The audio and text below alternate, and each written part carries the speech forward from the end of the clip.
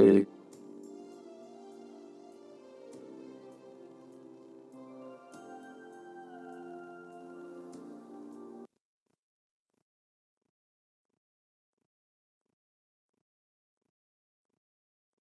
മറ്റു സംസ്ഥാനങ്ങൾക്ക് മികച്ച മാതൃകയാണ് കേരളം.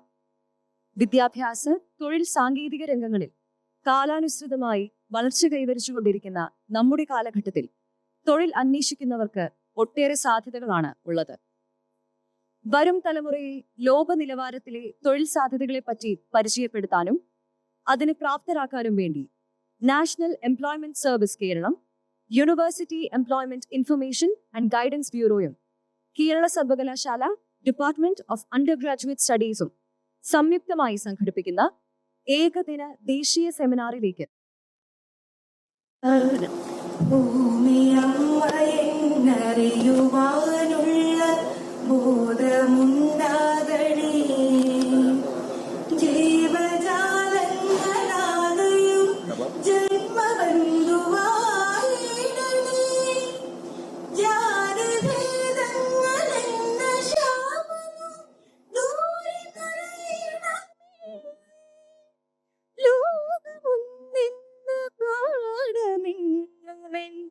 മനസ്സിനെഴുതേണമേ.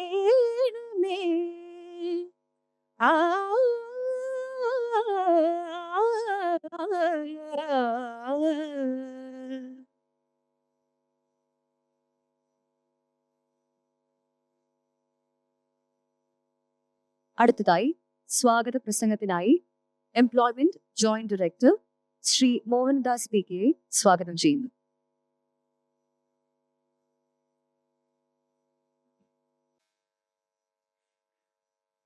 മാറ്റത്തിന്റെ കാലഘട്ടത്തിലാണ്. നമുക്ക് സെക്കൻഡ് വേൾഡ് വാറിന് ശേഷം അതിൽ പങ്കെടുത്തവരെ പുനരധിവസിപ്പിക്കുക എന്നൊരു ലക്ഷ്യത്തോടു കൂടി തുടങ്ങിയ ഡിപ്പാർട്ട്മെന്റാണ്. അതിനുശേഷം ഡിപ്പാർട്ട്മെന്റിന്റെ പ്രവർത്തനങ്ങളിൽ തൊഴിൽ മേഖലയിലും അതുപോലെ തന്നെ വിദ്യാഭ്യാസ മേഖലയിലുണ്ടായ മാറ്റങ്ങൾക്കനുസരണമായി നമ്മൾ അനേകം കാലത്തിനനുസരിച്ച് പരിഷ്കാരം ഡിപ്പാർട്ട്മെന്റിൽ വരുത്തിയിട്ടുണ്ട്. പണ്ട് ഡിപ്പാർട്ട്മെന്റിൽ നമ്മൾ അറിയിക്കപ്പെടുന്ന വേക്കൻസികൾ അവർക്ക് സ്പോൺസർ ചെയ്യുക, ജോലിക്ക് അയക്കുക എന്നുള്ള ഒരു രീതിയിൽ നിന്ന് മാറി വിദ്യാർത്ഥികൾ, എല്ലാ തരത്തിലുള്ള വിദ്യാർത്ഥികൾക്കും തൊഴിലില്ലാതെ തൊഴിലായ വിദ്യാർത്ഥികൾ ആദ്യം ഉപയോഗിക്കുന്ന ഡിപ്പാർട്ട്മെന്റ് എന്ന രീതിയിൽ അവർക്ക് വേണ്ടുന്ന എല്ലാ കാര്യങ്ങളും ചെയ്തു കൊടുക്കുക എന്നുള്ള ലക്ഷ്യത്തിലേക്കാണ് ഇപ്പം ഡിപ്പാർട്ട്മെന്റ് പോയിക്കൊണ്ടിരിക്കുന്നത്. ഡിപ്പാർട്ട്മെന്റില് നമ്മളിപ്പോൾ ജില്ലയിൽ ഇപ്പം ഇവിടെ ഇരിക്കുന്ന കുട്ടികൾക്കൊക്കെ അറിയാൻ വേണ്ടി പറയുകയാണ്, നമ്മളിപ്പം എംപ്ലോയ്മെന്റിൽ എംപ്ലോയബിലിറ്റി സെന്റർ തുടങ്ങിയിട്ടുണ്ട്. അതായത് പ്രൈവറ്റ് മേഖലയിലെ സ്വകാര്യ മേഖലയിലെ വേക്കൻസികൾ ഉദ്യോഗാർത്ഥികൾക്ക് നേടിക്കൊടുക്കുക എന്നുള്ളതാണ്. അതിലുപരി അവിടെ നമ്മൾ അവർക്ക് ആവശ്യമായ സോഫ്റ്റ് സ്കിൽ ട്രെയിനിങ് കൊടുക്കുന്നുണ്ട്. അതുപോലെ തന്നെ കരിയർ കൗൺസിലിംഗ് കൊടുക്കുന്നുണ്ട്, സ്കിൽ അസസ് ചെയ്യുന്നുണ്ട്, കരിയർ സെമിനാർ, കരിയർ ഗൈഡൻസ്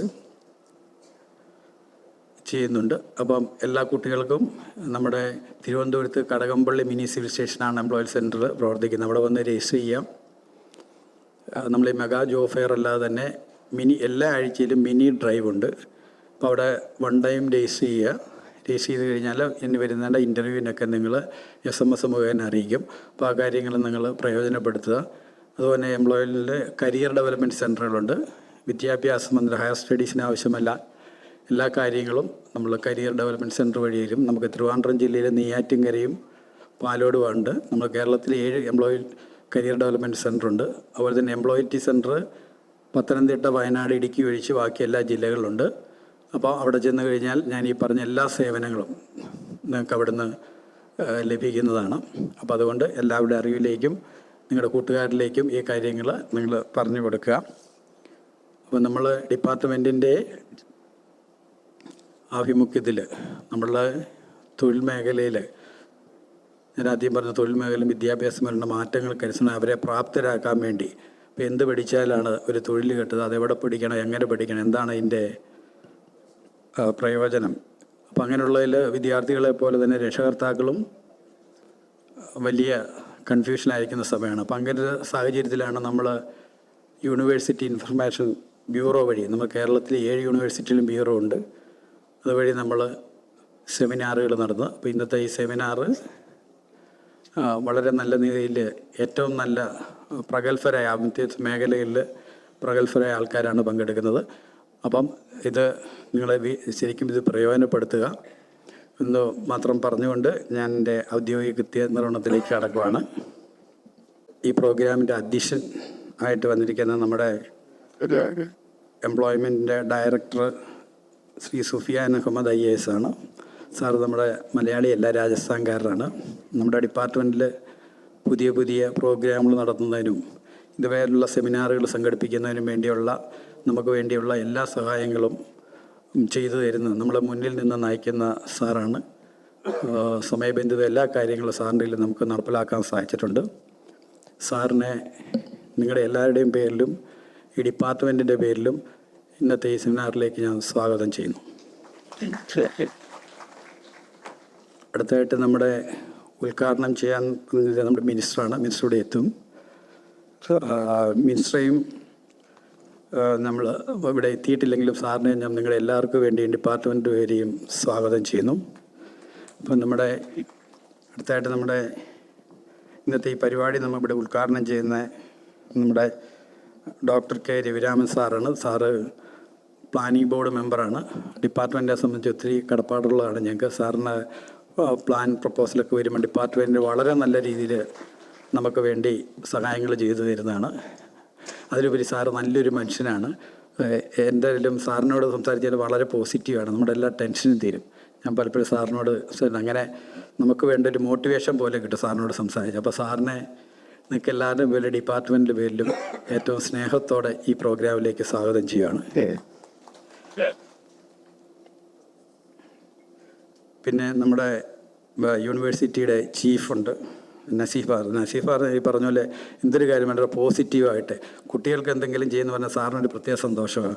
പല കാര്യങ്ങളായിട്ട് ഞാൻ അവിടെ ചെന്നിട്ടുണ്ട്. അപ്പോൾ വളരെ ഇനിഷ്യേറ്റീവ് എടുത്ത് കുറേ കാര്യങ്ങൾ ഇനി എന്തൊക്കെ ചെയ്യാം അത്രയും കാര്യങ്ങൾ ചെയ്യാൻ വേണ്ടി കൂടുതൽ ഇനിഷ്യേറ്റീവ് എടുത്ത് സാറ് നമുക്ക് വേണ്ടി എല്ലാ കാര്യങ്ങളും ബ്യൂറോയുടെ ചീഫായിട്ട് നല്ല നല്ല കാര്യങ്ങൾ നമുക്ക് വേണ്ടി ചെയ്തു തരുന്ന സാറിന് ഏറ്റവും ബഹുമാനത്തോടെ നിങ്ങൾക്ക് എല്ലാവരുടെയും പേരിൽ ഡിപ്പാർട്ട്മെൻറ്റ് വലിയ സ്വാഗതം ആശംസിക്കുന്നു. പിന്നെ ബാക്കി നമ്മുടെ കാരിയാവട്ടം ഡയറക്ടറാണ്. സാറിന് ഇവിടെ നിന്നാണ് പരിചയപ്പെടുന്നത്. പ്രൊഫസർ ഡോക്ടർ ജോസഫ് സാറാണ്. സാറിനെ നിങ്ങളുടെ എല്ലാവരുടെയും പേരിൽ ഞാൻ സ്വാഗതം ആശംസിക്കുന്നു. അതുപോലെ തന്നെ department of undergraduate director doctor Sam Solomon സാറാണ്. സാറിനെ നമ്മുടെ എല്ലാവരുടെയും വലിയ സ്വാഗതം ആശംസിക്കുകയാണ്. എൻ്റെ തന്നെ സഹപ്രവർത്തകരായ deputy director Shri Sajith Kumar T, regional deputy Shrimati Aswathy GD, അവരെ ഈ പ്രോഗ്രാമിലേക്ക് സ്വാഗതം ചെയ്യുന്നു. അതേപോലെ തന്നെ ഇന്നത്തെ ഈ സെമിനാറിൽ നയിക്കുന്ന നമ്മുടെ doctor Unni Krishnan Nair sir, doctor Ramesh K sir, doctor Emmanuel Raja, Shri Jayaji Nair എന്നിവരെ ഞാൻ സ്വാഗതം ചെയ്യുകയാണ്. ഇനി നമുക്ക് ഇവിടെ സാധാരണ ഈ പ്രോഗ്രാമിൻ്റെ വിജയം എന്ന് പറഞ്ഞാൽ ഇവിടെ ഇരിക്കുന്ന നിങ്ങൾ ഓരോരുത്തരുമാണ്. അപ്പം നിങ്ങളാണ് ഈ പ്രോഗ്രാം നല്ല രീതിയിൽ ഈ സെമിനാർ പ്രയോജനപ്പെടുത്തേണ്ടത്. തൊഴിൽ മേഖലയിലുണ്ടായിരിക്കുന്ന മാറ്റങ്ങൾ, അത് വിദ്യാഭ്യാസ മേഖലയിലുണ്ട മാറ്റങ്ങൾ, കാര്യങ്ങൾ വളരെ ഞാൻ ആദ്യം സൂചിപ്പിച്ച പോലെ വളരെ പ്രഗത്ഭരായ ആൾക്കാർ, അഗാധമായ അറിവുള്ള ആൾക്കാരാണ് ഇതിൽ പങ്കെടുക്കുന്നത്. അപ്പോൾ ആ ക്ലാസ് പ്രയോജനപ്പെടുത്തേണ്ടത് നിങ്ങളാണ്. നിങ്ങൾ ഓരോരുത്തരെയും സ്വാഗതം ചെയ്യുകയാണ്. എൻ്റെ ഈ പ്രോഗ്രാം സംഘടിപ്പിച്ച സ്വാഗതം ചെയ്യേണ്ട ആക്ച്വലി എന്തെങ്കിലും നമ്മുടെ രാജീവിൻ്റെ നേതൃത്വത്തിലുള്ളൊരു ടീമാണ്. നമ്മുടെ ഡെപ്യൂട്ടി ചീഫ് രാജീവിൻ്റെ സഹപ്രവർത്തകരെയും ഈ പ്രോഗ്രാം സംഘടിപ്പിച്ചിരുന്നതിന് അനുമോദിക്കുകയാണ്. എന്താ വെച്ചാൽ പ്രോഗ്രാം ചെയ്യുന്നവരെ സ്വാഗതം ചെയ്യേണ്ട കാര്യമില്ല. അപ്പോൾ ഈ പ്രോഗ്രാം വളരെ രീതിയിൽ പ്രയോജനപ്പെടുത്തുകയാണ്. നിങ്ങളാണ് ഇതിൻ്റെ ഗുണഭോക്താക്കൾ. നിങ്ങളാണ് ഈ പ്രോഗ്രാം വിജയിക്കേണ്ടത്. ഒന്നുകൂടെ എല്ലാവരെയും ഇനി ആരെങ്കിലും വിട്ടുപോയിട്ടെങ്കിൽ അതുപോലെ ഇത് യൂണിവേഴ്സിറ്റിയിലെ ഇതിലെന്തെങ്കിലും ഇട്ട് എല്ലാവരെയും ഒരിക്കൽ കൂടി സ്വാഗതം ചെയ്തുകൊണ്ട് നിർത്തുന്നു. നന്ദി, നമസ്കാരം.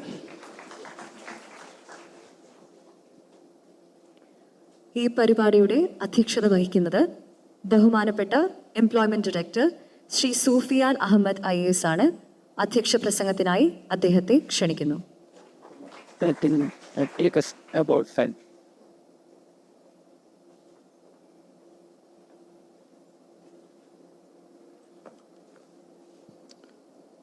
നമ്മുടെ പ്രിയപ്പെട്ട employment joint director Shri Mohandas VK, നമ്മുടെ planning board member doctor Revi Raman sir, പിന്നെ നമ്മുടെ university employment information and guidance ബ്യൂറോൻ്റെ chief doctor S. Nasik, professor Jose Kutty, Director, Kariavattom Campus, Dr. Raman Solomon, Director, Department of Undergraduate Studies, Shri Sajit Kumar T, Employment Deputy Director, Shrimati Ashwati GD, Mekla Employment Deputy Director, ഇവിടെ എത്തിച്ചേർന്നുള്ള എല്ലാ പങ്കാളികൾ, ഈ രീതിയിൽ മറ്റ് വിശിഷ്ടികൾ, എല്ലാവർക്കും എൻ്റെ നമസ്കാരം. നമ്മുടെ employment deputy director, joint director പറഞ്ഞതുപോലെ നിങ്ങളാണ് ഈ പരിപാടിയുടെ ഉപഭോക്താക്കൾ. You are the beneficiaries of this program, and it is for you this program is being held, this seminar is being held for your consumption, for your benefit. So it's my,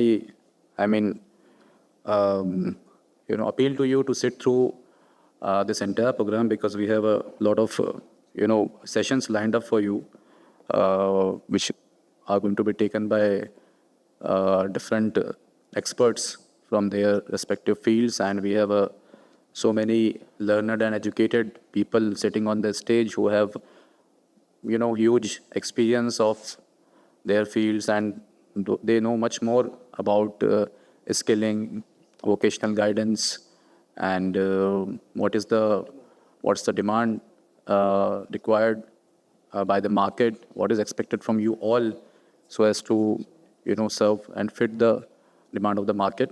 So I won't be taking much of your time and the time of the learned and educated people sitting here.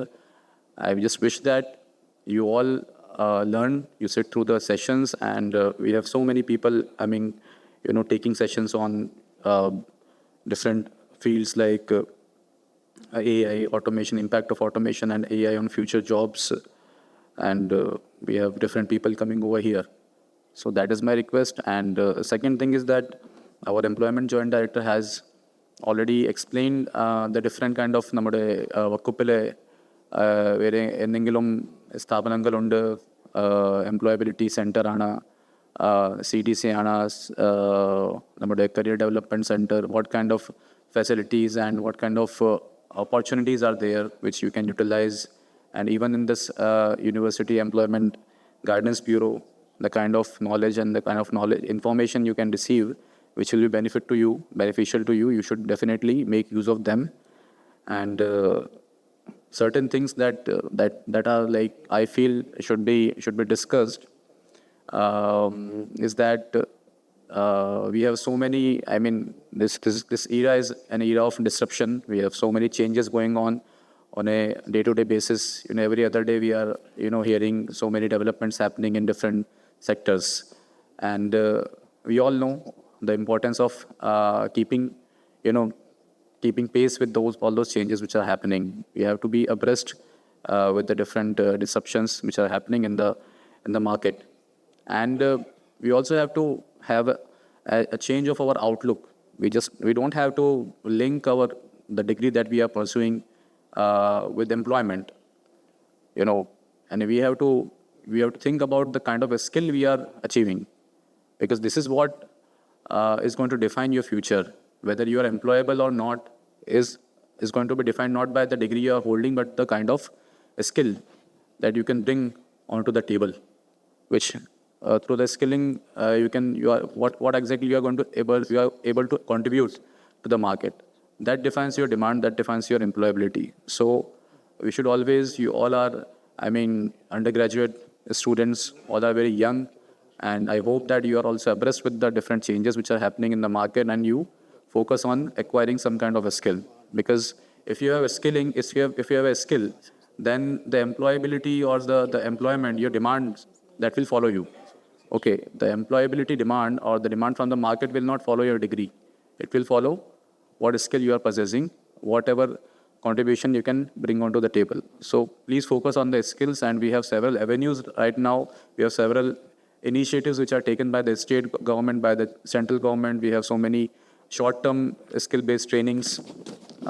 We have long-term skill-based trainings. We have several organizations within Kerala. We have Kerala Academy for Skill Excellence. We have additional skill acquisition program, ASAP. We have a lot of initiatives, Vijnana Keralam, done by KDISC. So different things are happening, and I hope that many of you are also beneficiary of those programs. You are also participating in those programs. So I again would iterate that please be a participant and try to gain as many skills as you can, so that you become employable and you are demanded by the market. So that's my 2 cents, and I hope that it will be beneficial to you in the future.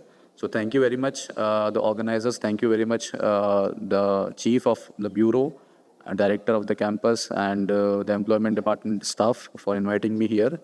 Ellarkum Nandi, Namaskaram.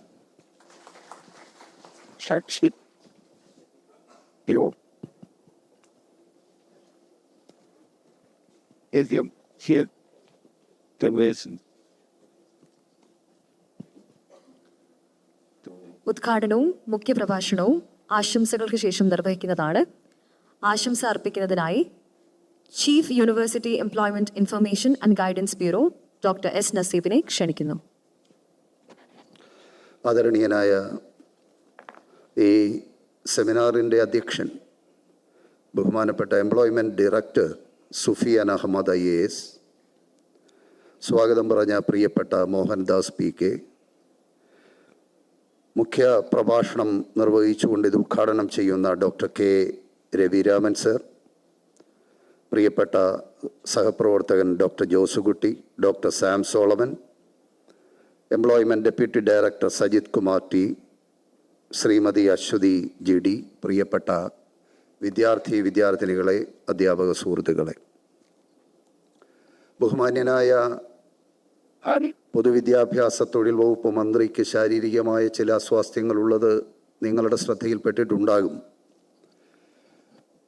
അദ്ദേഹം കഴിഞ്ഞ നിയമസഭയിൽ വെച്ച് ഒരു ശാരീരിക അസ്വാസ്ഥ്യമുണ്ടായി hospitalise ചെയ്ത് അതിൻ്റെ ട്രീറ്റ്മെൻറ്റിലാണ്. എങ്കിലും അദ്ദേഹം ഇതിനിടയിൽ നിങ്ങളെ കാണുന്നതിനും സംസാരിക്കുന്നതിനും ഇവിടെ എത്തിച്ചേരും എന്നാണ് അറിയിച്ചിട്ടുള്ളത്.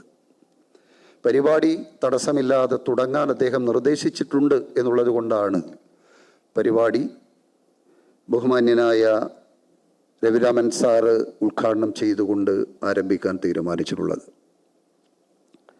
ഇവിടെ അധ്യക്ഷൻ സംസാരിച്ചത് നിങ്ങൾ ശ്രദ്ധിച്ചിട്ടുണ്ടാകും. അദ്ദേഹത്തോട് ഞാൻ ഇംഗ്ലീഷിൽ സംസാരിച്ചാൽ മതി എന്നാണ് പറഞ്ഞത്. പക്ഷേ അദ്ദേഹം എഴുന്നേറ്റ് വന്ന് മലയാളത്തിൽ തന്നെ സംസാരിക്കാൻ ശ്രമിക്കുന്നത് നിങ്ങൾ ശ്രദ്ധിച്ചിട്ടുണ്ടാകും. രാജസ്ഥാനിലുള്ള മനുഷ്യനാണ്, IAS നേടി എംപ്ലോയ്മെൻറ്റ് ഡയറക്ടറായി ജോലി ചെയ്ത് കേരളത്തിൽ ജീവിക്കുമ്പോൾ ആ കേരളത്തിൻ്റെ ഭാഷ സ്വായത്തമാക്കാനും അതിലൂടെ കേരളീയതയെ മനസ്സിലാക്കാനുമുള്ളൊരു മനുഷ്യൻ്റെ ഇനിഷ്യേറ്റീവിനെ കുറിച്ച് ഞാൻ നിങ്ങളുടെ ശ്രദ്ധയിൽപ്പെടുത്തുകയാണ്. ഇത്തരം ഇനിഷ്യേറ്റീവ്സാണ് ജീവിതത്തെ മുന്നോട്ട് കൊണ്ടുപോകുന്നത് എന്ന് നമ്മൾ മനസ്സിലാക്കണം. ക്ലാസ് മുറികളല്ല. ക്ലാസ് മുറികൾ ഇത്തരം ഇനിഷ്യേറ്റീവ്സ് ഡെവലപ്പ് ചെയ്യാനുള്ള സാധ്യതകളുടെ കേന്ദ്രം മാത്രമാണ്. അതുകൊണ്ട് നിങ്ങൾ ക്ലാസ് റൂമുകളിലാണ് നിങ്ങളുടെ ഭാവി എന്ന് കരുതുന്നതെങ്കിൽ നിങ്ങൾക്ക് തെറ്റുപറ്റുകയാണ്. മറിച്ച് ക്ലാസ് റൂമിൽ നിന്ന് നിങ്ങൾ സ്വായത്തമാക്കുന്ന അറിവിൻ്റെ, ജ്ഞാനത്തിൻ്റെ പ്രായോഗികതയെക്കുറിച്ച് ചിന്തിക്കുകയും അത് സമൂഹത്തിന് സാധ്യമാകുന്ന തരത്തിൽ അത് ഉപയോഗിക്കാനുള്ള മനസ്സുണ്ടാവുകയും ചെയ്യുക എന്നുള്ളതാണ് ഏറ്റവും പ്രധാനപ്പെട്ടത്. ആദരണീയായ കേന്ദ്ര ധനകാര്യമന്ത്രി മലപ്പുറത്ത് നടത്തിയ ഒരു പ്രസംഗം നിങ്ങൾ നവമാധ്യമങ്ങളിൽ കണ്ടിട്ടുണ്ടാകും. രാജ്യത്തെ ഏറ്റവും കൂടുതൽ സ്റ്റാർട്ടപ്പുകളുള്ള സംസ്ഥാനമായി കേരളം മാറുകയാണ്. ആ സ്റ്റാർട്ടപ്പുകൾ സർവകലാശാലകളും ഉന്നത വിദ്യാഭ്യാസ കേന്ദ്രങ്ങളും കേന്ദ്രീകരിച്ചുകൊണ്ടാണ് അത്തരം സ്റ്റാർട്ടപ്പുകൾ ഉണ്ടാകുന്നത് എന്നത് ചെറിയ കാര്യമായി നിങ്ങൾ കാണരുത്. നമ്മൾ തൊഴിൽ നേടാനാണ് ശ്രമിക്കുന്നത്. പക്ഷെ കാലം നമ്മളോട് ആവശ്യപ്പെടുന്നത് നമ്മൾ തൊഴിൽ ദാതാക്കളായി മാറാനുള്ള സാധ്യതകൾ എന്തുകൊണ്ട് ഉപയോഗിക്കുന്നില്ല എന്നുള്ളതാണ്. അതുകൊണ്ട് തൊഴിൽ ദാതാവായി മാറുന്നതിന് നമ്മളെക്കാൾ സാമർഥ്യമുള്ള ഒരാൾ അവതരിക്കും എന്ന് തെറ്റിദ്ധരിക്കുന്നത് യൗവന തീക്ഷ്ണമായ അറിവിൻ്റെ പുതിയ പ്രഭാതങ്ങൾ സ്വന്തമാക്കാൻ ആഗ്രഹിക്കുന്ന വിദ്യാർത്ഥിക്ക് ഭൂഷണമാണോ എന്നാണ് നിങ്ങൾ ചിന്തിക്കേണ്ടത്. അതുകൊണ്ട് എൻ്റെ പ്രിയപ്പെട്ട വിദ്യാർത്ഥികളോടുള്ള എൻ്റെ വിനീതമായ റിക്വസ്റ്റ്, നിങ്ങൾ ആദ്യാവസാനം ഈ സെമിനാറിൽ പങ്കെടുക്കണം. ഇവിടെ പ്രമുഖരും പ്രഗത്ഭരുമായിട്ടുള്ളവർ നിങ്ങളുമായി സംവദിക്കും. അതിൽ ഒരു പോയിന്റ്, അതിൽ നിന്ന് ലഭ്യമാകുന്ന ഒരു പോയിന്റ്, ഒരു ചിന്ത ചിലപ്പോൾ നിങ്ങളുടെ ജീവിതത്തെ മാറ്റിമറിക്കുന്നതിന് സഹായകരമാകുന്നതായിരിക്കും എന്നുള്ളത് മറന്നുപോകരുത്. ചില കാഴ്ചകളും ചില അവസരങ്ങളും ജീവിതത്തിലെ ചില അനുഭവങ്ങളുമാണ് നമ്മളെ മുന്നോട്ട് നയിക്കുന്നത്. ഞാനൊരു ചെറിയ ഉദാഹരണം മാത്രം ബോധ്യപ്പെടുത്തി അവസാനിപ്പിക്കാം. എനിക്ക് 2 മക്കളാണുള്ളത്. ഞാൻ എൻ്റെ മക്കളോട് പറഞ്ഞു, രാജ്യത്തെ ഏറ്റവും പ്രധാനപ്പെട്ട കോമ്പറ്റേറ്റീവ് പരീക്ഷകൾ എഴുതാനുള്ള പ്രാഗൽഭ്യം നിങ്ങൾ നേടണം. അതിന് ഇന്ന് നാഷണൽ വൈസ് ഒരു പരീക്ഷയുള്ളത് നീറ്റ് എക്സാമാണ്. അത് എഴുതി നിങ്ങൾ ഡോക്ടറാകണം. അത് ഒരുപാട് സാധ്യതകളുള്ള ഒരു തൊഴിൽ മേഖലയാണ്. ഒരുപാട് പേരെ സംരക്ഷിക്കുന്നതിന്, ഒരുപാട് ഗവേഷണങ്ങൾക്ക്, ഒരുപാട് മാനുഷിക പരിഗണനകളൊക്കെ യഥേഷ്ടം സമൂഹത്തിന് സമ്മാനിക്കാനാകുന്ന സാധ്യതകളാണ്. ഞാൻ പറഞ്ഞപ്പോൾ എൻ്റെ മോനത് നിഷേധിച്ചു. എൻ്റെ മകളും അതിനോട് ചേർന്നില്ല. പക്ഷെ ഞാൻ അവരുമായി തിരുവനന്തപുരം മെഡിക്കൽ കോളേജിൻ്റെ റീജിയണൽ ക്യാൻസർ സെൻ്ററിലൂടെ ഒരു യാത്ര നടത്തി. തിരിച്ചെൻ്റെ കാറിൽ അവർ കൊല്ലത്തേക്ക് വരുമ്പോൾ അവർ പറഞ്ഞു, ശരിയാണ്, ആ മേഖലയിലെ പഠനവും ഗവേഷണവും നടത്തുന്നതിന് പറ്റുന്ന സാഹചര്യം ഞങ്ങൾക്കുണ്ടാക്കണം. യഥാർത്ഥത്തിൽ ആ ഒരു കാഴ്ച, ആ ഒരു അനുഭവം അവരുടെ ജീവിതത്തിൽ വലിയ മാറ്റങ്ങൾ സൃഷ്ടിക്കുന്നത് കണ്ട ഒരു അധ്യാപകനായ പിതാവാണ് ഞാൻ എന്നുള്ളത് കൊണ്ട് എൻ്റെ പ്രിയപ്പെട്ട കൂട്ടുകാരെ ഞാൻ ഓർമ്മപ്പെടുത്തുകയാണ്. അവർ 2 പേരും ഡോക്ടേഴ്സാണ്. ഞാൻ പറഞ്ഞത്, തീർച്ചയായും ചില അനുഭവങ്ങൾ, ചില കാഴ്ചകൾ, സംഭവങ്ങൾ നമ്മുടെ ജീവിതത്തെ ഇളക്കിമറിക്കും. അതെവിടെ നിന്നാണ് ലഭ്യമാകുന്നത് എന്ന് നമുക്ക് തിരിച്ചറിയാൻ കഴിയില്ല. അതുകൊണ്ട് എല്ലാ സാധ്യതകളെയും സൂക്ഷ്മമായി കാണുന്നതിനും കേൾക്കുന്നതിനുമുള്ള മനസ്സ് നിങ്ങൾക്കുണ്ടാവുക എന്നുള്ളതാണ് ഏറ്റവും പ്രധാനം. അത്തരം മനസ്സുകൾ ഉണ്ടാകുന്നതിന് ഉപകരിക്കുന്ന ഒരുപാട് സെഷൻസ് ഇവിടെ അറേഞ്ച് ചെയ്തിട്ടുണ്ട്. അവർ നിങ്ങളോട് സംസാരിക്കുന്നത് സാഹൂതം ശ്രദ്ധിക്കണം. ആദ്യാവസാനം ഇത് വിദ്യാഭ്യാസം മാത്രമല്ല, മറിച്ച് ഭാവിയിലേക്ക് തുറക്കുന്ന വഴികൾ കൂടിയാണ് എന്ന് മനസ്സിലാക്കാൻ എൻ്റെ പ്രിയപ്പെട്ട കൂട്ടുകാർക്ക് കഴിയണം എന്ന് മാത്രം പറഞ്ഞുകൊണ്ട് ഈ സെമിനാറിന് എല്ലാ ആശംസകളും നേരുന്നു. നന്ദി, നമസ്കാരം.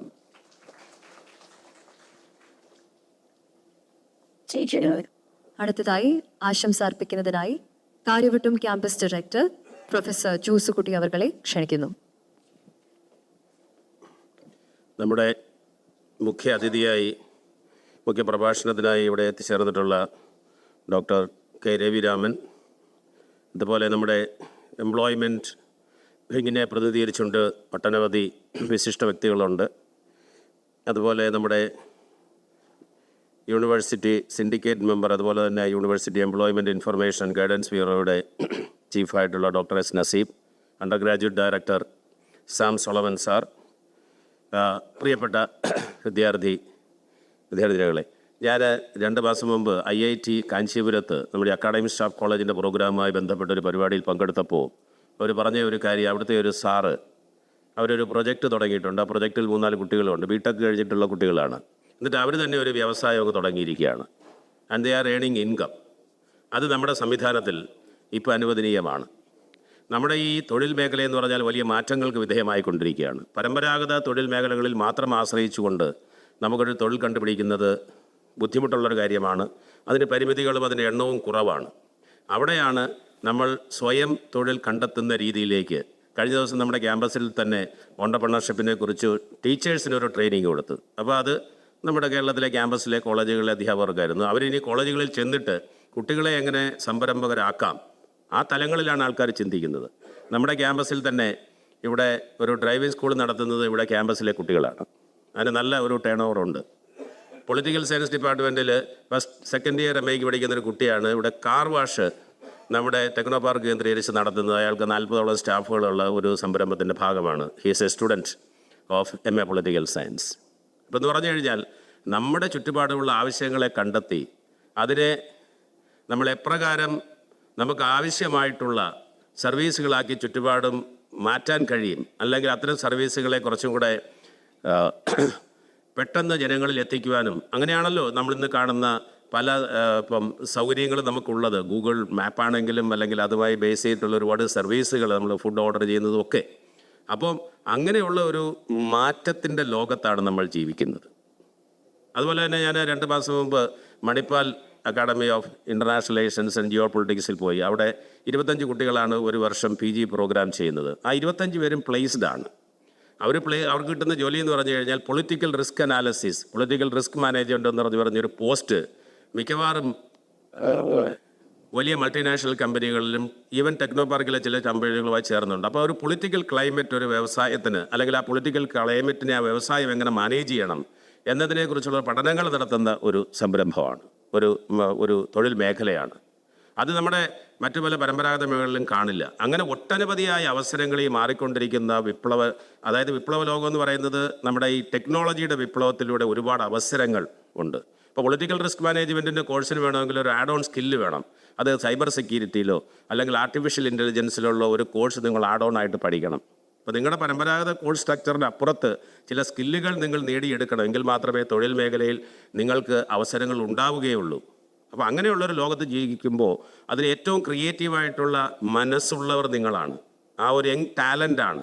അപ്പോൾ ഞങ്ങൾ മൊബൈൽ ഉപയോഗിക്കുന്നവരല്ല നിങ്ങൾ ഉപയോഗിക്കുന്നത്.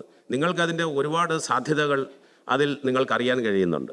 അപ്പോൾ അങ്ങനെയുള്ള ഒരു ലോകത്ത് ജീവിക്കുന്ന നിങ്ങൾക്ക് അത് കണ്ടെത്തുവാനും, അത് ഇവിടുത്തെ സാഹചര്യങ്ങളും നമ്മുടെ ഗവൺമെൻറ്റിൻ്റെയും യൂണിവേഴ്സിറ്റിയുടെയും, ഇപ്പം ഏറ്റവും കൂടുതൽ സ്റ്റാർട്ടപ്പ് കേരളത്തിലാണ്. സ്റ്റാർട്ടപ്പ് തുടങ്ങുന്നത് നിങ്ങളെപ്പോലുള്ള ഫ്രഷേഴ്സാണ്. അപ്പോൾ അതിനുള്ള സാധ്യതകൾ തേടണം. അതിനുള്ള ഒരു സംരംഭമായി, അതിനുള്ള ഒരു വർക്ക്ഷോപ്പായി, ഒരു അവയർനെസ്സായി ഈ പരിപാടിയെ നമുക്ക് കാണാം. ഇതിന് മുൻകൈയെടുത്ത നമ്മുടെ ഇതുമായി ബന്ധപ്പെട്ടുള്ള എല്ലാ സംഘാടകർക്കും അതുപോലെ തന്നെ ഈ പരിപാടിക്കും എല്ലാ ആശംസയും അറിയിച്ചുകൊണ്ട് നിർത്തുന്നു. നന്ദി, നമസ്കാരം.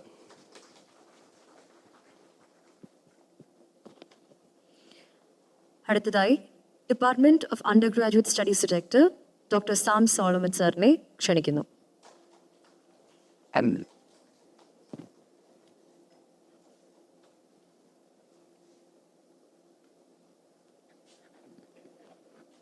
ബഹുമാനപ്പെട്ട രവിരാമൻ സാർ, എംപ്ലോയ്മെൻറ്റ് ഡിപ്പാർട്ട്മെൻറ്റിൽ നിന്നും ഇവിടെ എത്തിയിട്ടുള്ള ഉദ്യോഗസ്ഥ പ്രതിനിധികൾ, എൻ്റെ പ്രിയപ്പെട്ട അധ്യാപക സുഹൃത്തുക്കളെ, സ്നേഹം ഉള്ള വിദ്യാർത്ഥികളെ, ഈ പ്രോഗ്രാമിൻ്റെ ഒരു കാര്യത്തിനെക്കുറിച്ച് ഡോക്ടർ നസീബ് എൻ്റെ അടുത്ത് സംസാരിക്കുമ്പോൾ വളരെ സന്തോഷത്തോടു കൂടി അത് നടത്തുവാൻ തീരുമാനിക്കുകയും അതിനനുസരിച്ച് അതിനുള്ള കാര്യങ്ങൾ ചെയ്യുകയും ചെയ്തു. ഈ പ്രോഗ്രാം ഇവിടെ അവതരിപ്പിക്കുവാൻ അല്ലെങ്കിൽ നടത്തുവാൻ വളരെയധികം പ്രയത്നിച്ച, ഇതിൻ്റെ പിന്നിൽ പ്രവർത്തിച്ച എംപ്ലോയ്മെൻറ്റ് ഡിപ്പാർട്ട്മെൻറ്റിലെ എല്ലാവരെയും ഈ സമയത്ത് സെൻറ്റർ ഫോർ അണ്ടർഗ്രാജുവേറ്റ് സ്റ്റഡീസിൻ്റെ നന്ദി അറിയിക്കുകയാണ്. അതോടൊപ്പം ഈ പ്രോഗ്രാമിൽ വളരെ ഇൻഫോർമേറ്റീവായിട്ടുള്ള പല സെഷൻസും ഉണ്ടാകും. അത് കേവലം ഒരു പ്രസംഗം എന്ന രീതിയിലല്ല, അതിലുപരി നിങ്ങൾക്ക് ആ എക്സ്പേർട്സുമായിട്ട് സംവദിക്കാനുള്ള ഒരു അവസരമായിട്ടാണ് ഇതിനെ കാണുന്നത്. അപ്പോൾ ഇന്നലെ ഞാൻ കുട്ടികളുടെ അടുത്ത് സംസാരിച്ചിരുന്നു. അവരെല്ലാവരും വളരെ നല്ല രീതിയിൽ ഇതിനെ ഏറ്റെടുത്തിട്ടുണ്ട്. ഏകദേശം 200ഓളം കുട്ടികൾ, അണ്ടർ ഗ്രാജുവേറ്റ് സ്റ്റഡീസിലെ കുട്ടികൾ ഇവിടെ ഇന്ന് സന്നിഹിതരാണ്. അവരെല്ലാവരും ഇത് വളരെ പ്രയോജനപ്പെടുത്തും എന്ന് എനിക്ക് ഉറപ്പാണ്. ഇതിന് മുൻകൈ എടുത്ത എല്ലാവരെയും ഒന്നുകൂടെ അഭിനന്ദിച്ചുകൊണ്ട് ഈ പ്രോഗ്രാമിൽ ആദ്യ അവസാനം നല്ല ഇൻറ്ററാക്ഷൻ നടത്തണം എന്ന് ഒന്നും കൂടെ കുട്ടികളെ ഓർമ്മിപ്പിച്ചുകൊണ്ട് എല്ലാ ആശംസകളും നേർന്നുകൊണ്ട് നിർത്തുന്നു. നന്ദി, നമസ്കാരം.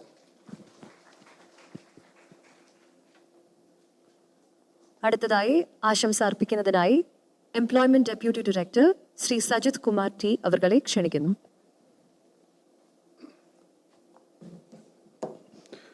ബഹുമാനപ്പെട്ട doctor Ravi Raman sir,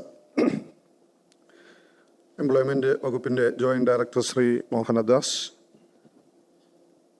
doctor Naseeb sir, professor Jose Kutty sir, doctor Sam Solomon sir, Shrimati Aswathi,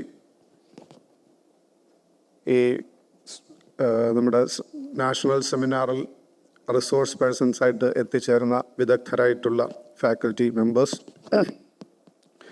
ഈ പരിപാടിയിൽ പങ്കെടുക്കുന്ന പ്രിയ സുഹൃത്തുക്കളെ, എംപ്ലോയ്മെൻറ്റ് വകുപ്പിലെയും കേരള യൂണിവേഴ്സിറ്റിയിലെയും വിവിധ വിഭാഗങ്ങളിൽ ജോലി ചെയ്യുന്ന ഉദ്യോഗസ്ഥ പ്രമുഖരെ, എല്ലാവർക്കും നമസ്കാരം. കേരളത്തിലെ യൂണിവേഴ്സിറ്റി വിദ്യാർത്ഥികൾക്ക് കരിയർ വികസനവുമായി ബന്ധപ്പെട്ടിട്ടുള്ള അവബോധം നൽകുക എന്നുള്ള ലക്ഷ്യത്തോടു കൂടി കേരളത്തിലെ പ്രധാനപ്പെട്ട 7 യൂണിവേഴ്സിറ്റികളോടൊപ്പം യൂണിവേഴ്സിറ്റിയുമായി ചേർന്ന് അതിനോടനുബന്ധിച്ച് നമ്മുടെ എംപ്ലോയ്മെൻറ്റ് വകുപ്പ് university employment information and guidance ബ്യൂറോകൾ പ്രവർത്തിക്കുന്നുണ്ട്. 7 യൂണിവേഴ്സിറ്റി ബ്യൂറോകളാണ് പ്രവർത്തിക്കുന്നത്. അതിൽ കേരള യൂണിവേഴ്സിറ്റിയുമായി ബന്ധപ്പെട്ടിട്ടുള്ള യൂണിവേഴ്സിറ്റി ബ്യൂറോ നമ്മുടെ PMGയിലുള്ള സ്റ്റുഡൻറ്റ് സെൻറ്ററിലാണ് പ്രവർത്തിക്കുന്നത്. ആ യൂണിവേഴ്സിറ്റി ബ്യൂറോയുടെ കീഴിലുള്ള ഒരു പ്രവർത്തനമാണ് ഇന്നിവിടെ നടക്കുന്ന നാഷണൽ സെമിനാർ. ഈ സെമിനാർ എന്തെങ്കിലും നടത്തുന്നു എന്ന് ചോദിച്ചാൽ ദേശീയ തലത്തിലും അന്തർദേശീയ തലത്തിലും നടക്കുന്ന കരിയർ വികസനവുമായും കരിയറുമായി ബന്ധപ്പെട്ടിട്ടുള്ള നൂതന പ്രവണതകൾ, എന്തൊക്കെ ചേഞ്ചസ് ആണ് ഇപ്പോൾ നടന്നുകൊണ്ടിരിക്കുന്നത്, ഭാവിയിൽ എന്തൊക്കെയാണ് നമുക്ക് സാധ്യതകൾ, ഈ വിഷയവുമായിട്ട് ബന്ധപ്പെട്ടിട്ടുള്ള ഏറ്റവും പുതിയ അറിവുകൾ നിങ്ങളിലേക്ക്, കേരളത്തിലെ യൂണിവേഴ്സിറ്റി വിദ്യാർത്ഥികളിലേക്ക് എത്തിക്കുക, അവർക്ക് ഫസ്റ്റ് ഹാൻഡ് ഇൻഫർമേഷൻ നൽകുക എന്നതിൻ്റെ അടിസ്ഥാനത്തിലാണ് ദേശീയ തലത്തിലും അന്തർദേശീയ തലത്തിലും വളരെ പ്രമുഖരായിട്ടുള്ള ഫാക്കൽറ്റി റിസോഴ്സ് പേഴ്സൺസിനെ ഉപയോഗിച്ചിട്ട് നമ്മൾ നാഷണൽ സെമിനാർ സംഘടിപ്പിച്ചിട്ടുള്ളത്. കേരളത്തിൽ ഈ വർഷം നമ്മുടെ എംപ്ലോയ്മെൻറ്റ് വകുപ്പിൻ്റെ ഭാഗമായിട്ട് 7 നാഷണൽ സെമിനാറുകൾ നമ്മൾ നടത്താനാണ് ഉദ്ദേശിച്ചിരിക്കുന്നത്.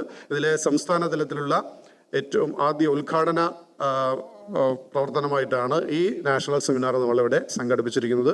ഈ സെമിനാറിൻ്റെ വിഷയങ്ങൾ പരിശോധിക്കുമ്പോൾ തന്നെ നമ്മൾക്ക് മനസ്സിലാകും ഏറ്റവും റെലവൻ്റ് ആയിട്ടുള്ള ഏറ്റവും കാലിക പ്രാധാന്യമുള്ള വിഷയങ്ങളാണ് നമ്മൾ ഈ സെമിനാറിൽ ഉൾപ്പെടുത്തിയിരിക്കുന്നത്. ആസൂത്രണവും ലേബർ സെക്ടറുമായിട്ടുള്ള ബന്ധം, അതുകൂടാതെ ബഹിരാകാശ മേഖലയിലുള്ള സാങ്കേതിക വളർച്ചയും അതിലുള്ള തൊഴിൽ സാധ്യതകളും, അതുപോലെ impact of automation and AI on future jobs, ഇത്തരത്തിൽ പരിശോധിക്കുകയാണെങ്കിൽ ഇന്നത്തെ വിഷയങ്ങളെല്ലാം തന്നെ വളരെ റെലവൻ്റാണ്, വളരെ കാലിക പ്രാധാന്യമുള്ളതാണ്. നമുക്ക് ഓരോരുത്തർക്കും വളരെയധികം കരിയറുമായി ബന്ധപ്പെട്ട് ധാരാളം സാധ്യതകൾ തുറന്നു തരുന്ന, ഒരുപാട് അവസരങ്ങൾ തുറന്നു തരുന്ന മേഖലകളെ പറ്റിയുള്ള സെമിനാറുകളാണ് നമ്മളിവിടെ സംഘടിപ്പിക്കുന്നത്. ഇതിൽ പങ്കെടുക്കുന്ന എല്ലാവരോടും ഉള്ള ഒരു അഭ്യർത്ഥന, എല്ലാവരും ഈ പരിപാടിയുടെ അവസാനം വരെയും, ഈ സെമിനാറിൻ്റെ അവസാനം വരെയും വളരെ ആക്റ്റീവായിട്ട് പാർട്ടിസിപ്പേറ്റ് ചെയ്യണം. നിങ്ങളുടെ ഇൻറ്ററാക്ഷൻസും നിങ്ങളുടെ സംശയ നിവാരണവും എല്ലാം ഈ സെഷനുകളിൽ ഉണ്ടാകണമെന്നുള്ള ഒരു അഭ്യർത്ഥന മാത്രമാണുള്ളത്. ഈ പരിപാടി സംഘടിപ്പിച്ച യൂണിവേഴ്സിറ്റിയുടെയും അതുപോലെ എംപ്ലോയ്മെൻറ്റ് വകുപ്പിലെയും എല്ലാ ജീവനക്കാരെയും അഭിനന്ദിക്കുന്നു. ഈ പരിപാടിക്ക് എല്ലാവിധ ആശംസകളും നേരുന്നു. എല്ലാവർക്കും വിജയാശംസകൾ. Thank you. അടുത്തതായി നിലവിളക്ക് കൊളുത്തി ദേശീയ സെമിനാർ ഉദ്ഘാടനം ചെയ്യുന്നതിനും ആസൂത്രണവും തൊഴിൽ മേഖലയും എന്ന വിഷയത്തിൽ മുഖ്യപ്രഭാഷണം നടത്തുന്നതിനും കേരള സംസ്ഥാന ആസൂത്രണ board member doctor K. Raviraman അവർകളെ ഏറെ ആദരവോടെ ക്ഷണിക്കുന്നു.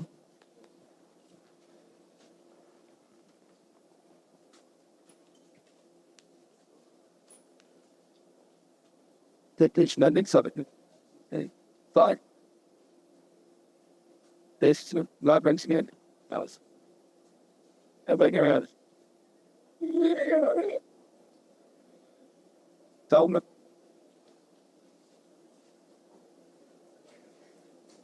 Everything.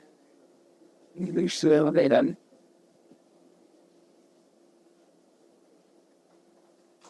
Acting.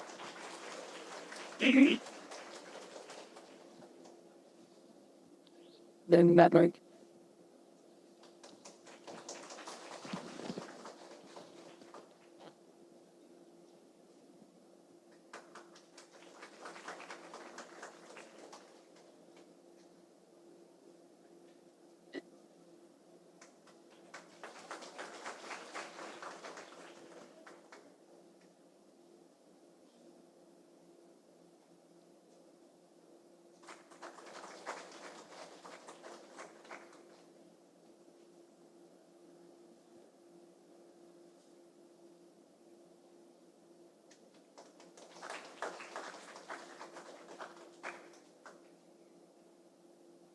I do believe that I got more than I need it. Well,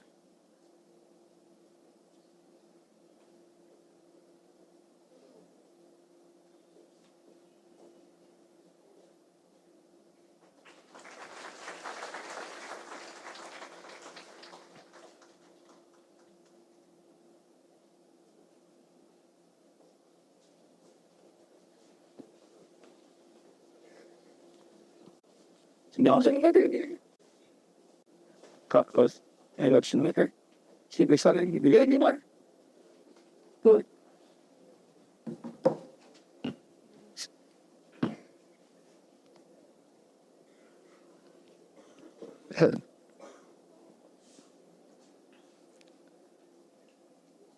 പ്രിയപ്പെട്ട വിദ്യാർത്ഥികളെ, വേദിയിലിരിക്കുന്ന എൻ്റെ സുഹൃത്ത് മിസ്റ്റർ മോഹൻദാസ്, നമ്മുടെ സുഫിയാൻ അഹമ്മദ്, അദ്ദേഹം ഇപ്പോൾ പോയി. നമ്മുടെ minister is not around. Sometimes he may join us. നല്ല ഭംഗിയായിട്ട് നമ്മുടെ ഒരു സ്പീച്ച് നമുക്ക് മുമ്പേ പറഞ്ഞ ഡോക്ടർ എസ് നസീബ്, എൻ്റെ സുഹൃത്ത് doctor Jose Kutty, doctor Solomon, Sajith Kumar, Shrimati Aswathy G D, Unni Krishnan Nair, dear colleagues and friends. ഞാൻ പൊതുവെ ക്ലാസ് റൂമിൽ പഠിപ്പിക്കാൻ കയറുമ്പോൾ ആദ്യം കുട്ടികളോട് പറയാറുള്ളത്, you please relax yourself. So I want you to relax yourself. നമ്മൾ ക്ലാസ്സിലിങ്ങനെ വളരെ അധ്യാപകൻ വളരെ വ്യത്യസ്തമായ കാര്യങ്ങളൊക്കെ പറയും എന്ന ഒരു പ്രതീക്ഷയോടുകൂടിയാണ് നമ്മൾ സാധാരണ ഇരിക്കാറുള്ളത്. പക്ഷേ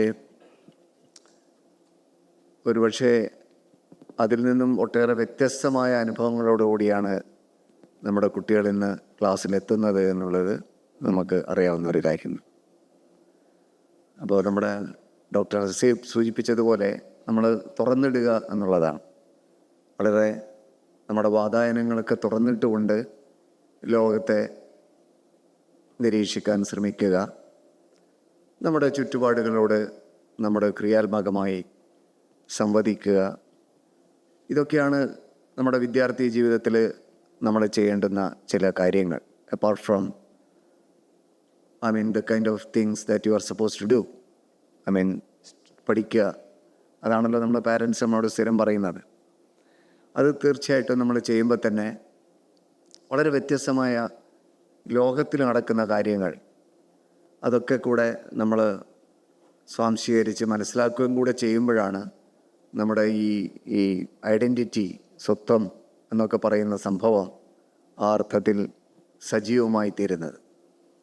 അപ്പോൾ നേരത്തെ ഇദ്ദേഹം പറയായിരുന്നു, നസീബ് പറയായിരുന്നു, നല്ല ഏജാണ്, it's the right time for you to talk to them എന്ന് പറയുക. അത് എനിക്ക് വളരെ ഇഷ്ടപ്പെട്ടു. കാരണം ഈ പ്രായത്തിലാണ് നിങ്ങൾ സംസാരിക്കുകയും സംവദിക്കുകയും ഇൻട്രാക്ട് ചെയ്യുകയൊക്കെ വേണ്ടത്. കാരണം അത്രമാത്രം കാര്യങ്ങൾ നമുക്ക് ചുറ്റും നടന്നുകൊണ്ടിരിക്കുകയാണ്. നാം പ്രതീക്ഷിക്കാത്തത്ര വേഗതയിൽ ആഗോളതലത്തിൽ കാര്യങ്ങൾ മാറി മറഞ്ഞുകൊണ്ടിരിക്കുകയാണ്. ഒട്ടും പ്രതീക്ഷിക്കാത്ത രീതിയിലാണ് കാര്യങ്ങൾ നടന്നുകൊണ്ടിരിക്കുന്നത്. ഇപ്പോൾ വേൾഡ് എക്കണോമിക് ഫോറം പറയുന്നത് ഏതാണ്ട് 170 മില്യൺ ജോബ്സ് പുതുതായിട്ട് ക്രിയേറ്റ് ചെയ്യും എന്നാണ് പറഞ്ഞിരിക്കുന്നത്. 170 million jobs R being opened up എന്നാണ് പറഞ്ഞിരിക്കുന്നത്. അപ്പോൾ നമ്മൾ വളരെ ഹാപ്പി ആകേണ്ട ഒരു സംഭവമാണത്, വളരെ സന്തോഷിക്കേണ്ട ഒരു സംഭവമാണ്.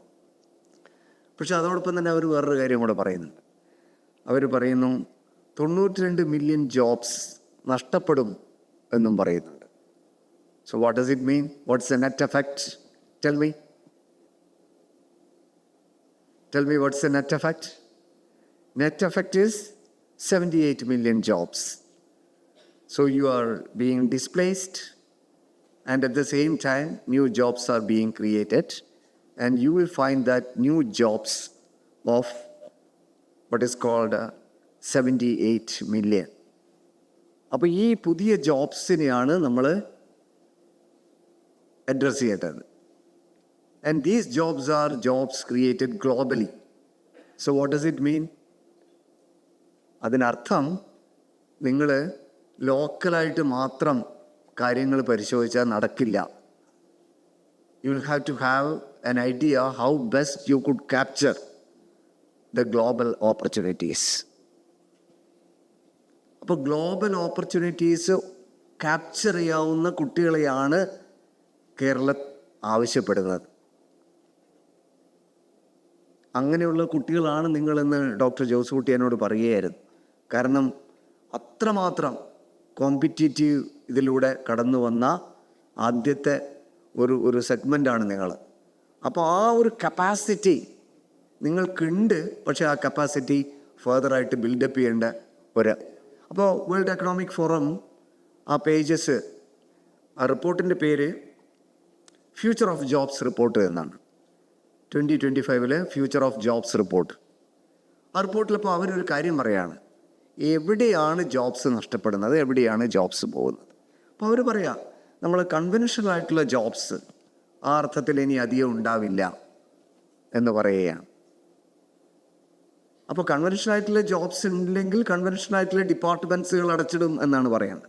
ഇപ്പോൾ ഇംഗ്ലണ്ടിൽ നിങ്ങൾ നോക്കിയാൽ ഒട്ടേറെ ഡിപ്പാർട്ട്മെൻറ്റുകൾ അടച്ചിട്ട് തുടങ്ങി യൂണിവേഴ്സിറ്റികൾ. കാരണം എന്താ?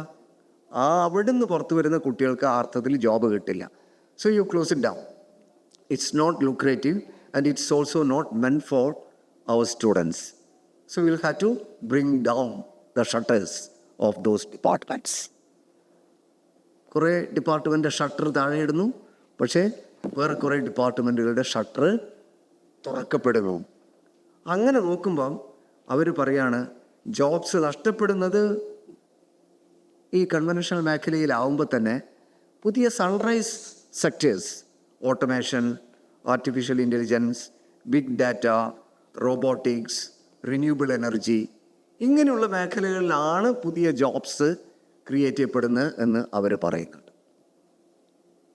അങ്ങനെ പറയുമ്പോൾ ഞാൻ ആലോചിക്കായിരുന്നു, നമ്മളെ ഹോമോസപ്പിയൻസ് ഹിസ്റ്ററി എഴുതിയിട്ടുള്ള യുവാൽ ഹരാരി എഴുതിയ ഒരു പുസ്തകത്തെക്കുറിച്ച് ഞാൻ പെട്ടെന്ന് ഓർക്കുക. അദ്ദേഹം പറയാണ്, കാറിനോട് സംസാരിക്കുന്ന ഒരു സമയമാണ് വന്നുകൊണ്ടിരിക്കുന്നത്. So you don't require the manufacturing of more cars. Why? Because if you look at your campus right now, you will find that many cars are lying idle. അല്ലേ? കുറേ കാറുകൾ വെറുതെ കിടക്കുകയല്ലേ ഇപ്പോൾ? നിങ്ങളൊന്ന് വെറുതെ ഇമാജിൻ ചെയ്തോ, കുറേ കാറുകൾ ക്യാമ്പസിൽ വെറുതെ കിടക്കുക ഇപ്പോൾ. പക്ഷെ കാറിനോട് സംസാരിക്കുന്ന ഒരു സമയം വന്നിരിക്കുകയാണ്. എന്താണ് പറയുന്നത്? അല്ല, നമ്മളെന്തിനാണ് ഇത്രയും കാറുകൾ ഇങ്ങനെ നിൽക്കുന്നത്? അതിൻ്റെ ആവശ്യമില്ല. പക്ഷെ കാറുകൾ ആവശ്യമുള്ള ആൾക്കാർ അവിടെ ഇവിടെയൊക്കെ കിടക്കുന്നുണ്ട്. സോ കാറിന് തന്നെ സ്വയം ട്രാവൽ ചെയ്ത് പോകാൻ പറ്റും. കാറ് തന്നെ ആർക്കാണോ കാർ ആവശ്യമുള്ളത് കാർ അങ്ങോട്ട് പോവുകയാണ്. ആൻഡ് ആ കസ്റ്റമേഴ്സിനെ എടുത്തിട്ട് കാറ് പോവുകയാണ്. So you don't require manufacturing of more cars. Your conventional production system is getting outdated. കുറേ ആൾക്കാർ ഒരു ഫാക്ടറിക്കകത്ത് വന്ന് രാവിലെ അവൻ പണിയെടുത്ത് നിങ്ങൾ ഡൽഹി പോയി കഴിഞ്ഞാൽ നിങ്ങൾ എപ്പോഴെങ്കിലും പറ്റുകയാണെങ്കിൽ മാരുതി മാനുഫാക്ചറിങ് യൂണിറ്റിൽ പോകണം. അപ്പോൾ നിങ്ങൾക്ക് മനസ്സിലാവും എങ്ങനെയാണ് കാറുകൾ ഇങ്ങനെ ഒരു മിനിറ്റിൽ എത്ര കാറുകളാണ് പ്രൊഡ്യൂസ് ചെയ്യപ്പെടുന്നത്. അപ്പോൾ അങ്ങനെ ഒരു സിസ്റ്റത്തിൽ പോലും അതാണ് ഓട്ടോമേഷൻ്റെ ഒരു പീക്ക് എന്ന് നമ്മൾ കരുതിയിരുന്ന ആ സിസ്റ്റം പോലും മാറിക്കൊണ്ടിരിക്കുന്ന ഒരു കാലഘട്ടത്തിലൂടെയാണ് നമ്മൾ കടന്നു പോകുന്നത് എന്ന് നമ്മൾ ആദ്യം തിരിച്ചറിയണം. So it's a big challenge for it. അത്ര ലളിതമായിട്ടുള്ള ഒരു സംഭവമല്ല. അപ്പോൾ നിങ്ങൾ വിചാരിക്കുമല്ല ഇത് മാത്രമാണോ അപ്പോൾ ഈ ഹയർ എഡ്യൂക്കേഷൻ ഉന്നത വിദ്യാഭ്യാസം എന്ന് പറയുന്നത്?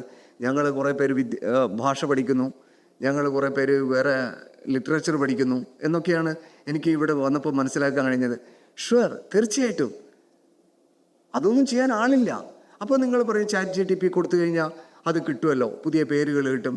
ഇപ്പോൾ ChatGPT വഴിയാണോ നമ്മുടെ അതറിയുമെന്നറിയില്ല അത്. And I'm also not sure to what extent I'm right. But yesterday I heard that നമ്മുടെ ഏറ്റവും പ്രിയപ്പെട്ട നടൻ മോഹൻലാൽ പറഞ്ഞതിൽ എന്തോ ഒരു ചെറിയ പാകപ്പിഴ സംഭവിച്ചു എന്നാണ് എനിക്ക് മനസ്സിലാക്കാൻ കഴിഞ്ഞത്. ഞാൻ യൂട്യൂബ് അധികം ശ്രദ്ധിക്കാത്ത ആളാണ്. പക്ഷേ അപ്പോൾ പോലും to what extent you can depend on this technological advancements we are not quite sure. നമ്മൾ വേറെ ആളിൽ വിട്ടുകൊടുക്കേണ്ട ഒരു സംഭവമാണോ ഇത്? അതോ നമ്മൾ തന്നെ വെരിഫൈ ചെയ്യേണ്ട? നമ്മളെ ഇൻ്റലിജൻസ് ഉണ്ടല്ലോ, പല തരത്തിലുള്ള ഇൻ്റലിജൻസ് ഉണ്ടല്ലോ. ആ ഇൻ്റലിജൻസ് വെച്ച് എന്നൊക്കെയുള്ള ഒരു വളരെ എന്താ പറയുക, വളരെ ഒന്നും അത്ര സോളിഡ് അല്ല. ഒന്നിനെക്കുറിച്ച് കൃത്യമായിട്ട് നമുക്കും പറഞ്ഞു തരാൻ പറ്റില്ല. അപ്പോൾ ഒരു ഗവൺമെൻറ് എന്ന രീതിയിൽ, since I am a planning board member, government എന്ന രീതിയിൽ എന്ത് ചെയ്യാൻ പറ്റും എന്നുള്ളതാണ് വിഷയം. ഗവൺമെൻറ് എന്ന രീതിയിൽ നമ്മൾ കുറേ കാര്യങ്ങൾ ചെയ്യുന്നുണ്ട്. നമ്മൾ ആസൂത്രണമാണ് നമ്മൾ പ്രധാനപ്പെട്ട ജോലി, നിങ്ങൾക്കറിയാം. അപ്പോൾ നമ്മൾ ഇതൊക്കെ പഠിക്കുകയാണ്. എവിടെയാണ് പുതിയ ജോബ്സ് ക്രിയേറ്റ് ചെയ്യപ്പെടുന്നത്, ആ ജോബ്സിലേക്ക് കുട്ടികളെ എങ്ങനെ ഓറിയൻറ്റ് ചെയ്യാൻ പറ്റും, ഇതാണ് നമ്മൾ പറയുന്നത്. അതിൻ്റെ ഭാഗമായിട്ടാണ് നമ്മൾ എന്ത് ചെയ്യുന്നു, കുറേ പുതിയ സെൻറ്റേഴ്സ്. ഞാൻ നേരത്തെ UK കാര്യം പറഞ്ഞല്ലോ, ദേ ബ്രിങ് ഡൗൺ ദ ഷട്ടേഴ്സ്. പക്ഷേ ഇവിടെ നമ്മൾ പുതിയ സാധ്യതകൾ തുറക്കുകയാണ് ചെയ്യുന്നത്. നിങ്ങൾ കേട്ടിട്ടുണ്ടാവും, സെൻറ്റർ ഓഫ് എക്സലൻസ്, പുതിയ കോഴ്സുകൾ ആരംഭിക്കുന്നു. യൂണിവേഴ്സിറ്റി പ്രൊഫസേഴ്സൊക്കെ വളരെയധികം അധ്വാനിക്കുകയാണ്. എങ്ങനെയാണ് ഈ കുട്ടികൾക്ക് വേണ്ടി പുതിയ വാതായങ്ങൾ തുറന്നിടാൻ കഴിയുക എന്നുള്ളത്. അപ്പോൾ ഹയർ എഡ്യൂക്കേഷൻ എന്ന് പറയുന്ന ഒരു മേഖല നിരന്തരം മാറിക്കൊണ്ടിരിക്കുകയാണ്. അതിൽ തന്നെ ഈ ജോബ് ഓറിയൻറ്റഡ് ആയിട്ടുള്ള കോഴ്സുകൾക്ക് കൂടുതൽ ഫോക്കസ് ചെയ്യണം എന്നുള്ളതാണല്ലോ. ഞാനാണ് പ്ലാനിംഗ് ബോർഡിൽ ലേബർ നോക്കുന്നത്, ഞാനാണ് സ്കില്ലിങ് നോക്കുന്നത്. അപ്പോൾ സ്കില്ലിങ്ങിന് വേണ്ടി നമ്മൾ കൂടുതൽ ആസൂത്രണം ചെയ്യേണ്ടതുണ്ട് എന്നുള്ള ഒരു ധാരണയിലാണ് പൊതുവെ നമ്മൾ എത്തിയിരിക്കുന്നത്. അപ്പോൾ നമ്മൾ അതിനു വേണ്ടി എന്താ ചെയ്യുന്നത്? നമ്മൾ കൂടുതൽ പണം അതിനുവേണ്ടി ചിലവഴിക്കുന്നു. ഏതാണ്ട് നിങ്ങൾ അറിയുമെന്നറിയില്ല, 300 കോടി രൂപയോളം നമ്മൾ സ്കില്ലിങ്ങിന് വേണ്ടി ചിലവഴിക്കുന്നു. എന്തിനു വേണ്ടിയാണ് സ്കില്ലിങ്ങിന് വേണ്ടി ചിലവഴിക്കുന്നത്? ഞാൻ പഠിച്ചല്ലോ, ഞാൻ BA പഠിച്ചു, BCom പഠിച്ചു, ഞാൻ എഞ്ചിനീയറായി, ഡോക്ടറായി. അതൊന്നും പോരാ. നിങ്ങൾ അറിയുമെന്നറിയില്ല, താങ്കൾ പറഞ്ഞു. പക്ഷേ ഇവിടുന്ന് ഇപ്പോൾ മെഡിസിൻ കഴിഞ്ഞാൽ തന്നെ നിങ്ങളിപ്പോൾ UK പോവാണ്, USA പോവാണ്, അല്ലെങ്കിൽ വേറെ സ്ഥലത്ത് പോവാണ്, നിങ്ങൾ ഒന്നേ പറഞ്ഞ് തുടങ്ങേണ്ടി വരും. ഞാനിവിടെ MD ആണ്, MS ആണെന്ന് പറഞ്ഞിട്ട് നിങ്ങൾ UK പോയി കഴിഞ്ഞാൽ നിങ്ങൾക്ക് നേരിട്ട് അവർ ഒന്നും തരില്ല. അല്ല, നിങ്ങൾ ഇവിടുത്തെ പരീക്ഷ പാസ്സാവൂ എന്ന് പറയും, ഇവിടുത്തെ കോമ്പറ്റീറ്റീവ് സ്ട്രക്ചറിലൂടെ കടന്നു വരൂ എന്ന് പറയും. അപ്പോൾ അങ്ങനെയുള്ള ഒട്ടേറെ കൺസ്ട്രെയിൻസ് കൂടി ഉണ്ട് എന്ന് നമ്മൾ മനസ്സിലാക്കണം. So what does it mean? In simple words, it is nothing less than reskilling. അപ്പോൾ you need to be ready to go for reskilling throughout your life. This is what is called lifelong learning. അങ്ങനെ ഒരു കോണ്ടസ്റ്റിലേക്ക് നമ്മൾ വന്നു കഴിഞ്ഞു. അങ്ങനെ ഒരു കോണ്ടസ്റ്റിലേക്ക് നമ്മളെ സമൂഹം എത്തിക്കഴിഞ്ഞു. പണ്ടതൊന്നും വേണ്ടായിരുന്നു. പണ്ട് എനിക്ക് ഓർമ്മയുണ്ട് കേട്ടോ, ഒരു UGC പ്രൊഫസർ എന്നോട് പറഞ്ഞ കാര്യം. UGC വരുന്ന സമയം നിങ്ങൾക്ക് ഇമാജിൻ ചെയ്യാൻ പറ്റില്ല. ഇപ്പോഴത്തെ മാഷന്മാരൊക്കെ വലിയ റിച്ചാണ് കേട്ടോ, പ്രൊഫസർമാരൊക്കെ ഭയങ്കര ശമ്പളം മേടിക്കുന്നവരാണ്. പക്ഷെ അന്ന് UGC വരുന്ന സമയത്ത് അവരൊക്കെ ഭയങ്കര ത്രിൽഡായി. ശമ്പളം ഭയങ്കര കൂടും. പക്ഷെ ഒരു പ്രൊഫസറിനോട് പറയാം, പക്ഷേ സാറ് കൂടുതൽ പഠിപ്പിക്കേണ്ടി വരും. അപ്പോൾ അതാണ്, കൂടുതൽ പഠിപ്പിക്കേണ്ടി വരും. അതവർക്കൊരു ഭാരമായിരുന്നു കുറേ പേർക്ക്. പക്ഷെ ആ ഒരു സിസ്റ്റവും മാറി. കാരണം എന്താ? ആ അധ്യാപകൻ തന്നെ സ്വയം റിസ്കിൽ ചെയ്യപ്പെടാൻ ബാധ്യസ്ഥരാണെന്ന്. ആ പഴയ തന്നെ വെച്ച് അയാൾക്ക് പഠിപ്പിക്കാൻ പറ്റില്ല. ഇപ്പോൾ പൊളിറ്റിക്കൽ സയൻസിലിരുന്ന് ജോസൂട്ടി സാറിന് ആ ലെവലിൽ തന്നെയല്ല പഠിച്ച് അത്രയും കിലോമീറ്ററുകൾ തന്നെ നടന്ന് തിരിച്ച് വീട്ടിലെത്തിയ ആളാണ് ഞാൻ. അങ്ങനെയാണ് BA സെക്കൻഡ് ഇയർ വരെ പഠിച്ചത്. തേർഡ് ഇയർ ഒക്കെ ആകുമ്പോഴത്തേക്ക് ഇച്ചിരി പൈസ കിട്ടി തുടങ്ങി, ബസ്സിനൊക്കെ പോയി തുടങ്ങി. പിന്നെ BA കഴിഞ്ഞപ്പോൾ നാഷണൽ ലെവലിലുള്ള സ്കോളർഷിപ്പ് കിട്ടി. പോസ്റ്റ് ഗ്രാജുവേഷന് പോകുന്നു, പോസ്റ്റ് ഗ്രാജുവേഷൻ സ്കോളർഷിപ്പ് കിട്ടുന്നു. പിന്നെ അങ്ങനെ പഠിക്കുന്നു അങ്ങനെ പോവുകയായിരുന്നു. പിന്നെ അതൊരു സ്കോളർഷിപ്പ് ജേണി ആയിരുന്നു എന്നെ സംബന്ധിച്ചിടത്തോളം. ഞാൻ ഓക്സ്ഫോർഡിൽ പോകുന്നു, മാഞ്ചസ്റ്ററിൽ പോകുന്നു, അങ്ങനെ ഉള്ള ഒരു രീതിയാണ് എൻ്റെ ഒരു ട്രാജക്ടറി. അപ്പോൾ ആ ട്രാജക്ടറി നിങ്ങളൊന്ന് ആലോചിച്ച് നോക്കൂ, എത്രമാത്രം സ്ട്രഗിൾ ചെയ്തിട്ടാണ്. പക്ഷേ ഇന്നത്തെ കുട്ടികൾ കുറേ കൂടെ സ്മൂത്തായിട്ടാണ് അത് നെഗോഷിയേറ്റ് ചെയ്യുന്നത്. പ്രത്യേകിച്ച് കേരളത്തിലെ കുട്ടികൾക്ക് അത് സാധ്യമാകുന്നത് നിങ്ങൾ എത്ര പേര് ശ്രദ്ധിക്കാൻ വഴിയില്ല. പക്ഷേ ഞങ്ങൾ ഈ അടുത്ത കാലത്ത് ഒരു പുസ്തകം എഴുതിയിട്ടുണ്ട്, Kerala has become a miracle state in India. Kerala has become a miracle state in India. Why? Because your per capita income, നിങ്ങളുടെ ഹൗസ് ഹോൾഡിൻ്റെ പെർ ക്യാപിറ്റ ഇൻകം എന്ന് പറയുന്നത് നാഷണൽ ആവറേജിൻ്റെ 60% ആണ്, അധികമാണ്. ഒന്ന് ആലോചിച്ച് നോക്കൂ, ഒരു ഇന്ത്യൻ ശരാശരി ഉള്ള ഒരാൾക്ക് കിട്ടുന്ന ആളോഹരി വരുമാനത്തിൻ്റെ 50 to 60% ഹയർ വരുമാനമാണ് നിങ്ങളെ കേരളത്തിലെ ഒരാൾക്ക് കിട്ടുന്നത്. What does it mean? You are so rich when compared to other households, other people, other students, അല്ലേ? അതുകൂടാതെ നിങ്ങൾ നേരത്തെ സാറ് സൂചിപ്പിച്ചതുപോലെ കേരളം എന്ന് പറയുന്നത് അങ്ങേറ്റം ചേർത്ത് പിടിച്ചുകൊണ്ടുള്ള ഒരു ഹയർ എഡ്യൂക്കേഷൻ സമീപനമാണ്. 6,000 crores കഴിഞ്ഞ 5 വർഷമായിട്ട് കേരളത്തിലെ സർവകലാശാലകളിൽ ഗവൺമെൻറ് സ്പെൻഡ് ചെയ്തിരിക്കുക. 6,000 കോടി രൂപ ഹയർ എഡ്യൂക്കേഷന് വേണ്ടി സ്പെൻഡ് ചെയ്തിരിക്കുക. അപ്പോൾ പോലും നമ്മൾ ഒരു പോയിന്റ് റേസ് ചെയ്തുകൊണ്ടിരുന്നു. Say for instance in our own book we raise a critic to our own government. നമ്മൾ പറഞ്ഞു ഫോർ കേരള ബൈ കേരള ഈ പരിപാടി നടക്കില്ല എന്ന് പറഞ്ഞു. What does it mean? For Kerala by Kerala ആ പരിപാടി നമ്മുടെ കുട്ടികൾക്ക് അത്ര യോജിച്ചതല്ല എന്ന് പറഞ്ഞു. എന്തുകൊണ്ടാണ്? Economy has been opened up. You are part of the global citizenship, അല്ലേ? നിങ്ങൾ ഗ്ലോബലാണ്, യു ആർ കംപ്ലീറ്റ്ലി ഗ്ലോബൽ. അപ്പോൾ അങ്ങനെ വരുമ്പോൾ ഈ ഗ്ലോബൽ ഓപ്പർച്യൂണിറ്റീസ് ക്യാപ്ചർ ചെയ്യാൻ പറ്റുന്ന രീതിയിൽ ഈ എഡ്യൂക്കേഷൻ സിസ്റ്റം മാറണം എന്നൊരു ഐഡിയ നമ്മൾ അതിലൂടെ മുന്നോട്ട് വെക്കുന്നുണ്ട്. വന്നു തുടങ്ങി. ഇന്ന് നമുക്കറിയാം കേരളത്തിലേക്ക് കുട്ടികൾ വരികയാണ്. ഏതാണ്ട് 2000 കുട്ടികളോളം വന്നു എന്നാണ് താങ്കൾ നേരത്തെ സൂചിപ്പിച്ചത്. 2000-ഓളം കുട്ടികൾ പുറത്തുനിന്ന് കേരളത്തിലേക്ക് വരികയാണ്. സോ വാട്ട് ഡസ് ഇറ്റ് മീൻ? അപ്പോൾ ചോദിക്കുമല്ലോ, നമ്മളെ കുട്ടികൾ കുറേ പുറത്തേക്ക് പോകല്ലേ? പുറത്തേക്ക് പോയിക്കോട്ടെ, നല്ലതല്ലേ? പുറത്തേക്ക് പോകുന്നതിൽ എന്താ കുഴപ്പം? പുറത്തേക്ക് പോകുന്നത് തന്നെ കേരളത്തിൻ്റെ what does it mean? Tell me. കേരളത്തിൻ്റെ റിച്ച്നെസ് ആണ് കാണിക്കുന്നത്. Keralam has become rich. അതിൻ്റെ റിഫ്ലക്ഷനായിട്ടാണ് കുട്ടികൾ പുറത്തേക്ക് പോകുന്നത് കാണിക്കുന്നത്. പക്ഷെ കേരളത്തിലേക്ക് കുട്ടികൾ കൂടുതൽ വരുന്നുണ്ട്. അത് കാണിക്കുന്നത് കേരളത്തിൻ്റെ എഡ്യൂക്കേഷൻ സിസ്റ്റം അത്രമാത്രം ഇമ്പ്രൂവ് ചെയ്തു എന്നുള്ളതാണ് കാണിക്കുന്നത്. അത്രമാത്രം ഇമ്പ്രൂവ് ചെയ്തു. കേരളത്തിലെ ഒരു വിദ്യാർത്ഥി എന്ന് പറയുന്നത് നമുക്ക് പ്രതീക്ഷിക്കാവുന്ന അപ്പുറത്താണ്. ഇപ്പോൾ ഏറ്റവും ഒടുവിൽ ടൈം യൂസ് സർവേ വന്നിട്ടുണ്ട്. നിങ്ങൾ ശ്രദ്ധിച്ചോന്നറിയില്ല. ഈ ടൈം യൂസ് സർവേ പറയുന്നത് എന്താണെന്നറിയോ? കേരളത്തിലെ ആളുകൾ, പ്രത്യേകിച്ച് യുവാക്കൾ 15 to 29, അവരിലാണ് ദേശീയ ശരാശരിയേക്കാളും ചില ടൈപ്പ് ഓഫ് ആക്ടിവിറ്റീസ് ഏറ്റവും കൂടുതലുള്ളത് എന്നാണ് പറയുന്നത്. So what are those type of activities? Cultural activities, volunteering, sports. ഈ ടൈപ്പ് ഓഫ് ആക്ടിവിറ്റീസ് നാഷണൽ ലെവലിലുള്ളതിൻ്റെ 6 ഇരട്ടിയാണ് കേരളത്തിൽ എന്നാണ് പറയുന്നത്. 6 ഇരട്ടി. നാഷണൽ ലെവലിലുള്ള 6 ഇരട്ടിയാണ് ഈ കൾച്ചറൽ ആക്ടിവിറ്റീസ് ആയാലും സ്പോർട്സ് ആയാലും വളണ്ടിയറിങ് ആയാലും അല്ലെ ബാക്കി ടൈപ്പ് ഓഫ് ആക്ടിവിറ്റീസ് എന്ന് പറയുമ്പോൾ നിങ്ങൾ ഈ ഹ്യൂമൻ ഡെവലപ്മെൻറ്റ് എന്ന് പറയുന്ന സംഭവം അങ്ങേയറ്റം എൻറിച്ച് ചെയ്യപ്പെട്ടു എന്നാണ് നമ്മൾ മനസ്സിലാക്കുന്നത്. അങ്ങേയറ്റം എൻറിച്ച് ചെയ്യപ്പെട്ടു. അതാണ് കേരളത്തിൻ്റെ ബ്യൂട്ടി എന്ന് പറയുന്നത്. ആ ഒരു കോൺഷ്യസ്നെസ് ഉണ്ടല്ലോ, ആ ഒരു ബോധം, ഒരു സാംസ്കാരികവും രാഷ്ട്രീയവുമായിട്ടുള്ള ഒരു ബോധം, ആ ബോധം വളർത്തിയെടുക്കാൻ നമുക്ക് കഴിയുന്നു എന്നുള്ളതാണ് കേരളത്തിലെ വിദ്യാർത്ഥികളിൽ നമ്മൾ കാണുന്ന അതുകൊണ്ട് നിങ്ങൾ എവിടെ പോയാലും നിങ്ങൾ സർവൈവ് ചെയ്യും. നിങ്ങൾ എവിടെ പോയാലും നിങ്ങൾ സർവൈവ് ചെയ്യും. അത് ഞാൻ ആലോചിക്കായിരുന്നു. ഞാനിപ്പോൾ മാഞ്ചസ്റ്ററിൽ ഉണ്ടായിരുന്ന സമയത്ത് ഞാൻ ഒരു സ്ഥലത്ത് പോയപ്പോൾ ഒരാൾ എന്നോട് ചോദിച്ചു, നിങ്ങൾ ഇത്രയും വർഷം പഠിച്ചു, പക്ഷേ എന്നിട്ടും നിങ്ങൾക്ക് ഇത്രയല്ലേ പൈസ കിട്ടുന്നുള്ളൂ? See look at me, I am a worker and I'm a migrant from Poland and I get this much salary, this much money. അപ്പോൾ അതാണ് നിങ്ങൾ ആ ലെവലിലുള്ള ഹയറാർക്കിയിലേക്ക് തന്നെ പോകണമെന്നില്ല. ഹയറാർക്കിയെ തന്നെ ചാലഞ്ച് ചെയ്തുകൊണ്ട് ജീവിക്കുന്ന മനുഷ്യരാണ് ഇന്ന് ലോകത്തിലെ മനുഷ്യർ എന്നൊക്കെ പറയുന്നത്. അതൊരു ഫ്യൂഡൽ സിസ്റ്റം ഉള്ളതുകൊണ്ടാണ് നമുക്ക് ഇങ്ങനെയുള്ള ചില ഹയറാർക്കി തന്നെ വേണം എന്ന് നമ്മൾ മനസ്സിൽ വെക്കുന്നത്. പക്ഷേ എല്ലാ ജോബ്സിലും ഒരേ ഡിഗ്നിറ്റി ആണ് എന്ന് മനസ്സിലാക്കുമ്പോഴാണ് ആ ജോബിൻ്റെ ഒരു പവർ നിങ്ങൾക്ക് തിരിച്ചറിയാൻ പറ്റുക. നേരത്തെ പറഞ്ഞല്ലോ എന്തോ കാർ വാഷ് ചെയ്യുന്ന അവിടെ യൂറോപ്പിലൊക്കെ പോയി കഴിഞ്ഞാൽ അത് തന്നെയാണ് നിങ്ങൾ കാണുക. ഏറ്റവും നല്ല വിദ്യയുള്ള ഒരാൾ തന്നെ ചിലപ്പോൾ വർക്കറായിട്ടുണ്ടാവും, കാർ വാഷ് ചെയ്യുന്നുണ്ടാവും, അല്ലെ അപ്പുറത്ത് പോകുന്നുണ്ടാവും.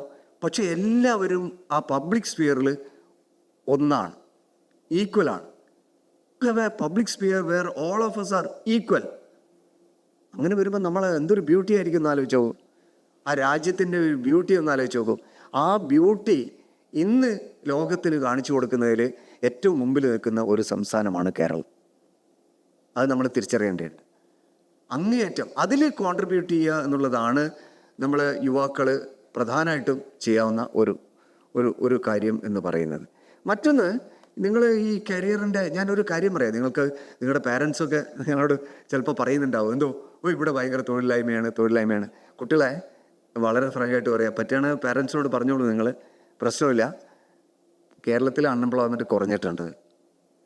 It is true that you have a very significant amount of unemployment amongst the youth. അതുണ്ട്, അൺഎംപ്ലോയ്മെൻ്റ് ഉണ്ട്. അവിടത്തേക്ക് നമുക്ക് വരാം. എനിക്ക് സമയമുണ്ടല്ലോ, ഒരു 10-5 മിനിറ്റ് കൂടെ. അവിടത്തേക്ക് നമുക്ക് വരാം. പക്ഷേ overall if you take, U find that there is A decline in unemployment in Kerala. This is point number 1. ഞാൻ ഡാറ്റയിൽ പോകുന്നേയില്ല, സ്റ്റാറ്റിസ്റ്റിക്സിലേക്ക് പോകുന്നേയില്ല, നിങ്ങൾ ബോറടിക്കും. പക്ഷേ കേരളത്തിൽ അൺഎംപ്ലോയ്മെൻറ്റ് കുറഞ്ഞിട്ടുണ്ട്. ഇനിയിപ്പോൾ നിങ്ങൾ അൺഎംപ്ലോയ്മെൻ്റ് ഉണ്ട് എന്ന് പറഞ്ഞാൽ തന്നെ നിങ്ങൾ വാശി പിടിച്ച് പറയാ അങ്ങനെയൊന്നുമല്ല, ഭയങ്കരമാണ് അത് ശരിയല്ല എന്ന് പറയുന്നതിൻ്റെ ഒരു പ്രധാനപ്പെട്ട കാരണം, കേരളത്തിൽ ഇന്ന് ഡെയിലി വേജസ് എന്ന് പറയുന്നത് നാഷണൽ വേജസിൻ്റെ ഇരട്ടിയിലധികമാണ്. ദേശീയ ശരാശരി നിങ്ങൾ എത്രയാണോ ഒരാൾക്ക് വേതനം കൊടുക്കുന്നത് അതിൻ്റെ ഇരട്ടിയിലധികമാണ് നിങ്ങൾ കേരളത്തിൽ ഒരാൾക്ക് വേതനം കൊടുക്കുന്നത്. are not compelled to go for work. അവർക്ക് പോണ്ട, because even otherwise they have default income. That's point number 1. Point number 2 is that, look, there is a mismatch between the kind of education and the kind of jobs generated in Kerala. നമ്മൾ ഇല്ലാന്ന് പറയുന്നേ ഇല്ല, അതുണ്ട്, ആ mismatch ഉണ്ട്. ആ mismatch കുറച്ച് കൊണ്ടുവരുന്നതിന് വേണ്ടിയാണ് ഇത്തരം സംവിധാനങ്ങൾ, കരിയർ അഡ്വാൻസ്മെൻറ്റ് പ്രോഗ്രാംസ് യൂണിവേഴ്സിറ്റി തലത്തിലും ഒക്കെ നടത്തുന്നത്. പക്ഷെ അപ്പോൾ പോലും there is something called reservation wage.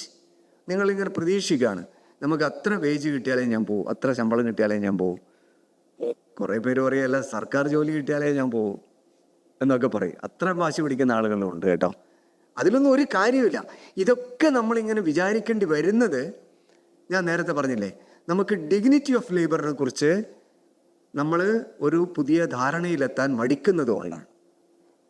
Dignity of labour, എല്ലാ ജോബിനും ഒരേ ഡിഗ്നിറ്റി ആണ്, ഒരു ഡീസൻറ്റ് വർക്ക് ആണ് എന്ന ഒരു കോൺസെപ്ച്വൽ അണ്ടർസ്റ്റാൻഡിങ് നിങ്ങൾ ഇൻകോർപ്പറേറ്റ് ചെയ്യുകയാണെങ്കിൽ, നിങ്ങളിൽ എംബഡ് ചെയ്യുകയാണെങ്കിൽ, സ്വാഭാവികമായിട്ടും നിങ്ങൾ ഇത് ഒരു വലിയ വിഷയമായിട്ട് എടുക്കില്ല.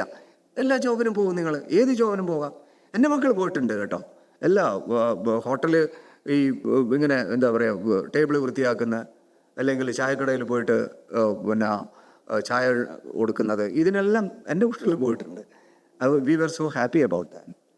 അതിലൂടെ നിങ്ങൾ ഉണ്ടാകുന്ന ഒരു അനുഭവം എന്ന് പറയുന്നത് നിങ്ങൾക്ക് ഇമാജിൻ ചെയ്യാൻ പറ്റാത്ത അനുഭവങ്ങളാണ്.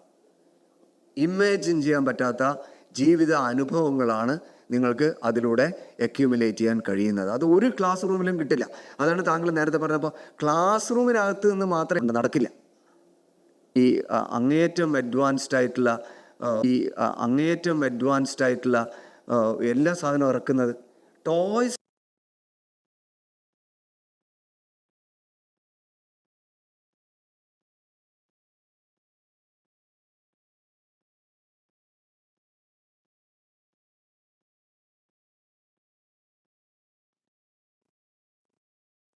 അവനെങ്ങനെ ഈ സാധനം ഉണ്ടാക്കണം, അങ്ങനെ അവന് ചെറുപ്പത്തിലേ ഉണ്ടാക്കുക.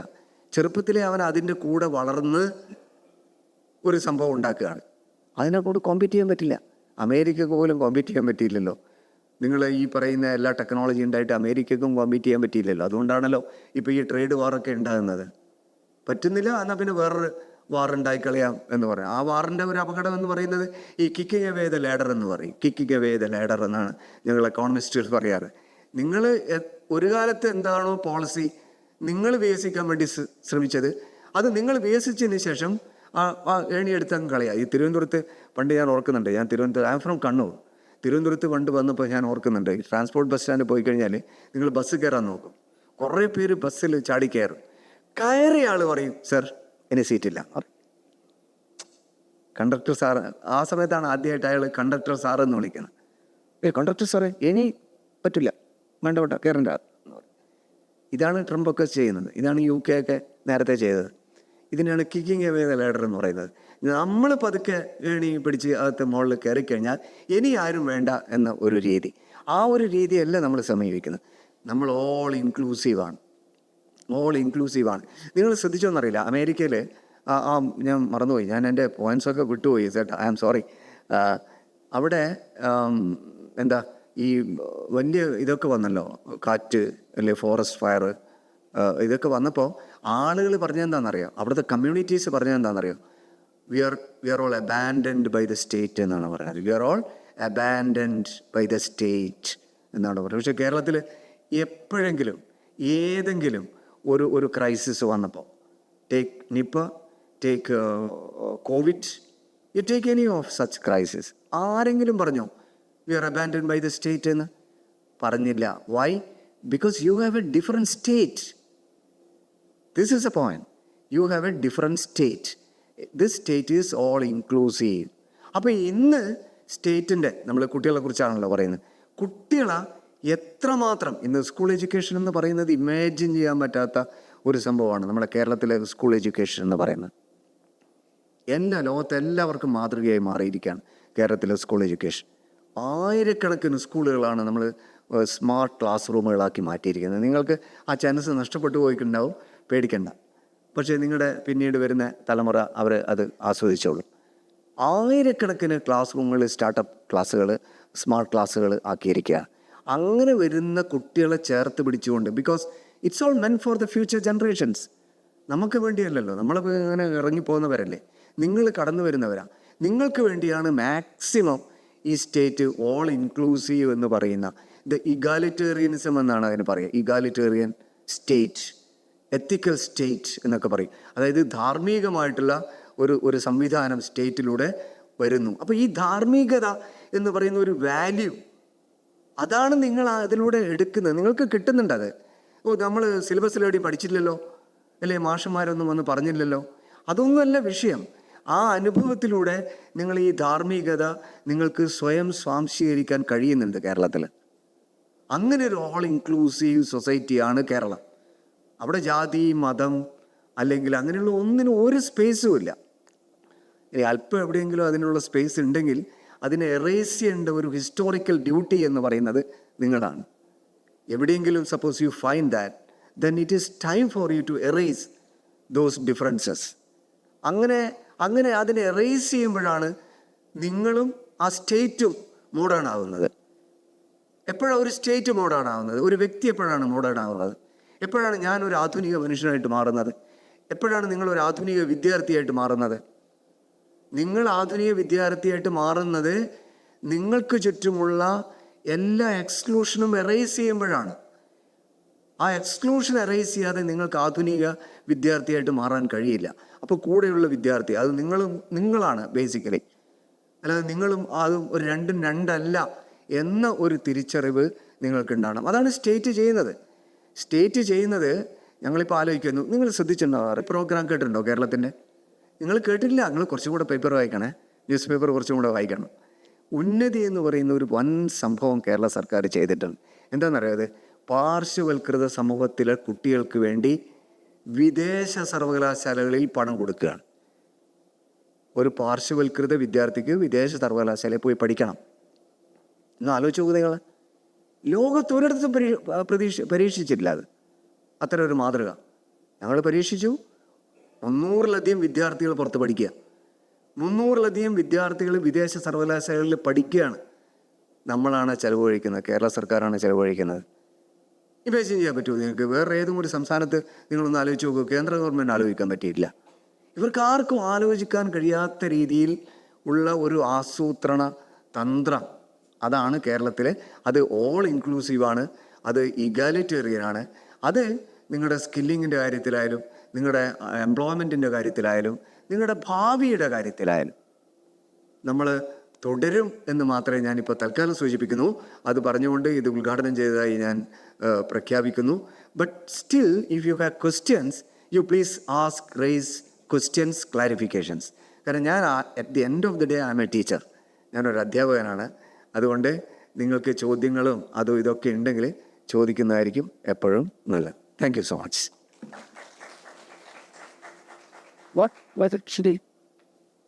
അവർക്ക് ചോദ്യങ്ങൾ എന്താ ചോദിച്ചോട്ടെ? ഒരു 5 മിനിറ്റ് കൊടുക്കാവോ സാർ? ഒരു 5 മിനിറ്റ് കൊടുക്കാവോ സാർ? ചോദിച്ചോളൂ.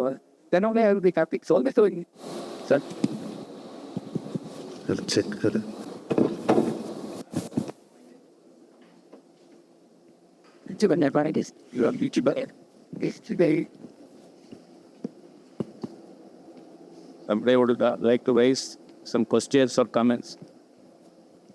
ആർക്കെങ്കിലും ചോദ്യം ചോദിക്കണം, അല്ലെങ്കിൽ കമൻസ് ഉണ്ടെങ്കിൽ അത് പറയാം.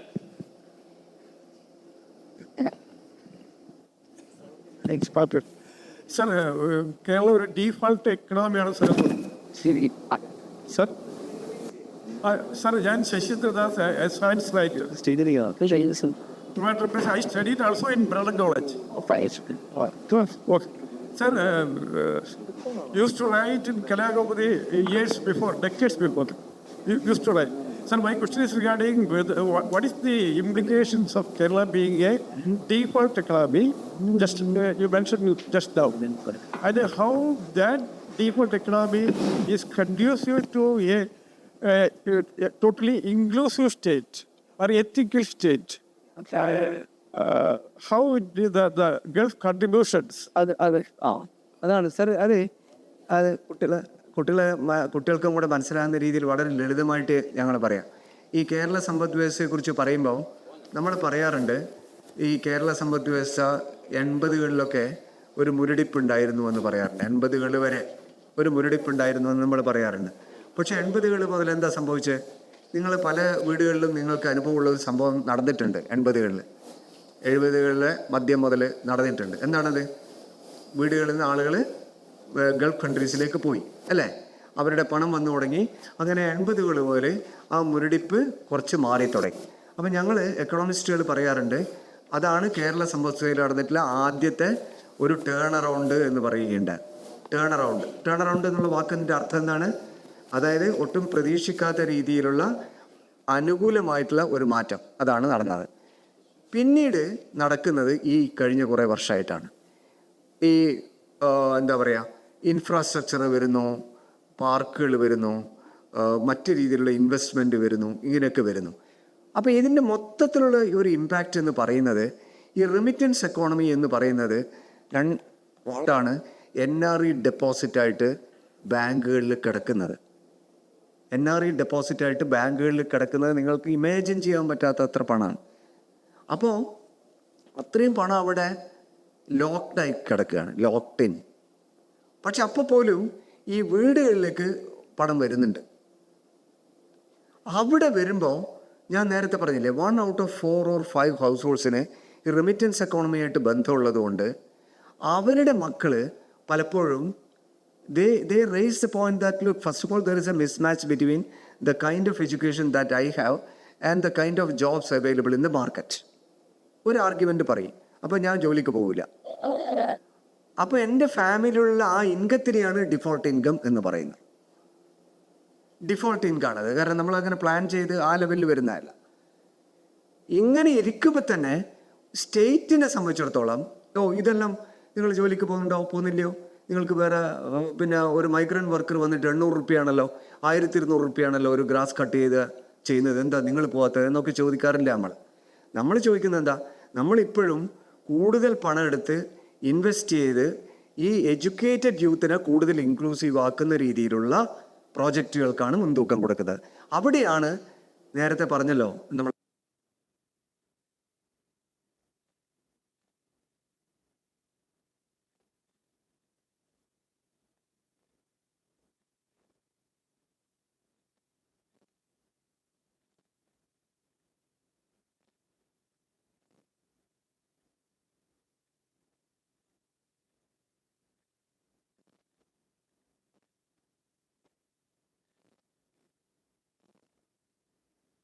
കൂടുതൽ ഫോർമലൈസ് ചെയ്യുന്നു എന്നുള്ളതാണ്. കൂടുതൽ ഫോർമലൈസ് ചെയ്യുന്നു. ഇനി അത് മാത്രം വെച്ച് ഫോർമലൈസ് ചെയ്യാൻ പറ്റുമോ? ഔദ്യോഗികവൽക്കരിക്കപ്പെടുന്നു, അതാണ് മലയാളം. അങ്ങനെ പറയാൻ പറ്റുമോ എന്ന് നിങ്ങൾ ചോദിക്കും. ഇല്ല. നമുക്ക് വേറൊരു കഥ എടുക്കാം. ഈ മോഹൻദാസ് സാറൊക്കെ വർക്ക് ചെയ്യുന്നുണ്ട്, PLFS അറിയാം. അതിനാണ് നമ്മൾ എംപ്ലോയ്മെൻറ്റ് ഡാറ്റ നമുക്ക് കിട്ടുന്നത്. അവർ പറയുന്ന ഔദ്യോഗിക കണക്കുകളുണ്ട്, പ്രിൻസിപ്പൽ സ്റ്റാറ്റസ്, സബ്സിഡിയറി സ്റ്റാറ്റസ്. അതിലും കേരളത്തിലെ കൂടുതലാണ്. അതിലും those workers who get jobs with some social security. നിങ്ങൾ അത് ലേബർ വെൽഫെയർ ബോർഡിന് കീഴിൽ വരുന്ന ഒരു ജോബാണെന്ന് വിചാരിച്ചു. നിങ്ങൾ ചില സോഷ്യൽ സെക്യൂരിറ്റി കിട്ടും. അപ്പോൾ സോഷ്യൽ സെക്യൂരിറ്റിയും കൂടി കിട്ടുന്ന ഒരു റെഗുലർ ജോബിനെയാണ് നമ്മൾ പലപ്പോഴും ഫോർമൽ ജോബ് എന്ന് വിളിക്കുന്നത്. അപ്പോൾ സോഷ്യൽ സെക്യൂരിറ്റി ഒന്നും ഇല്ലെങ്കിൽ നമ്മൾ പറയും അതൊരു ഇൻഫോർമൽ ജോബാണെന്ന് പറയും. അപ്പോൾ ഈ ഫോർമൽ ജോബ്സ് കേരളത്തിൽ വർദ്ധിച്ചുകൊണ്ടിരിക്കുകയാണ്. അതും ഒരു ഇൻക്ലൂസീവ്നെസ്സിൻ്റെ ഒരു ഇൻഡെക്സ് ആയിട്ട് നമുക്ക് എടുക്കാവുന്നതാണ്. അപ്പോൾ ഒന്ന് ഞാൻ PSC പറഞ്ഞു, ഒന്ന് ഇത് പറഞ്ഞു. പിന്നെ ഓവറോൾ ലെവലിൽ കേരളത്തിൻ്റെ ഒരു ഒരു ഒരു ഒരു വെൽഫെയർ സിസ്റ്റം എന്ന് പറയുന്നത് ഓൾ ഇൻക്ലൂസീവാണ്. ഒറ്റൊരു എക്സാമ്പിൾ ഞാൻ പറയാം. ഒരു 4 ദിവസം മുമ്പേ നിങ്ങൾ ശ്രദ്ധിച്ചിട്ടുണ്ടോ എന്നറിയില്ല, നോർക്ക കെയർ എന്ന് പറയുന്ന ഒരു പദ്ധതി നമ്മൾ ആവിഷ്കരിച്ചു. അതായത് പുറത്ത് താമസിക്കുന്ന മലയാളികൾക്ക് ഒരു ഇൻഷുറൻസ് പദ്ധതി കേരള സർക്കാർ ഇൻട്രൊഡ്യൂസ് ചെയ്യും. What does it mean? It's ഒരു ഗൾഫിലിരിക്കുന്ന ഒരു ആളുടെ ഏറ്റവും വലിയ ഒരു കൺസേൺ എന്ന് പറയുന്നത്, നാട്ടിൽ പോയി കഴിഞ്ഞാൽ നാട്ടിലെ ഹോസ്പിറ്റലുകളൊക്കെ വലിയ വലിയ വൻകിട ഹോസ്പിറ്റലുകളായി, നമ്മുടെ ജനറൽ ഹോസ്പിറ്റലുകളൊക്കെ ഭംഗിയായിട്ട് നടക്കുന്നുണ്ട്. എന്നിരുന്നാൽ പോലും where is income for my own treatment എന്നൊരു ചോദ്യം വരും. അപ്പോൾ what does it mean? I'm not included in that process. അയാളെയും കൂടി ഇൻക്ലൂസ് ചെയ്യുന്ന ഒരു പദ്ധതിയാണ് നോർക്ക കെയർ പദ്ധതി. ഒരു ഇൻഷുറൻസ് പദ്ധതി വരുന്നു. ഞാൻ കുട്ടികൾക്ക് പെട്ടെന്ന് അതൊക്കെ മനസ്സിലാകാൻ കുറച്ച് ബുദ്ധിമുട്ടായിരിക്കും. പക്ഷേ കുട്ടികളോട് ഞാൻ പറഞ്ഞു വരുന്നത്, ഞാൻ നേരത്തെ പറഞ്ഞ വിഷയമാണ്, 300 crores നമ്മൾ സ്കില്ലിങ്ങിന് വേണ്ടി യൂസ് ചെയ്യുന്നത്. 300 കോടി, 13ഓളം സ്കില്ലിംഗ് പ്രോഗ്രാംസ് നമ്മൾ 10-20 ഡിപ്പാർട്ട്മെൻറ്റുകളിലായിട്ട് കുറേ സ്കില്ലിംഗ് പ്രോഗ്രാംസ് നമ്മൾ ആവിഷ്കരിച്ചിട്ടുണ്ട്. അപ്പോൾ നിങ്ങൾക്ക് എന്തെങ്കിലും ഒരു ബുദ്ധിമുട്ട് വരുമ്പോൾ സ്വാഭാവികമായിട്ടും നിങ്ങൾക്കൊരു സ്കില്ലിംഗ് പ്രോഗ്രാമിൽ പോയിട്ട് ജോയിൻ ചെയ്യാൻ പറ്റും. അല്ലെങ്കിൽ ഞാൻ നേരത്തെ പറഞ്ഞില്ലേ, അങ്ങനെ മാത്രം നിങ്ങൾ ജോബ്സിനെയോ നിങ്ങളെ ഇൻഡിവിജ്വാലിറ്റി പേഴ്സണാലിറ്റിയെ കാണാൻ പാടില്ല. It's an overall development. അപ്പോൾ ഇങ്ങനെയാണ് സാർ ഇത് സ്റ്റേറ്റ് ഒരു ഓൾ ഇൻക്ലൂസീവ് സ്റ്റേറ്റ് ആയിട്ട് മാറുന്ന ഇതാണ്. പക്ഷെ അപ്പോഴും എൻ്റെ ചോദ്യം മറ്റേതാണ്, when does a state become modern? ഒരു സ്റ്റേറ്റ് എപ്പോഴാണ് മോഡേൺ ആവുന്നത് എന്നുള്ളതാണ്. ഒരു വ്യക്തി എപ്പോഴാണ് മോഡേൺ ആവുന്നത് എന്നുള്ളതാണ്. It's a big process. ഒരു ഓൾ ഇൻക്ലൂസീവ് ആകുമ്പോൾ മാത്രമേ, the moment you erase all sorts of exclusion, suppose you are in a position to erase all spaces of exclusion, let me be more specific about it, spaces of exclusion, അതിനെല്ലാം നിങ്ങൾ ഓരോന്നോരോന്നോരായിട്ട് errors ചെയ്യുമ്പോൾ നിങ്ങൾ ടിപ്പിക്കലായിട്ടുള്ളൊരു ആധുനിക മനുഷ്യൻ, ആധുനിക state ഒക്കെ ആയിട്ട് മാറും. അങ്ങനെ ഒരു ഇമാജിനേഷൻ നിങ്ങളിൽ ഉണ്ടായിരിക്കണം. At the end of the day that's what counts. അതാണ് അവസാനം കൗണ്ട് ചെയ്യുന്നൊരു സംഭവം. നല്ലൊരു മനുഷ്യരായി തീരുക എന്നുള്ളതാണ്. പറയൂ, അടുത്ത ചോദ്യം.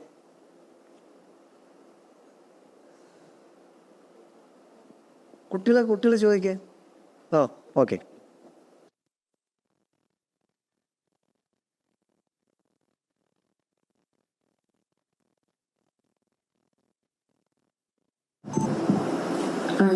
Good morning, sir. I'm Naphas Vijay from the physics.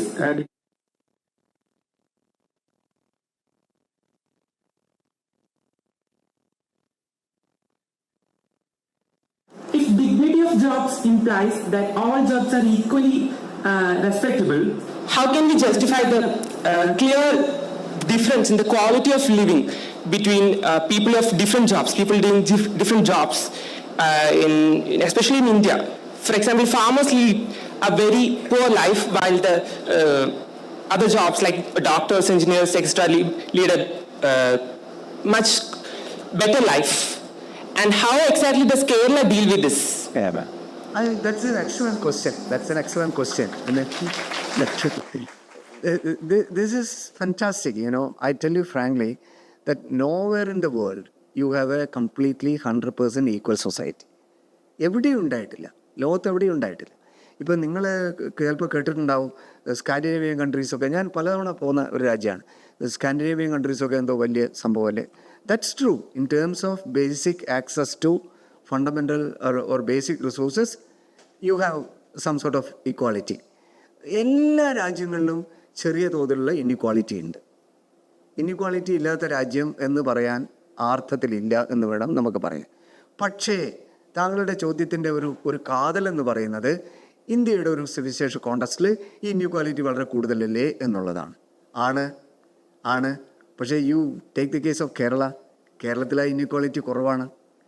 ഒരു കേസ് മാത്രം ഞാനിപ്പോൾ പറയാം. കേരളത്തിൻ്റെ inequality between rural and urban areas that has come down drastically. വളരെയധികം കുറഞ്ഞിരിക്കുകയാണ്. അതുകൊണ്ടാണ് നിങ്ങൾ പലപ്പോഴും കേരളം എന്ന് പറയുന്നത് ഒരു സിംഗിൾ ഏർബൻ സിറ്റി ആയിട്ട് മാറിക്കൊണ്ടിരിക്കുകയാണെന്ന് നമ്മളൊക്കെ ഇടയ്ക്ക് പറയാറുണ്ട്. കേരളം ഗ്രാജുവലായിട്ട് ഒരു സിംഗിൾ ഏർബൻ സിറ്റി സ്റ്റേറ്റായിട്ട് കേരളം മാറിക്കൊണ്ടിരിക്കുകയാണ്. ഒന്ന്, ഏർബൻ സെൻട്രലുള്ള എല്ലാ ഫെസിലിറ്റി ഒരാൾ പറയും ചിലപ്പോൾ ചില സ്ഥലത്ത് കിട്ടുന്നുണ്ടാവില്ലായിരിക്കും, പക്ഷേ by and large you get access to all kinds of facilities that you get in urban areas. അല്ലേ? That is point number 1. Second is that even in terms of income, forget about the facilities, in terms of income, we have worked out that there is a drastic reduction in the gap between the rural income and the urban income. So there again, അല്ല നമ്മളിപ്പോൾ പറയുന്നു കേരളത്തിലെ urban female unemployment കുറഞ്ഞു എന്ന് നമ്മൾ പറയുന്നു. ഇന്ന് രാവിലെ ഞങ്ങളെ കോഫി കഴിക്കുമ്പോഴുള്ള ഒരു ഡിസ്കഷൻ്റെ ഭാഗമായിട്ട് പറഞ്ഞു. ഞാൻ പറഞ്ഞു അങ്ങനെ ഭയങ്കരമായിട്ട് കുറഞ്ഞതായിട്ടാണല്ലോ ഫിഗർ കാണിക്കുന്നതെന്ന് പറഞ്ഞു. അപ്പോൾ എൻ്റെ മുന്നിൽ ഇരിക്കുന്ന എൻ്റെ ഒരു ഫ്രണ്ട് പറഞ്ഞു, അല്ല അങ്ങനെ ആകുമ്പോൾ തന്നെ അവർക്ക് ഇൻകം വളരെ കുറവല്ലേ എന്ന് പറഞ്ഞു. ഇൻകം വളരെ കുറവാണ്. Why? Because they are employed by the private sector. Why that private sector is not ready to share their profit with the workers? This is a problem. So that's a problem with the larger system which you have to correct it. So in certain cases you have to have a political solution for removing that sort of inequalities. അതത്രേ ചെയ്യാൻ പറ്റൂ, വേറൊന്നും ചെയ്യാൻ പറ്റില്ല. അല്ലാതെ ഒരു പെട്ടെന്ന് നിങ്ങൾക്ക് അങ്ങനെ ഇമാജിൻ ചെയ്ത് ഇൻഇക്വാളിറ്റി ഒക്കെ ഇല്ലാതെ കളയാം എന്ന് വിചാരിക്കുന്നതിൽ വലിയ അർത്ഥമില്ല. It is not how the state is being made. State is being made by responding to your own claim making. നിങ്ങൾ നിങ്ങളുടെ അവകാശങ്ങൾ പല രീതിയിലായിട്ട് പറയുന്നുണ്ട്. നിങ്ങളിവിടെ ഇരിക്കുമ്പോൾ തന്നെ നിങ്ങൾ വ്യത്യസ്ത അവകാശങ്ങൾ നിങ്ങൾ പറയുന്നുണ്ട്. ആ അവകാശങ്ങളോട് വളരെ ക്രിയേറ്റീവായിട്ട് സ്റ്റേറ്റ് റെസ്പോണ്ട് ചെയ്യുന്നുണ്ട്. അങ്ങനെ ഒരു മ്യൂച്വലി സ്റ്റിമുലേറ്റിംഗ് ഡൈനാമിക്സ് ആയിട്ട് ഈ സ്റ്റേറ്റ് ഫോം ചെയ്താൽ മാത്രമേ നിങ്ങൾ പറയുന്ന സംഭവം നടക്കൂ. മറ്റെല്ലാ സംസ്ഥാനങ്ങളിലും നടക്കുന്നതിലും എത്രയോ മടങ്ങ് ഭേദമാണ് കേരളത്തിൽ അത് നടക്കുന്നത് എന്നുള്ളതാണ് യാഥാർത്ഥ്യം. So at least in Kerala we must be ready to think along the lines of dignity of labor, dignity of jobs. പറയൂ. അടുത്ത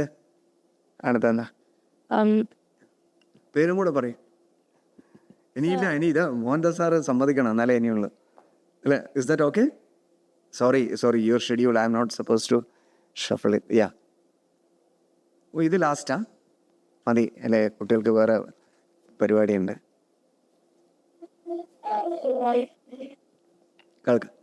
കേൾക്കാം.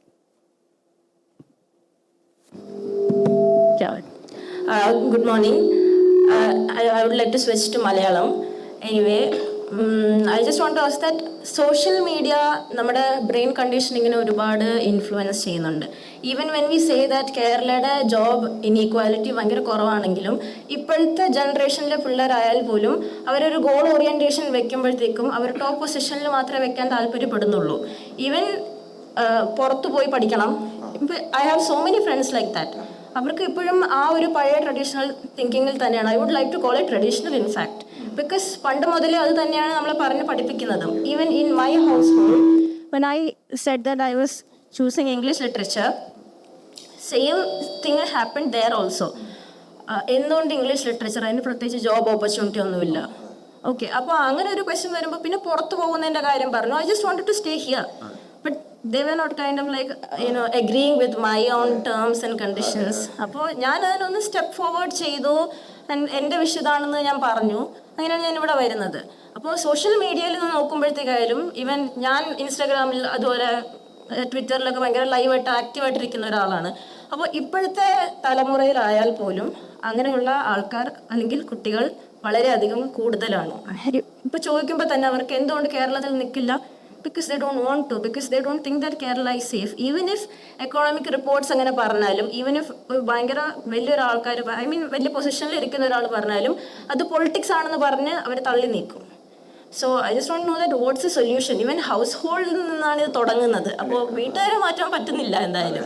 പിന്നെ മെജോറിറ്റി അങ്ങനെയാണ്, മൈനോറിറ്റി മാത്രം അങ്ങനെ ആയിട്ട് പ്രത്യേകിച്ച് കാര്യമില്ല എന്നാണ് എൻ്റെ ഒരു belief. So I would like അതെ, സൊല്യൂഷൻ എന്ന് പറയുന്നത് നമ്മൾ സ്റ്റേറ്റ്, അതിൻ്റെ ആസൂത്രണം, അതിൻ്റെ പദ്ധതികൾ, അതൊക്കെ ആ ലെവലിൽ അങ്ങ് വരും. പക്ഷേ എനിക്ക് കുട്ടികളോട് പറയാനുള്ളത്, ആ പദ്ധതികളും ആ ആസൂത്രണമൊക്കെ അങ്ങനെ നടക്കുന്നുണ്ട്. അതിനേക്കാൾ ഉപരി നിങ്ങൾ mentally you need to be ready for accommodating the changes taking place, and you also need to be part of that. നിങ്ങളൊക്കെ അറിയാലോ, ഇപ്പോൾ യൂറോപ്പിൽ, അമേരിക്കയിൽ, ഇംഗ്ലണ്ടിൽ, ഇവിടെ എല്ലാം ഫാർ റൈറ്റ് പൊളിറ്റിക്സ് എമേർജ് ചെയ്തിരിക്കുകയാണ്. എല്ലാവരുടെയും ഫാർ റൈറ്റ് പൊളിറ്റിക്സുമാണ് ചെയ്തിരിക്കുക. നിങ്ങൾ കാരണം കൊണ്ടുണ്ടാക്കിയ പാലങ്ങളും, നിങ്ങൾ ഉണ്ടാക്കിയ റോഡുകളും, നിങ്ങൾ ഉണ്ടാക്കിയ ബിൽഡിങ്ങുകളൊക്കെയാണ് അവിടെ ഉള്ളത്. U take the case of UK. തീർന്നു, sorry. Thank you so much. I M literally sorry about it. പക്ഷേ എനിക്ക് കുട്ടികൾ കിട്ടിയ ഒരു ചാൻസാണ്, ഞാൻ വിടാറില്ല. അപ്പോൾ അതുകൊണ്ട് ലാർജർ സിസ്റ്റം എന്ന് പറയുന്നത് വളരെ ഒട്ടും പോസിറ്റീവായിട്ടുള്ളൊരു സിസ്റ്റം അല്ല കുട്ടികളെ, വളരെ ഫ്രാങ്കായിട്ട് പറയാം. നിങ്ങളിപ്പോൾ ഒരു പഠിക്കാൻ വേണ്ടി പെട്ടെന്ന് ഓസ്ട്രേലിയയിൽ നിങ്ങൾക്കൊരു ചാൻസ് കിട്ടി, നിങ്ങൾ ഓസ്ട്രേലിയയിൽ പോകുന്നു. ഓസ്ട്രേലിയയിൽ ഇപ്പോൾ ഇന്ത്യൻസിനോട് അത്ര ഒട്ടും നല്ല സമീപനമല്ല അവർ കൈക്കൊള്ളുന്നത്. ജർമ്മനി ആയിരുന്നു അല്പം ഭേദം, ഇപ്പോൾ അവർ കുറച്ച് മോശമായി. നമ്മൾ കരുതിയ ഇംഗ്ലണ്ട് എന്തോ ഭയങ്കര എൻലൈറ്റൻഡ് ആണ്, ഭയങ്കര എൻലൈറ്റൻ നവോത്ഥാന ട്രഡീഷൻ എന്നൊക്കെയാണ് നമ്മൾ വിചാരിച്ചിരുന്നത്. പക്ഷേ ഈ അടുത്ത കാലത്ത് നിങ്ങൾ കണ്ടല്ലോ, പക്ഷേ ദേ വർ അഗെയിൻസ്റ്റ് ദ ബോട്ട് പീപ്പിൾ. ബോട്ടിലൂടെ ഇല്ലീഗലായിട്ട് വരുന്ന ആളുകൾക്കെതിരായിട്ടുള്ള സംഭവമാണ്. അപ്പോൾ ഇങ്ങനെ ഓൾ ദ വേൾഡ് നമ്മൾ കലങ്ങി മറിഞ്ഞ് കിടക്കുന്ന ഒരു സമയത്താണ് നിങ്ങളുടെ യുവതലമുറ മുമ്പോട്ടേക്ക് വരുന്നത്. അപ്പോൾ നമ്മളെ തലമുറ അനുഭവിക്കാത്ത പുതിയ ചാലഞ്ചസാണ് നിങ്ങൾ അനുഭവിക്കുന്നത്. ഈ ഒരു പശ്ചാത്തലത്തിലാണല്ലോ നിങ്ങൾ കമ്മ്യൂണിക്കേഷൻ്റെ പുതിയ സാധ്യതകൾ, സോഷ്യൽ മീഡിയ, അതിലൊക്കെ വരുന്നത്. അപ്പോൾ താങ്കൾ ചോദിച്ച ചോദ്യം എന്ന് പറയുന്നത്, അല്ല ഇപ്പോഴത്തെ തലമുറയും ഇത് തന്നെയല്ലേ പറയുന്നത്, അവർക്ക് വലുത് ടോപ്പ്. അല്ല, അത് ടോപ്പ് എന്ന് കരുതുന്നവർ ടോപ്പ് കരുതിക്കോട്ടെ, നമുക്കിപ്പോൾ ഒന്നും ചെയ്യാൻ പറ്റില്ലല്ലോ. ഞാൻ പറഞ്ഞു വരുന്നത് അങ്ങനെയല്ല ഇതിനെ കാണേണ്ടത് എന്നുള്ളതാണ്. അങ്ങനെയല്ല. നിങ്ങളെ അത് യൂറോപ്പിലൊക്കെ ഉള്ള ഒരു ഇത് എന്ന് പറയുന്നത്, എത്ര നിങ്ങൾ ടോപ്പായാലും നിങ്ങൾ തൊട്ട് മുമ്പിലുള്ള ആശുപത്രിയുടെ മുമ്പിൽ നിങ്ങൾ ക്യൂ നിൽക്കുക തന്നെ വേണ്ടി വരും. ഈവൻ ഇഫ് യു ആർ എന്താ പറയുക, നിങ്ങൾ അവിടുത്തെ ടോപ്പ് ഒരു ഡോക്ടറാണെന്ന് വിചാരിച്ചു, നിങ്ങൾ തൊട്ട് ഇപ്പുറത്തെ ക്ലിനിക്കിൽ അതിൻ്റെ ഇവിടെ അങ്ങനെയല്ല സിസ്റ്റം. അത് നിങ്ങളിലൂടെ വരണമെങ്കിൽ കുറേ കാലം എടുക്കും. ഇപ്പം നമ്മൾ പിന്നെ വേസ്റ്റ് ഒന്നും നമ്മൾ അവിടെ ഇവിടെ ഇടുന്നില്ലല്ലോ. നമ്മൾ dignity of labour, dignity of job. പക്ഷേ അദ്ദേഹം നേരത്തെ സൂചിപ്പിച്ച പോലെ വരുമാനത്തിൽ വ്യത്യാസം ഉണ്ടാവും, സ്കില്ലിൽ വ്യത്യാസം ഉണ്ടാവും. അപ്പോൾ സ്കില്ല് കുറേ കൂടെ നമ്മൾ മൾട്ടിപ്പിൾ ലെവലിൽ സ്കില്ല് ചെയ്യേണ്ടി വരും. ഒരു സ്കില്ല് ചെയ്യാനും പാടില്ല. So you will also part of the state. You are the state, you are part of the state, not the other state. അങ്ങനെയുണ്ടല്ലോ ഒരു argument, I am the state എന്ന് പറയുന്നത്. അങ്ങനെ ഒരു അതോറിറ്റേറിയൻ അല്ല. It's a participatory state, it's an enlighten state, an ethical state. അതിന് സ്റ്റേറ്റിനെ നിങ്ങൾ വ്യത്യസ്തമായിട്ട് കാണണം. അവിടെയുള്ള യുവാക്കൾ താങ്കൾ പറഞ്ഞ് ശരിയായിരിക്കാം, ശരിയാണ്. അതും ഈ കഴിഞ്ഞ ട്രഡീഷണൽ ഫ്യൂഡൽ വാല്യൂസിൻ്റെ ഒരു കണ്ടിന്യൂഷനാണത്. അപ്പോൾ നിങ്ങളെ ഫ്യൂഡൽ വാല്യൂസിൽ നിന്ന് നിങ്ങൾ ഒരു വിടുതൽ, ഒരു ഡിസ്ജങ്ചർ എന്ന് പറയും, നമ്മൾ ഡിസ്ജങ്ചർ ചെയ്യേണ്ടി വരും. നിങ്ങളതിൽ നിന്ന് മാറിയിക്കേണ്ടി വരും. ഫോഴ്സ്ഫുള്ളായിട്ട് തന്നെ നിങ്ങൾ ചിലപ്പോൾ അതിൽ നിന്ന് മാറിയേക്കേണ്ടി വരും. അത് ചിലപ്പോൾ ചെയ്യേണ്ടി വരും. അതൊക്കെ ചെയ്യുന്നതിലൂടെയാണ് നിങ്ങൾ സ്വയം ഒരു യഥാർത്ഥ വിദ്യാർത്ഥിയും യഥാർത്ഥ മനുഷ്യനുമായിട്ട് മാറുന്നത് എന്നാണ് പറഞ്ഞു വന്ന കാര്യം. Thank you so much. Sorry, ഞാൻ കൂടുതൽ സമയം എടുത്തു.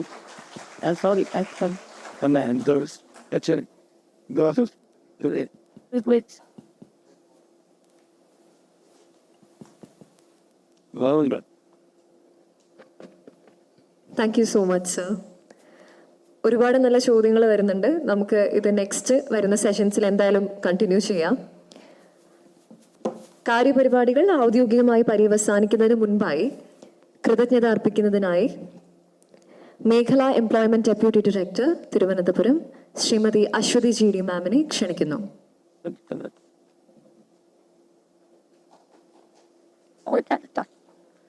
നമ്മുടെ സെഷൻ തുടങ്ങാനുള്ള സമയം അതിക്രമിച്ചിരിക്കുന്നു. അതുകൊണ്ട് തന്നെ കൃതജ്ഞത വളരെ ലഘുവാക്കി നമുക്ക് നമ്മുടെ പരിപാടിയിലേക്ക് കിടക്കാം. നമ്മുടെ അനുദിനം മാറിക്കൊണ്ടിരിക്കുന്ന ഈ തൊഴിൽ മേഖലയുടെ ഏറ്റവും റെലവൻ്റായ 2 വിഷയങ്ങളാണ് ഇന്ന് നമ്മുടെ സെഷനിൽ ഉൾക്കൊള്ളിച്ചിട്ടുള്ളത്. അത് ഉദ്ഘാടനം ചെയ്യാൻ ഏറ്റിരുന്നത് നമ്മുടെ വകുപ്പ് മന്ത്രിയാണ്. അദ്ദേഹത്തിന് പെട്ടെന്നുണ്ടായൊരു സാഹചര്യത്തിൽ വരാൻ സാധിച്ചില്ല. എന്നാലും വകുപ്പ് എന്നും അദ്ദേഹത്തിനോട് നന്ദിയുള്ളതാണ്. അദ്ദേഹത്തിന് ആദ്യമേ നന്ദി അറിയിച്ചോളുന്നു. ഒപ്പം ഇന്നത്തെ പ്രോഗ്രാം ഉദ്ഘാടനം ചെയ്തത് നമ്മുടെ രവിരാമൻ സാറാണ്. സാറ് കേരള പ്ലാനിംഗ് ബോർഡിൻ്റെ മെമ്പർ കൂടിയാണ്. നമ്മുടെ വകുപ്പിൻ്റെ നിരന്തരമായ മാറ്റങ്ങൾക്ക് അദ്ദേഹം കാരണക്കാരൻ കൂടിയാണ്. അദ്ദേഹത്തിന് വകുപ്പിൻ്റെ പേരിലുള്ള നന്ദി അറിയിക്കുന്നു. ഇന്ന് നമ്മുടെ പരിപാടിയുടെ അധ്യക്ഷൻ ഞങ്ങളുടെ തന്നെ ഡയറക്ടറായിരുന്നു സുഫിയാൻ അഹമ്മദ് IAS. അദ്ദേഹത്തിൻ്റെ നിർദ്ദേശത്തിലാണ് വകുപ്പ് ഓരോ പരിപാടിയും മുന്നോട്ട് കൊണ്ടുപോകുന്നത്. അദ്ദേഹത്തിന് വകുപ്പിന് പേരിലുള്ള നന്ദി അറിയിക്കുന്നു. അതോടൊപ്പം ശ്രീ മോഹൻദാസ് PK ഞങ്ങളുടെ ജോയിൻറ്റ് ഡയറക്ടറാണ്. അദ്ദേഹത്തിനും വകുപ്പിൻ്റെ നന്ദി അറിയിക്കുന്നു. യൂണിവേഴ്സിറ്റി ബ്യൂറോയുടെ എല്ലാ പ്രവർത്തനങ്ങൾക്കും ചുക്കാൻ പിടിക്കുന്ന അതിൻ്റെ ചീഫാണ് അദ്ദേഹം. നമ്മുടെ S. തജീബ് സാർ, അദ്ദേഹത്തിനും ഡയറക്ടർ കാര്യവട്ടം ക്യാമ്പസിൻ്റെ പ്രൊഫസർ ജോസൂട്ടി അവർക്കും ഒപ്പം director department of undergraduate doctor Sam സോളമനും വകുപ്പിൻ്റെ നന്ദി അറിയിച്ചോളുന്നു. എംപ്ലോയ്മെൻറ്റ് വകുപ്പിൻ്റെ തന്നെ deputy director Kumar T, SVGO Rajesh, അതുപോലെ നമ്മുടെ ഡെപ്യൂട്ടി ചീഫ് രാജീവ് കുമാർ എന്നിവർക്കും വകുപ്പിൻ്റെ പേരിലുള്ള നന്ദി അറിയിക്കുന്നു. ഇന്നത്തെ സെമിനാർ കൈകാര്യം ചെയ്യുന്നത് ഡോക്ടർ S. ഉണ്ണികൃഷ്ണൻ നായരും അതിനുശേഷമുള്ള സെമിനാർ ഉച്ചയ്ക്ക് ശേഷം കൈകാര്യം ചെയ്യുന്ന doctor Ramesh KV, doctor Emmanuel Raja, Shrimati Jaya Nair എന്നിവരാണ്. അവർക്കും വകുപ്പിൻ്റെ പേരിലുള്ള നന്ദി അറിയിക്കുന്നു. ഇന്നത്തെ സെമിനാറിൽ ആരോഗ്യപരമായ ചർച്ചയ്ക്ക് ഇവിടെ എത്തിച്ചേർന്നിട്ടുള്ള ഊർജ്ജസ്വലരായ നിങ്ങൾക്ക് ഓരോരുത്തർക്കും വകുപ്പിൻ്റെ പേരിലുള്ള നന്ദി അറിയിക്കുന്നു.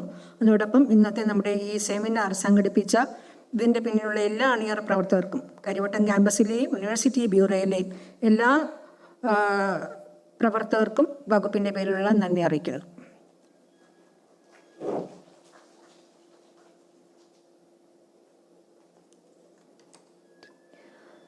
കാര്യപരിപാടികൾ ഔദ്യോഗികമായി പര്യവസാനിച്ചിരിക്കുകയാണ്. അടുത്തതായി സെമിനാർ വിഷയവുമായി ബന്ധപ്പെട്ട ക്ലാസുകളും ചർച്ചകളും ആരംഭിക്കുന്നതാണ്. നന്ദി.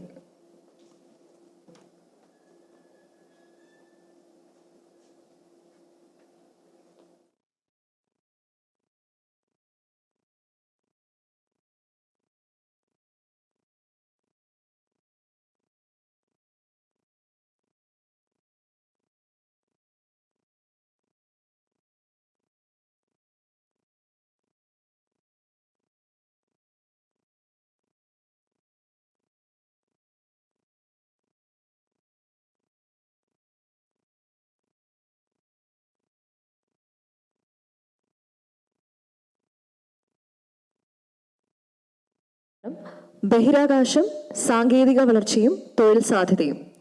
Resource person doctor S. Unnikrishnan Nair, VSSC മുൻ director. Doctor S. Unnikrishnan Nair, a distinguished scientist, former director, VSSC for 3.5 years and the director of IIST. He has a graduation in mechanical engineering and post-graduation in aerospace engineering from Indian Institute of Science, Bangalore. He holds a PhD in mechanical engineering from IIT Madras.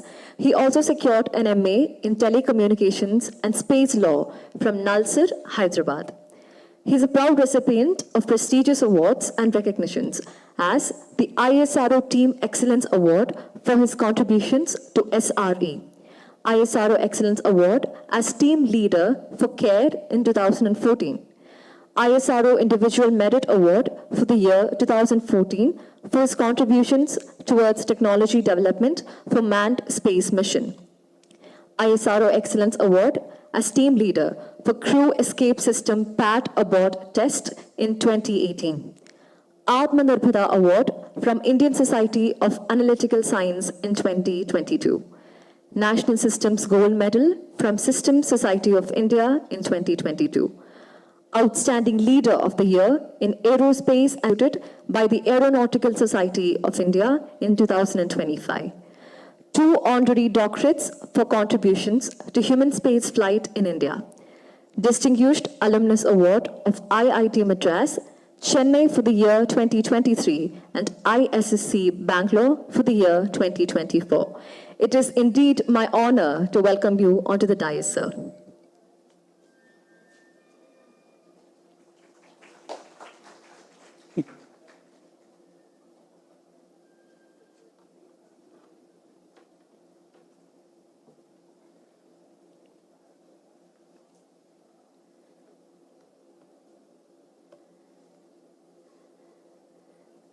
Good morning and thank you for the nice introduction.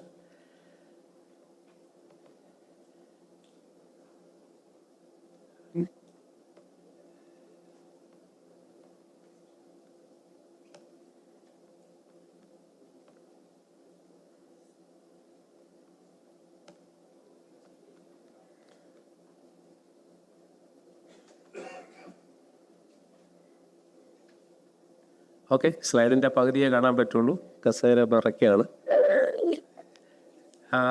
ഇന്ന് നിങ്ങളെല്ലാം വിദ്യാർത്ഥികളാണ്. നിങ്ങൾ ജോലി അന്വേഷിക്കുന്ന സമയമാണ്. അങ്ങോട്ടും ഇങ്ങോട്ടും discussion നടക്കും. നിങ്ങൾക്ക് ഇപ്പോൾ സോഷ്യൽ മീഡിയ കൂടെ ഒക്കെ പലതരത്തിലുള്ള ഓപ്പർച്യൂണിറ്റീസിനെ കുറിച്ച് നിങ്ങൾ ഡിസ്കസ് ചെയ്യണം.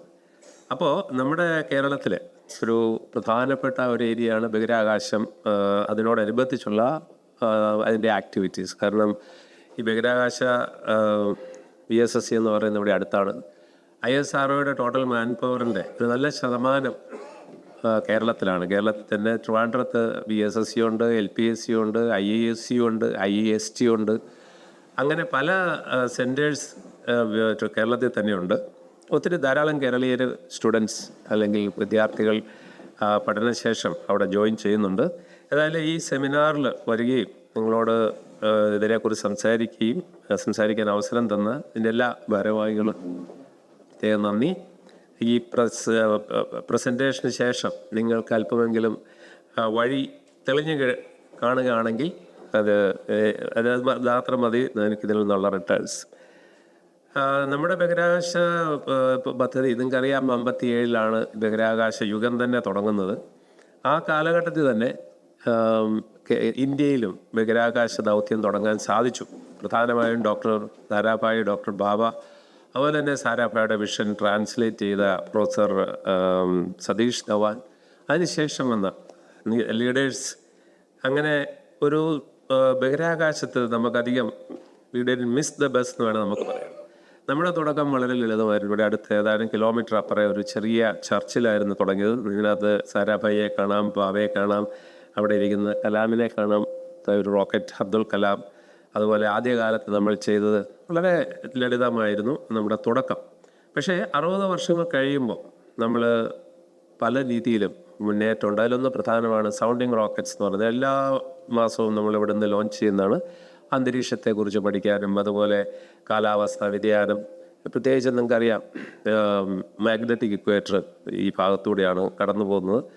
അങ്ങനെ ഏതാണ്ട് 4000-ഓളം സൗണ്ടിങ് റോക്കറ്റ്സുകൾ നമ്മൾ ലോഞ്ച് ചെയ്യുന്നത്. പല ഡയമീറ്ററിലും സൈസിലുമുള്ള, അതനുസരിച്ച് പല ഹൈറ്റിലേക്ക് പോവും.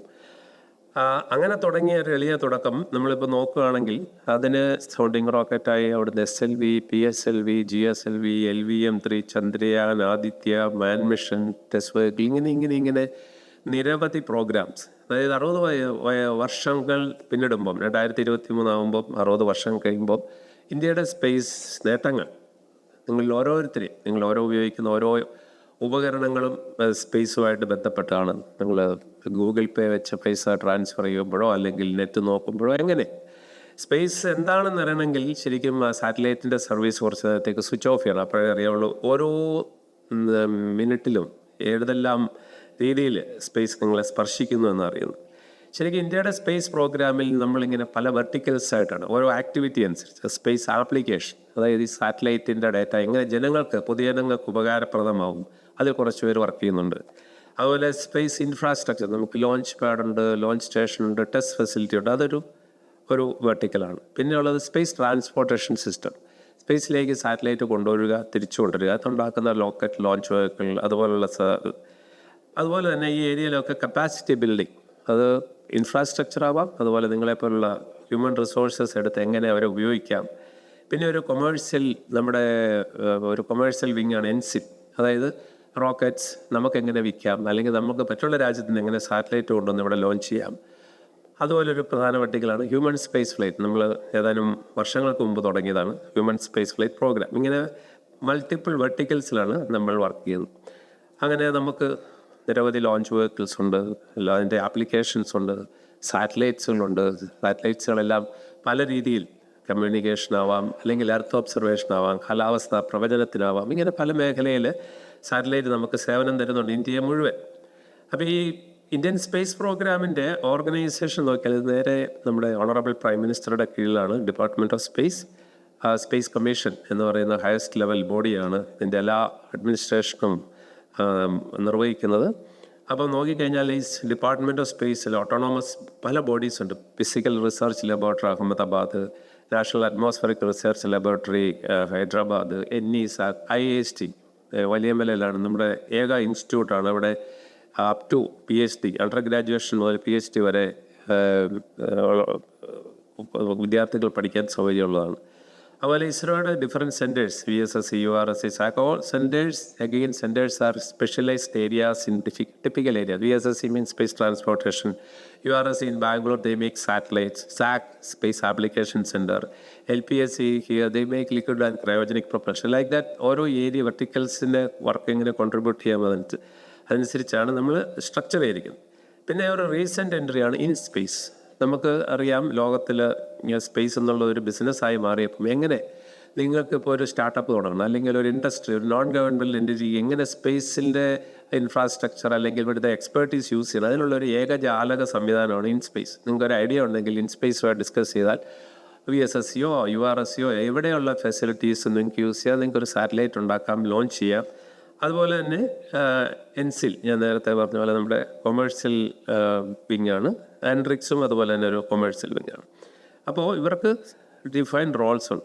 ഇസ്രോയ്ക്ക് സ്പേസ് ടെക്നോളജി ഡെവലപ്പ് ചെയ്യുക, റിസർച്ച് R&D നടത്തുക, പുതിയ പുതിയ കണ്ടുപിടുത്തങ്ങൾ നടത്തുക, അങ്ങനെ പ്രധാനപ്പെട്ട രാജ്യത്തിന് വേണ്ട മിഷൻസ് ലോക്കൽ റോക്കറ്റോ സാറ്റലൈറ്റോ നടത്തുക.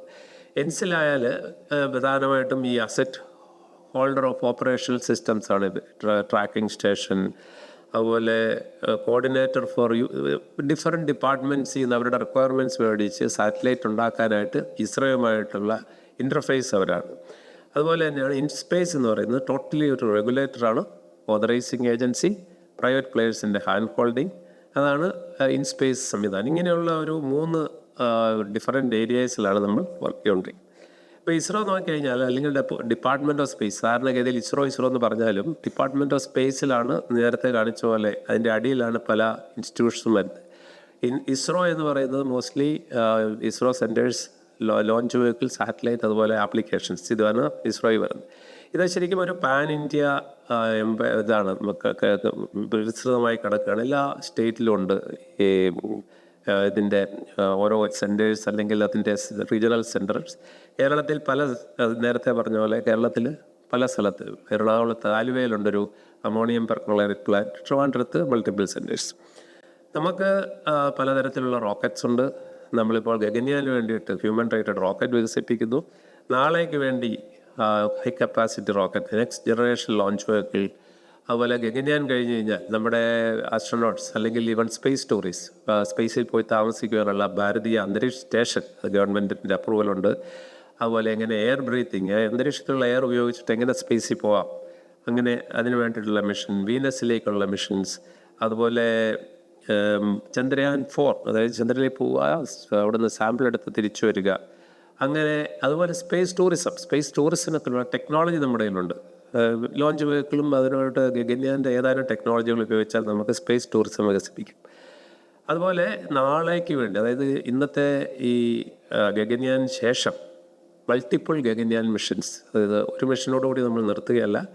അതുപോലെ സ്പേസ് സ്റ്റേഷൻ പറഞ്ഞ പോലെ മോണിൽ പോകാനുള്ള പദ്ധതി സ്റ്റഡി, അതൊരു പ്രോജക്റ്റ് അപ്രൂവ് ചെയ്യില്ല, പക്ഷേ മനുഷ്യനെങ്ങനെ മോണിൽ പോകാം, എന്തുകൊണ്ടാണ് നമ്മൾ ഭൂമി വിട്ട് മറ്റുള്ള ഗ്രഹങ്ങളിലേക്കും ഗ്രഹാന്തര യാത്രകളെക്കുറിച്ചൊക്കെ ചിന്തിക്കുന്നതെന്ന് വെച്ചാൽ ഭൂമിയിലെ റിസോഴ്സുകൾ പലപ്പോഴും ഡിപ്ലീറ്റഡ് ആകുന്നു.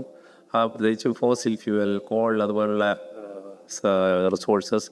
മാത്രമല്ല പോപ്പുലേഷൻ കൂടുന്നു, നമുക്ക് കൂടുതൽ റിസോഴ്സ് വേണം. അപ്പോൾ ഒന്ന് റിസോഴ്സ് മറ്റു സ്ഥലത്ത് നിന്ന് കൊണ്ടുവരിക, അല്ലെങ്കിൽ നമുക്ക് മറ്റുള്ള പ്ലാനറ്റ്സിലോ അല്ലെങ്കിൽ മറ്റുള്ള എക്സോ പ്ലാനറ്റ്സിലോ പോയി താമസിക്കുക. ഇത് ചിലത് ഇപ്പോഴൊരു തീർച്ചയായിട്ടും നമുക്ക് തോന്നുമ്പോൾ നടക്കാൻ പോകുന്ന കാര്യമില്ല. എക്സോ പ്ലാനറ്റ്സ് എന്ന് പറഞ്ഞാൽ ലൈറ്റ് ഇയേഴ്സ് അവയാണ്. അപ്പം ഈ യൂണിവേഴ്സ് എന്ന് പറഞ്ഞാൽ വളരെ വളരെ ഹ്യൂജാണ്. നമ്മൾക്കറിയാം ഒബ്സർവർ യൂണിവേഴ്സ് തന്നെ 96 ബില്യൺ ലൈറ്റ് ഇയേഴ്സ് എന്ന് വെച്ചാൽ നമുക്ക് മനസ്സിൽ ഉൾക്കൊള്ളാൻ കഴിയാത്ത അത്ര വലുതാണ്. അപ്പോൾ ഇവിടെയുള്ള റിസോഴ്സസും അതുപോലെ റിച്ചാണ്. ലോകം മുഴുവൻ ഗവൺമെൻറ് മാത്രമല്ല പ്രൈവറ്റ് പ്ലെയേഴ്സും ഈ സ്പേസ് ബിസിനസ്സിലേക്ക് ഇറങ്ങിയിട്ടുണ്ട്. കാരണം സ്പേസ് അതുപോലൊരു ലുക്രേറ്റീവ് ബിസിനസ്സാണ്. അപ്പോൾ നമ്മുടെ ഭാരതീയ അന്തരീക്ഷ സ്റ്റേഷൻ നമ്മുടെ തന്നെ ലോഞ്ച് വെഹിക്കിൾ ഉപയോഗിച്ച് മൾട്ടിപ്പിൾ സെഗ്മെൻറ്റ്സ് ഉപയോഗിച്ച് ആൾക്കാരുടെ ഇൻവോൾവ്മെൻ്റ് ഇല്ലാതെ കഴിയുന്നത് ഓട്ടോമേറ്റഡ് ആയിട്ട് ഡോക്ക് ചെയ്ത് സ്പേസിൽ ബിൽഡ് ചെയ്യുക എന്നുള്ള പദ്ധതിയാണ്. ഫസ്റ്റ് മൊഡ്യൂളിൽ 2028 ലോഞ്ച് ചെയ്യുക. അതുപോലെയാണ് ഗഗൻയാൻ. VSSCയിൽ ഇവിടെയാണ് ഗഗൻയാന് വേണ്ട ഈ ഹ്യൂമൻ റേറ്റഡ് ലോഞ്ച് വെഹിക്കിൾ ഉണ്ടാക്കുക. നമ്മുടെ 4 അസ്ട്രോനോട്ട്സ് ഓൾറെഡി സെലക്റ്റഡ് ആണ്. അപ്പോൾ അതിന് വേണ്ട ടെക്നോളജി, ലോഞ്ച് വെഹിക്കിൾ വേണം, അവർക്ക് ഇരിക്കാനുള്ള ക്യാപ്സ്യൂൾ വേണം, അതിന് വേണ്ട life support system, flight suit, safety system, അതുപോലെ so many different technologies are required. ഇതെല്ലാം ഈ ഇസ്രോയുടെ പല സെൻറ്റേഴ്സിലും ഇൻഡസ്ട്രീസിലും ഡെവലപ്പ് ചെയ്യുന്നത്. അതുപോലെ എന്താണ് ഈ 4 പേരാണ് നമ്മുടെ അസ്ട്രോനോട്ട്സ്. അവർ ഇപ്പം നിങ്ങൾക്കറിയാം ഈ അടുത്ത കാലത്തിൽ ഒരാൾ ഇപ്പോൾ ഇതിനകത്ത് Shubhanshu Shukla, he has gone to space station, and Prasanth Balakrishnan who is left to me, he was here yesterday. ഈ 4 പേരും ബാംഗ്ലൂരുണ്ട്. ഇവർ എയർഫോഴ്സിൽ നിന്ന് വന്നവരാണ്. സാധാരണ എയർഫോഴ്സിലെ ടെസ്റ്റ് പൈലറ്റ്സിനെയാണ് അസ്ട്രോനോട്ട്സായിട്ട് എടുക്കുന്നത്. കാരണം എയർഫോഴ്സ് ടെസ്റ്റ് പൈലറ്റ്സിൻ്റെ ക്വിക്ക് ഡിസിഷൻ മേക്കിംഗ് കേപ്പബിലിറ്റി, അതുപോലെ അവർ അണ്ടർഗോ ചെയ്യുന്ന പല ട്രെയിനിങ്ങും ലൈക്ക് സെൻട്രിഫ്യൂജ് കൂടെയുള്ള ട്രെയിനിങ്, അതുപോലെ ഐസൊലേഷൻ, തന്നെ കോക്പിറ്റ് ഇരുന്ന് പറക്കുമ്പോൾ, അതുപോലെ പല അട്രിബ്യൂട്ട്സും ഒരു അസ്ട്രോനോട്ട്സിന് ചേർന്നതാണ്. എന്ന് കരുതി എയർഫോഴ്സ് പൈലറ്റ്സ് മാത്രമായിരിക്കില്ല ഇനി പറക്കാൻ പോകുന്നത്. തീർച്ചയായിട്ടും സിവിലിയൻസും വിമൻ ഇതുപോലുള്ള എല്ലാവരും ഉൾക്കൊള്ളുന്ന ഒരു ഫ്യൂച്ചറായിരിക്കും നമുക്കുണ്ടാവുക. ഇങ്ങനെ നമ്മൾ റോക്കറ്റ് അതുപോലെ റിലേറ്റഡ് സാറ്റലൈറ്റ് ടെക്നോളജി ഡെവലപ്പ് ചെയ്ത് ധാരാളം സ്പിൻ ഓഫ്സ് വരും പലതും. അത് നമ്മൾ ഇൻഡസ്ട്രീസിൽ കൊടുക്കാറുണ്ട്. അങ്ങനെ പല ഇൻഡസ്ട്രീസും അതൊരു ബിസിനസ്സായിട്ട് എടുത്തിട്ടുണ്ട്. നിങ്ങൾക്കറിയാം പല പേറ്റൻസ് ടെക്നോളജി 240ഓളം ടെക്നോളജി VSSC മാത്രം ട്രാൻസ്ഫർ ചെയ്തിട്ടുണ്ട്. അപ്പം ഇൻഡസ്ട്രീസ് കൊടുത്ത് ബൈബാക്ക് പോലെ അല്ലെങ്കിൽ അവർക്ക് ആ ടെക്നോളജി പലർക്കും വിൽക്കാൻ പറ്റും. ഉദാഹരണമാണ് ലിത്യം അയൺ സെൽസ്. ഇപ്പം ബാംഗ്ലൂരിലുള്ള BHEL നമ്മൾ ആ ടെക്നോളജി ട്രാൻസ്ഫർ ചെയ്തിരിക്കുകയാണ്. ഇപ്പം ലിത്യം അയൺ സെൽ നേരത്തെ നമ്മൾ ഇമ്പോർട്ട് ചെയ്തുകൊണ്ടിരിക്കുകയായിരുന്നു. ഇപ്പോൾ അവർ മാസ് പ്രൊഡ്യൂസ് ചെയ്യണം. അപ്പോൾ അത് നമ്മുടെ മാർക്കറ്റിൽ കിട്ടും. അത് ഇന്ത്യൻ സ്പേസ് പ്രോഗ്രാമിന് മാത്രമല്ല ഇന്ത്യയിലുള്ള എല്ലാ ഇൻഡസ്ട്രീസും, അതുപോലെ പലതരം സോഫ്റ്റ്വെയർസ്, ഇതെല്ലാം ഇതിൻ്റെ ഒരു ഉപോൽപ്പന്നമായിട്ട് അവൈലബിൾ ആണ്. അപ്പോൾ ഇതാണ് ഞാൻ നേരത്തെ പറഞ്ഞ സ്പേസ് ടൂറിസം. നിങ്ങൾ ആരെങ്കിലും സ്പേസ് ടൂറിസത്തിൽ താല്പര്യമുണ്ടെങ്കിൽ ഇൻസ്പേസിൽ കോൺടാക്ട് ചെയ്താൽ ഇസ്രോയുടെ ടെക്നോളജി ഉപയോഗിച്ച് എങ്ങനെ edge of the space 100 kilometre പോയിട്ട് തിരിച്ചു വരിക. അതായത് 100 കിലോമീറ്ററാണ് സാധാരണ സ്പേസിൻ്റെ ലിമിറ്റ് പറയുന്നത്. അപ്പോൾ അവിടെ പോവുക, അവിടെ നിന്ന് താഴോട്ട് വരുമ്പോൾ നമുക്ക് 2 to 3 minutes ഫ്രീ വെയ്റ്റ്ലെസ്നെസ് അനുഭവിക്കാൻ പറ്റും. ഇത് അമേരിക്കയിലൊക്കെ ഒരു ബിസിനസ്സാണ്. നിങ്ങൾക്ക് പറക്കാൻ പറ്റും. പലരും ഇതുപോലെ ബിസിനസ് ഓപ്പർച്യൂണിറ്റി ഉപയോഗിക്കുന്നുണ്ട്. പിന്നെ നമ്മൾ നോക്കുമ്പം കേരളം സ്പെസിഫിക് ആയിട്ട് നോക്കുമ്പോൾ നമ്മുടെ ഒരു രാജ്യത്തിൻ്റെ ഒരു പ്രത്യേകത അറിയാമല്ലോ. മലനാട്, ഇടനാട്, തീരപ്രദേശം എന്നിങ്ങനെയാണ് നമ്മൾ പഠിച്ചിരിക്കുന്നത്. ഇവിടെയുള്ള ആൾക്കാരുടെ റിക്വയർമെൻറ്റ്സും പ്രോബ്ലംസും ഡിഫറെൻ്റാണ്. കാടുകളിലുള്ളവർക്ക് മൃഗങ്ങൾ ഇറങ്ങി വരുന്നു, അതിനെ എങ്ങനെ തടയാം, സ്പേസ് ടെക്നോളജി എങ്ങനെ യൂസ് ചെയ്യാം. തീരപ്രദേശത്തുള്ളവർക്ക് എങ്ങനെ ഈ സീയുടെ കടൽ കയറ്റം മൂലം ഉണ്ടാകുന്ന നഷ്ടം, അല്ലെങ്കിൽ എങ്ങനെ ഫിഷിൻ്റെ ഈൽഡ് എങ്ങനെ കൂട്ടാം, അല്ലെങ്കിൽ കാലാവസ്ഥ എങ്ങനെ കൃത്യമായിട്ട് പ്രവചിക്കാം. അതോടൊപ്പം അവർക്ക് കടലിലേക്ക് പോകുന്നത് പ്ലാൻ ചെയ്യാൻ പറ്റും. അപ്പം ഓരോരുത്തരും നിങ്ങളിപ്പോൾ നിങ്ങളുടെ ഡിപ്പാർട്ട്മെൻറ്റുമായിട്ട് ആലോചിക്കുകയാണെങ്കിൽ നമുക്ക് സോൾവ് ചെയ്യാവുന്ന, കേരളത്തിന് വേണ്ടി തന്നെ ഇപ്പം തന്നെ സ്പേസ് ഡാറ്റ പല പ്രശ്നങ്ങൾക്കും അല്ലെങ്കിൽ പല നമ്മുടെ പ്രശ്നങ്ങൾക്കും ഉപയോഗിക്കുന്നുണ്ട്. അത് നമുക്ക് കൂടുതൽ വ്യാപിപ്പിക്കാൻ പറ്റും. ഇതിട്ട് എക്കണോമിയുടെ അത്രയും പെർസെൻറ്റേജ് അതിൽ വർക്ക് ചെയ്യുന്നുള്ളൂ. പിന്നെ സാറ്റലൈറ്റ് 20 to 25% അതിൽ പോയിരിക്കുന്നത്. ബാക്കി മുഴുവൻ ഡൗൺ സ്ട്രീം ആപ്ലിക്കേഷനാണ്. അത് സാറ്റലൈറ്റ് ഡാറ്റ ഉപയോഗിച്ച് സാധാരണക്കാർക്ക് പ്രയോജനപ്പെടുന്ന കാര്യങ്ങൾ ഉണ്ടാക്കുക. ഒരു കമ്പനി, പ്രൈവറ്റ് കമ്പനി തുടങ്ങിയിട്ട് അവർ ചെയ്യുന്നത് രജിസ്ട്രേഷൻ ഓഫ് ലാൻഡ്. നിങ്ങൾക്ക് ഇപ്പോൾ ഒരു ലാൻഡ് രജിസ്റ്റർ ചെയ്യണമെങ്കിൽ അവരെ അപ്രോച്ച് ചെയ്താൽ നോൺ എൻകംബറൻസ് സർട്ടിഫിക്കറ്റ്, മെഷർമെൻറ്റ് ഇതെല്ലാം എടുത്തിട്ട്, അല്ലെങ്കിൽ ഒരു ബാങ്ക് ലോൺ വേണമെങ്കിൽ ഇതെടുത്തിട്ട് എങ്ങനെ ബാങ്കിൽ കൊടുത്ത് ലോൺ എടുക്കാം, അതിൻ്റെ ഡോക്യുമെൻറ്റ്സൊക്കെ നേരത്തെ ആഴ്ചകളോ മാസങ്ങളോ എടുത്തിരുന്ന ഇപ്പോൾ 1-2 ദിവസങ്ങൾ കൊണ്ട് തരാൻ പറ്റും. ഇങ്ങനെ ഇത് നമ്മുടെ ആശയങ്ങൾ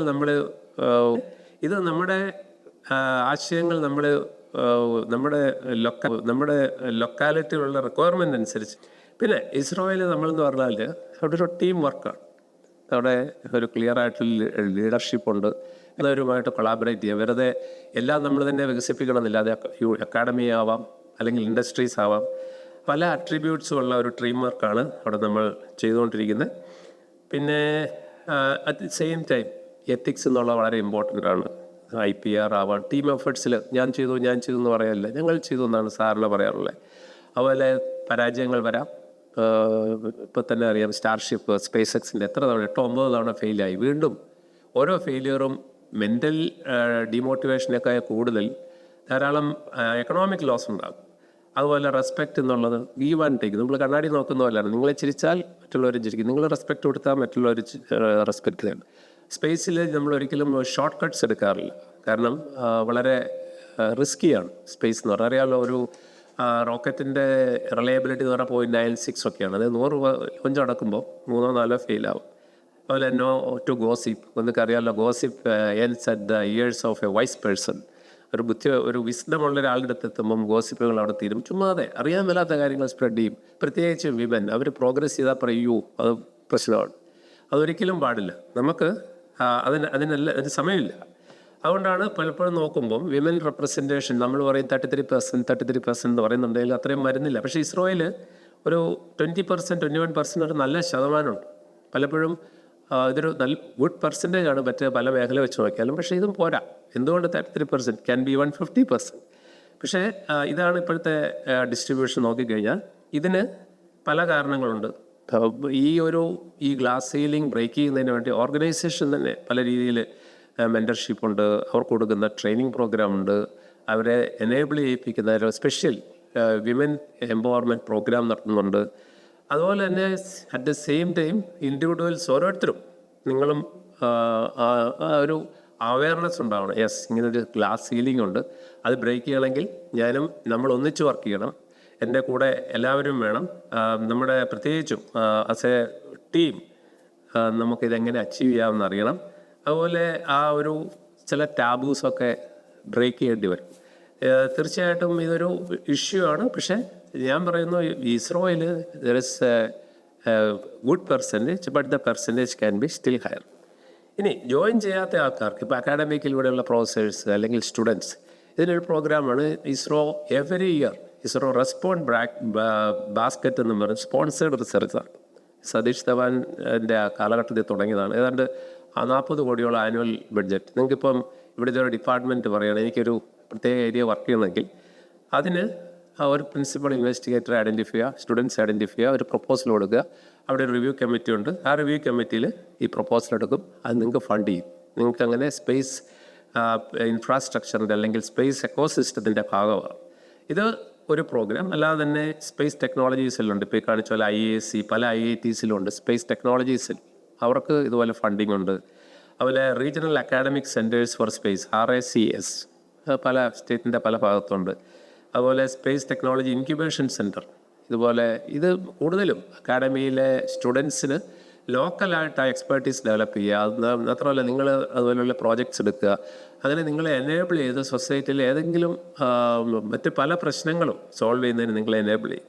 ഇപ്പോൾ നിങ്ങൾക്ക് റെസ്പോണ്ട് പ്രോഗ്രാം ചെയ്യണമെങ്കിൽ ഇസ്രോയുടെ സൈറ്റിൽ പോയി ആ പ്രോഗ്രാം എന്നാണ് റെസ്പോണ്ട് ബാസ്ക്കറ്റ് അനൗൺസ് ചെയ്യുന്നത്. അതിൽ വളരെ ക്ലിയറായിട്ട് ഇൻസ്ട്രക്ഷൻ കൊടുത്തിട്ടുണ്ട്. അത് 2 to 3 years ആണ് സാറിൻ്റെ ടൈം ലൈൻ. അതിൻ്റെ funding can be anything, 25 lakhs, 50 lakhs, even 1 crore, 2 crores depending upon the outcome. പക്ഷേ നമുക്കൊരു വളരെ കൃത്യമായൊരു പ്രോഗ്രാം വേണം, ടൈം ലൈൻ വേണം. പറയണം ഞാൻ ഇന്ന ടൈം ഇത് ഡെലിവർ ചെയ്യും. ആ ഒരു ക്ലാരിറ്റി ഉണ്ടെങ്കിൽ ഈ പ്രോജക്റ്റ് അപ്രൂവൽ കിട്ടാൻ വളരെ എളുപ്പമാണ്. അപ്പോൾ നമ്മുടെ ഇസ്രോയിൽ നമ്മൾ പലതും എടുക്കുന്ന കൂട്ടത്തിൽ ഹ്യൂമൻ റിസോഴ്സ് അത് വളരെ ഇമ്പോർട്ടൻ്റ് ആണ്.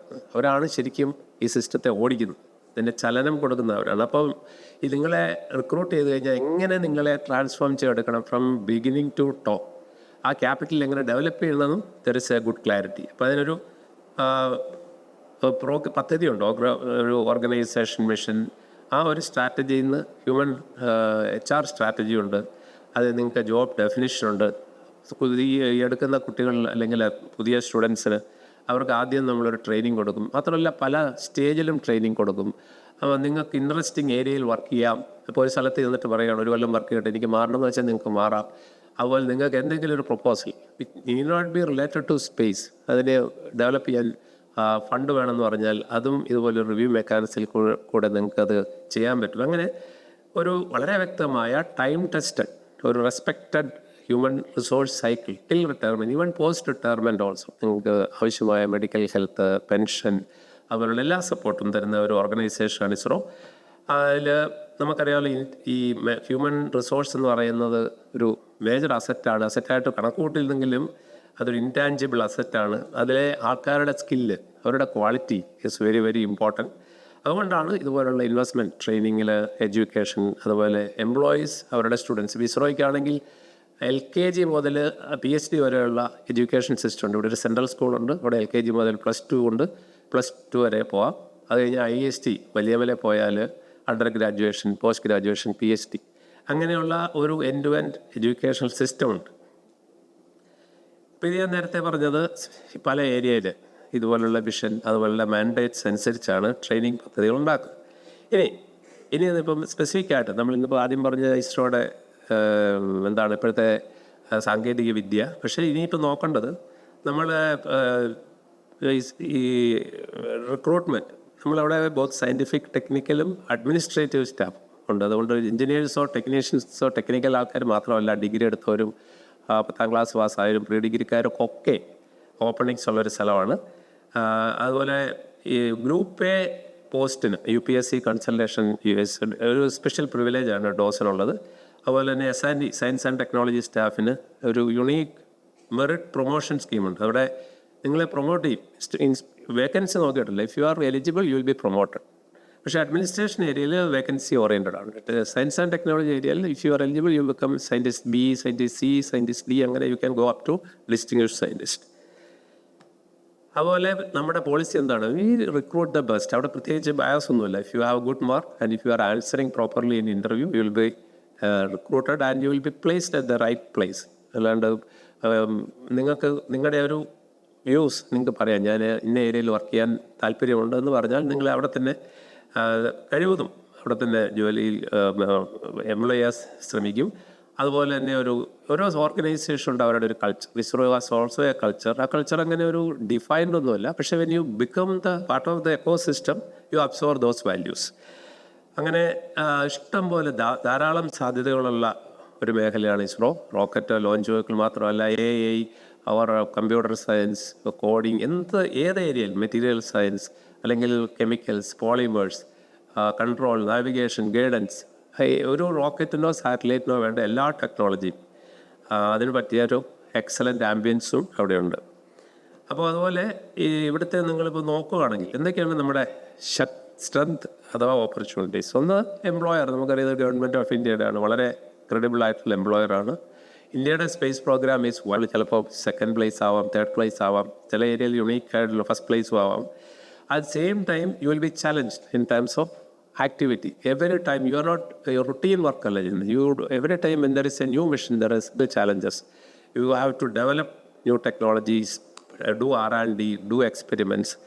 അതുപോലെ തന്നെയാണ് വളരെ നല്ല ഡിസിപ്ലിൻഡ് ആയിട്ടുള്ള ഒരു വർക്ക് കൾച്ചർ ഉണ്ട്, where you will enjoy really the effect team work and really a national pool of talented people are there. So you are interacting with them and we work for a common cause, so there is a national outlook in that area.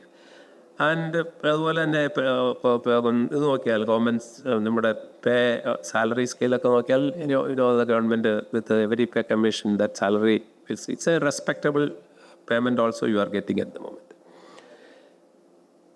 അപ്പോൾ ISRO human resource എന്ന് പറയുന്ന ഒരു ഇപ്പോഴത്തെ നമുക്കറിയാം so many successes. ISRO tag has got A very importance. അവിടെ മെറിറ്റും പെർഫോമൻസും മാത്രമാണ് mainly we look at it. And people are motivated to do technological challenges and competitive skill building. You get enough opportunities. ഇപ്പോൾ നോക്കിക്കഴിഞ്ഞാൽ ഇസ്രോയുടെ ഒരു സ്റ്റെബിലൈസ് മാൻ പറയുന്നത് nearly 20,000 by 2022-23. ഇതാണ് നമ്മുടെ total ഈ പാൻ ഇന്ത്യ ലെവലിലുള്ള സ്ട്രെങ്ത്. 22,000 including administration under. ഇനി no suppose ഈ സയൻസ് ആൻഡ് ടെക്നോളജി കേഡറിൽ സയൻറ്റിസ്റ്റ് എഞ്ചിനീയേഴ്സ്, അതായത് ബിടെക്കോ അതുപോലുള്ളവർക്ക് ജോയിൻ ചെയ്യാം. അല്ലെങ്കിൽ ഡിപ്ലോമ ആണെങ്കിൽ ടെക്നിക്കൽ അസിസ്റ്റൻറ്റ്, അല്ലെങ്കിൽ MSc BSc ഒക്കെ ആണെങ്കിൽ സയൻറ്റിഫിക് അസിസ്റ്റൻ്റായിട്ട് ജോയിൻ ചെയ്യാം. പിന്നെ ഡ്രാഫ്റ്റിംഗ് സൈഡിൽ ITI കോഴ്സുള്ളവർക്ക് ടെക്നീഷ്യൻ ഡ്രോസ്മാനായിട്ട് ജോയിൻ ചെയ്യാം. Doctors, nurses, paramedical staff, medical staff, library, very beautiful libraries in ഈ സെൻറ്റർ. അതുപോലെ മൾട്ടിമീഡിയ സ്റ്റാഫ്, ടെക്നിക്കൽ അറ്റൻഡൻസ്, അതെല്ലാം S&T കേഡർ. അതുപോലെ തന്നെ administration. We have a very powerful strong administration to run the system. അവിടെ officers ഉണ്ട്. Because we have to do purchase, accounts, general administration, followed GFT അനുസരിച്ചുള്ള purchase procedure. ഇഷ്ടംപോലെ clerical and assistant വർക്കുകളുണ്ട്. Stenography, with the time is changing. Stenography എന്ന് പറയുന്ന conventional stenography അല്ലെങ്കിലും they are all doing മാറിയ കാലത്തിനനുസരിച്ചുള്ള വർക്കുണ്ട്. Catering, they all have a canteen and mostly contract plus permanent staff, they are running the show. And the drivers, how many buses and light vehicles you would have seen. അതുപോലെ we have always ready fire fighting. Totally നമ്മുടെ VSSCക്കോ ഇസ്രോയ്ക്കോ മാത്രമല്ല, സിറ്റിയിലൊരു fire ഉണ്ടായാലും we become part of it. അതുപോലെ Hindi as an official language. School ഞാൻ നേരത്തെ പറഞ്ഞല്ലോ, അവിടെ ടീച്ചർ, ഇവരെല്ലാം ഉണ്ട്. ഇനി റിക്രൂട്ട്മെൻറ്റ് എന്ന് പറഞ്ഞാൽ മോസ്റ്റ്ലി ഇതെല്ലാം സെൻട്രലൈസ്ഡ് റിക്രൂട്ട്മെൻ്റ് ആണ്. Scientist, engineers, main streams of engineering, clerical staff, അതുപോലെ തന്നെ അസിസ്റ്റൻസ്, ഇതെല്ലാം സെൻട്രലൈസ്ഡ് ആണ്. വെച്ചാൽ എല്ലാ സെൻറ്റേഴ്സിൻ്റെയും കൂടി കോമൺ ആയിട്ട്. മാത്രമല്ല ഓരോ സെൻറ്ററിനും എക്സ്പേർട്സ്. ഇപ്പം നമുക്ക് തോന്നുകയാണ് ചില ഏരിയയിൽ നമുക്ക് ചില എക്സ്പേർട്സ് വേണമെങ്കിൽ സെൻറ്റർ സ്പെസിഫിക് VSSCക്കോ URSCക്കോ അഡ്വർടൈസ്മെൻ്റ് കൊടുത്ത് ഒരു അത് പെർസെൻറ്റേജ് കുറവാണ്. പക്ഷേ centre specific requirements all centres are doing. ഇപ്പോൾ ഈ അടുത്ത കാലത്ത് VSSCയുടെ ഒരു അഡ്വർടൈസ്മെൻറ്റ് പത്രത്തിൽ വന്നായി hope you have seen it. അതുപോലെ IISc പാസ്സാകുന്ന ഗ്രാജുവേറ്റ്സിനെ അബ്സോർവ് ചെയ്യുന്നൊരു സ്കീമുണ്ടായിരുന്നു. ഇപ്പോൾ അത് അവർക്കിപ്പോൾ ടെസ്റ്റ് എഴുതുന്നുണ്ട്. അവർക്ക് നേരെ പോയിട്ട് ഇൻ്റർവ്യൂവിന് ഫേസ് ചെയ്താൽ മതി. അപ്പോൾ അവരുടെ മാർക്കും അവരുടെ പെർഫോമൻസ് നോക്കിയാൽ IISTയിലെ ഗ്രാജുവേറ്റ്സിന് കയറാം.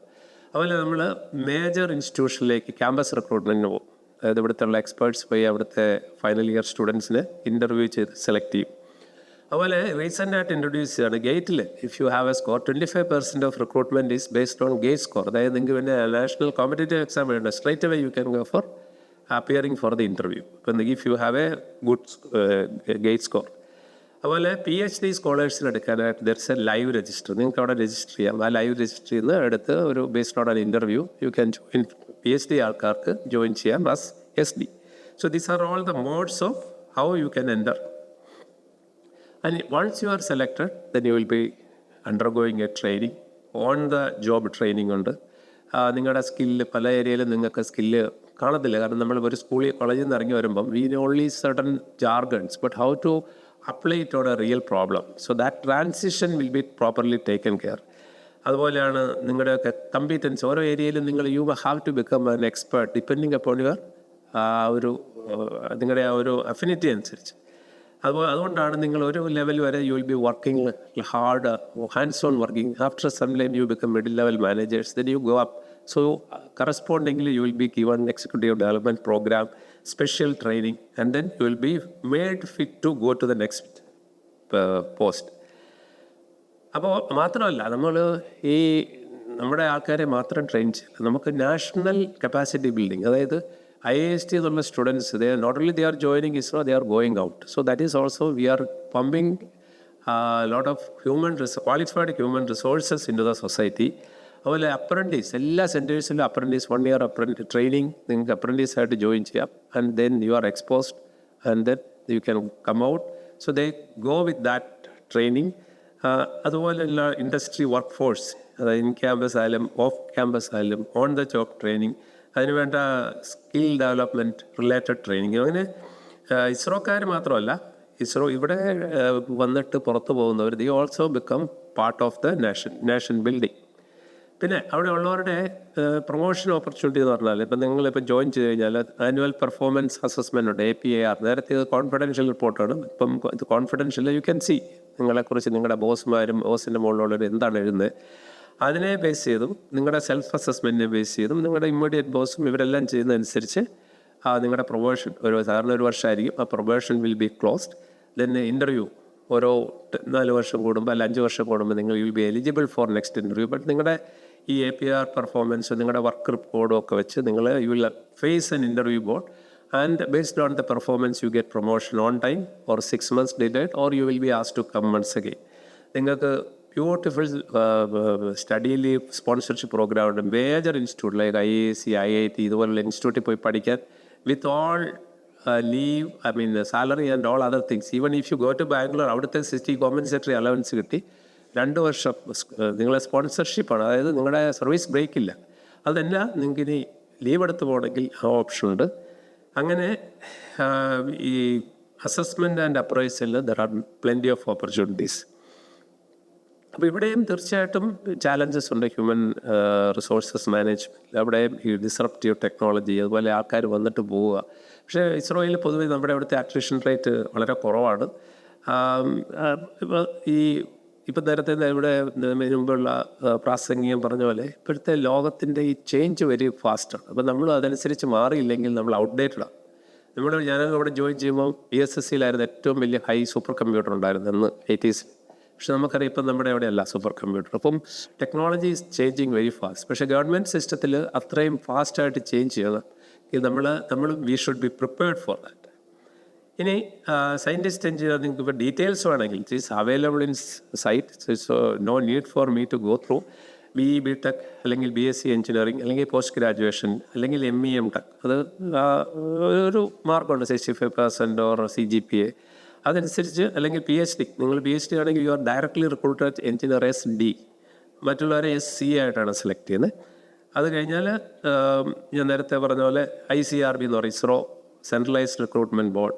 വെരി ട്രാൻസ്പെറൻറ്റ് സിസ്റ്റമാണ്. There are no scope for any influence. If you are papers are perfect, your interview is good, you will be definitely into the list. നേരത്തെ ഞാൻ പറഞ്ഞ പോലെ ഈ സെൻട്രൽ സ്പെസിഫിക് റിക്രൂട്ട്മെൻറ്റ്സ് ഉണ്ട്, ICRB. ഇതിലെല്ലാം സെക്കൻഡ് കോളം നോക്കി അറിയാം. റിട്ടേൺ ടെസ്റ്റിൽ 50%, ഇൻ്റർവ്യൂവിന് 50%. IIST ആണെങ്കിൽ നേരത്തെ പറഞ്ഞ പോലെ അക്കാഡമിക് സ്കോറിന് 50%, ഇൻ്റർവ്യൂവിന് 50%. ക്യാമ്പസ് പ്ലേസ്മെൻറ്റ് ഇതുപോലെ ഓരോ പെർസെൻറ്റേജ് ഉണ്ട്. ഗേറ്റ് ഞാൻ നേരത്തെ പറഞ്ഞില്ല 50% gate interview. So interview is very important. അപ്പോൾ നിങ്ങൾ ക്വസ്റ്റ്യൻ എങ്ങനെ ഫേസ് ചെയ്ത് ഇൻ്റർവ്യൂ എന്ന് പറഞ്ഞാൽ when you go for interview നിങ്ങൾ കോളേജിൽ പഠിച്ച കാര്യങ്ങളെ ചോദിക്കുക. അതുകൊണ്ട് അമേരിക്ക സ്പേസിൽ എന്ത് നേടിയെന്നൊന്നും അവർ ചോദിക്കില്ല. Whether you have basic knowledge of what you have studied. അത് പലപ്പോഴും നമ്മൾ കണ്ടിട്ടുണ്ട്. ഈ ആൾക്കാർക്കൊക്കെ ഫിസിക്സിലെ ന്യൂട്ടൺസ് ലോ ഒക്കെ പറയും. പക്ഷേ അത് ന്യൂട്ടൺസ് തേർഡ് ലോ എവിടെയാണ് റോക്കറ്റ് യൂസ് ചെയ്യുന്നതെന്ന് ചോദിച്ചാൽ പോലും അത്രയ്ക്ക് പോലും ആപ്ലിക്കേഷൻ ഇല്ലാത്ത രീതിയിലാണ് നമ്മളെ ഡിസ്കണക്റ്റഡ് പഠിത്തമാണ് പലപ്പോഴും. അത് റോട്ട് ലേണിംഗ് ആണോ അല്ലയോ അതാണ് പ്രധാനമായിട്ടും നോക്കുന്നത്. നമ്മളിപ്പം അറിഞ്ഞ് പഠിക്കുകയാണെങ്കിൽ ഇപ്പോൾ Newton's third law, for every action there is equal and opposite reaction. That is used in rocket. റോക്കറ്റിൻ്റെ എക്സോസ്റ്റിൽ നിന്നുള്ള ആ മൊമെൻറ്റം കൊണ്ടാണ് റോക്കറ്റ് മേലോട്ട് പോകുന്നത്. ഇതുപോലുള്ള ചെറിയ ചെറിയ ക്വസ്റ്റ്യൻസ് ആണ് ചോദിക്കുന്നത്. അതുകൊണ്ട് നിങ്ങൾക്ക് വേറെ ഗൈഡോ അല്ലെങ്കിൽ ട്രെയിനിങ്ങിനൊന്നും പോട്ടെ, നിങ്ങളുടെ സിലബസിലുള്ള പുസ്തകങ്ങൾ മാത്രം പഠിച്ചാൽ മതി. അതുപോലെ ഏജ് BTech MSc ഒക്കെ ആണെങ്കിൽ അപ്പർ ഏജ് എന്ന് പറഞ്ഞാൽ 28 ആണ്. MTech ആണ് 30, PhD 35 വരെ അപ്ലൈ ചെയ്യാം. പിന്നെ ചില റിലാക്സേഷൻ ചില കാറ്റഗറിക്കുള്ളതുണ്ട്. അതുപോലെ ഒരു സയൻറ്റിസ്റ്റ് എഞ്ചിനീയറായി ചേർന്നാൽ നിങ്ങൾക്ക് ഡിസ്റ്റിങ്വിഷ്ഡ് സയൻറ്റിസ്റ്റ് ലെവലിലെത്ത അതിൻ്റെ പേ സ്കെയിൽ കൊടുത്തത് ലെവൽ 16, 2 lakhs ബേസിക് പേ, പിന്നെ ഓൾ അതർ തിങ്സ് HRA അതൊക്കെ ആഡ് ചെയ്യുമ്പോഴത്തേക്ക് it's a very good salary. പിന്നെ റഫ്ലി this is a timeline for you. If you everything is smooth you reach your final destination 30, 28 or 26 years. പക്ഷേ ചില ആൾക്കാർക്ക് ചിലപ്പം ചില DPCകൾ ഇൻ്റർവ്യൂസ് ഒക്കെ മിസ് ചെയ്യാം. ചിലപ്പോൾ നമുക്ക് ചില മെഡിക്കൽ ഇഷ്യൂസ് വരാം. It's are all exceptions. അതുപോലെ technical assistant diploma, if you are a diploma civil mechanical electrical or anything then there are so many vacancies. അത് again through advertisement, through concerned center or unit. അതുപോലെ അവിടെയുണ്ട് return test ഉണ്ട്, ഒരു skill test ഉണ്ട്. ഇപ്പം നിങ്ങളൊരു mechanical ആണെങ്കിൽ അവിടെ വരുമ്പോഴത്തേക്ക് ഒരു ചെറിയ അസംബ്ലി ചെയ്യാൻ പറയും. ഒരു കമ്പ്യൂട്ടർ എഞ്ചിനീയർ ആണെങ്കിൽ ചെറിയ കോഡ് എഴുതാൻ പറയും. അപ്പോൾ ഇത് ഒന്നും വലിയ ടഫ് വർക്കല്ല. You know the basics or not. അവിടെയും ഏജ് ലിമിറ്റ്, ഇതാണ് സാലറി, ഇതുപോലുള്ള നെക്സ്റ്റ് ഈസ് ലൈബ്രറി. ഞാൻ പറഞ്ഞില്ല VSSC one of the best technical library in Asia ഇവിടെ ഉള്ളത്. ആ library is run by we say digital library, all those systems digital library ഉണ്ടെങ്കിലും we need people to run it. അവിടെ ഒരു library ഹെഡുണ്ട്, bachelor of degree in science with first class മതി. അതും ഇതുപോലെ സെൻറ്റേഴ്സ് ആണ് അഡ്വർടൈസ് ചെയ്യുന്നത്. ഇറ്റ് ഈസ് ട്രാൻസ്പെറൻറ്റ് അഡ്വർടൈസ്മെൻറ്റ്, പേപ്പറിൽ വരും, ISRO സൈറ്റിൽ പോയാൽ കാണാം. അതുപോലെയും written test plus skill test, age ഇതാണ്, അതിൻ്റെ ലെവൽ ഇതാണ്. അതുപോലെ ടെക്നീഷ്യൻ, ഡ്രാഫ്റ്റ്സ്മാൻ, അതായത് ITA പഠിക്കുക, അല്ലെങ്കിൽ ITA ടെക്നീഷ്യൻ, ഇലക്ട്രീഷ്യൻ, അല്ലെങ്കിൽ ഡ്രാഫ്റ്റ്മാൻ കോഴ്സ് പഠിക്കുകയാണ്. ഇവരാണ് actually the real people who work. They are called technicians and draftsman. ബാക്കിയുള്ളവരെല്ലാം ഐഡിയാസ് കൊടുക്കും. റോക്കറ്റ് അസംബിൾ ചെയ്യുന്ന എല്ലാം ടെക്നീഷ്യൻസാണ്. അവർക്കും ഇതുപോലെ പല സ്കെയിൽ തുടങ്ങിക്കഴിഞ്ഞാൽ പ്രോഗ്രസ് ചെയ്യാൻ പറ്റും.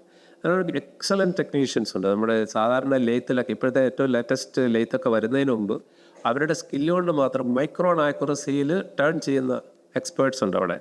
അതുപോലെ ഡ്രാഫ്റ്റ്സ്മാൻമാർ, ഈ ഡ്രാഫ്റ്റിങ്ങിൻ്റെ നിയമങ്ങളെല്ലാം അറിയാവുന്നത്. ഇപ്പോഴും നമ്മൾ CAD ഇതൊക്കെ വരുന്നതിന് മുമ്പ് ഇതറിയാവുന്ന ആൾക്കാരുണ്ട്. ഇതിൻ്റെ വേണ്ടത് SSLC 10th plus ITA or NDC or NAC, അങ്ങനെ റിലവൻറ്റ് ഗ്രേഡ്. അതും ഇതുപോലെ അഡ്വർടൈസ്മെൻറ്റ് കൂടെയാണ്.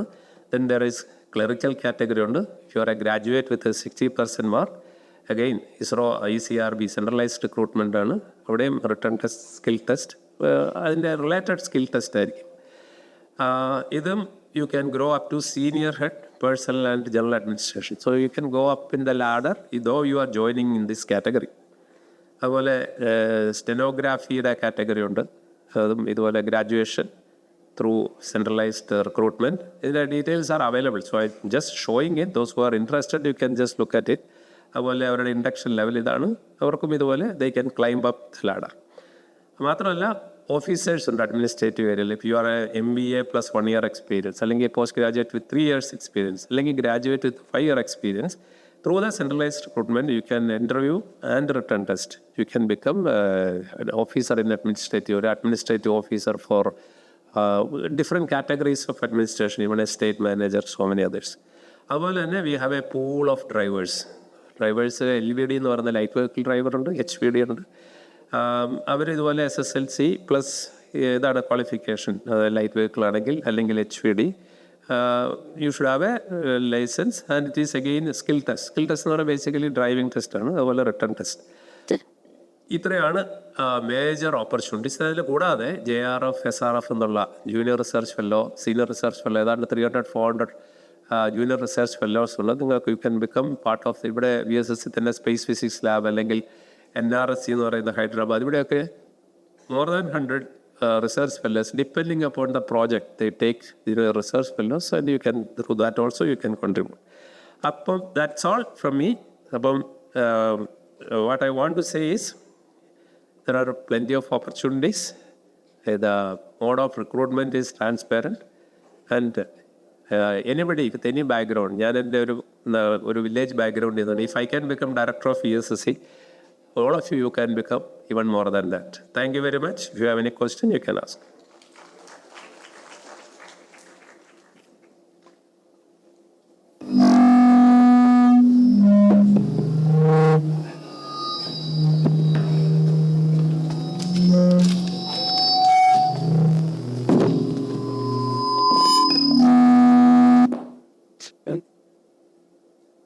Thank you.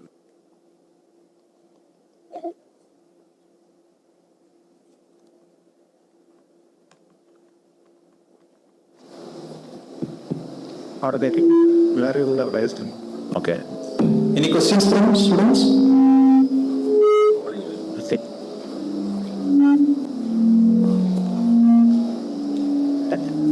Anybody want to ask some questions?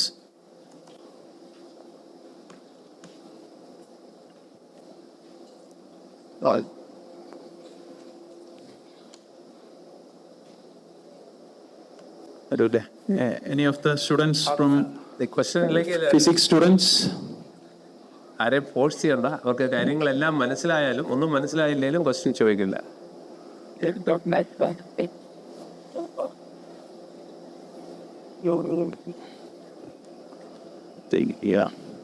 ആർക്കും ഇസ്രോയിൽ ജോയിൻ ചെയ്യാൻ താല്പര്യമില്ല എന്ന് തന്നെ മനസ്സിലാക്കുന്നത്. you want to know any further clarifications regarding job opportunities or any even technological advancements in ISRO?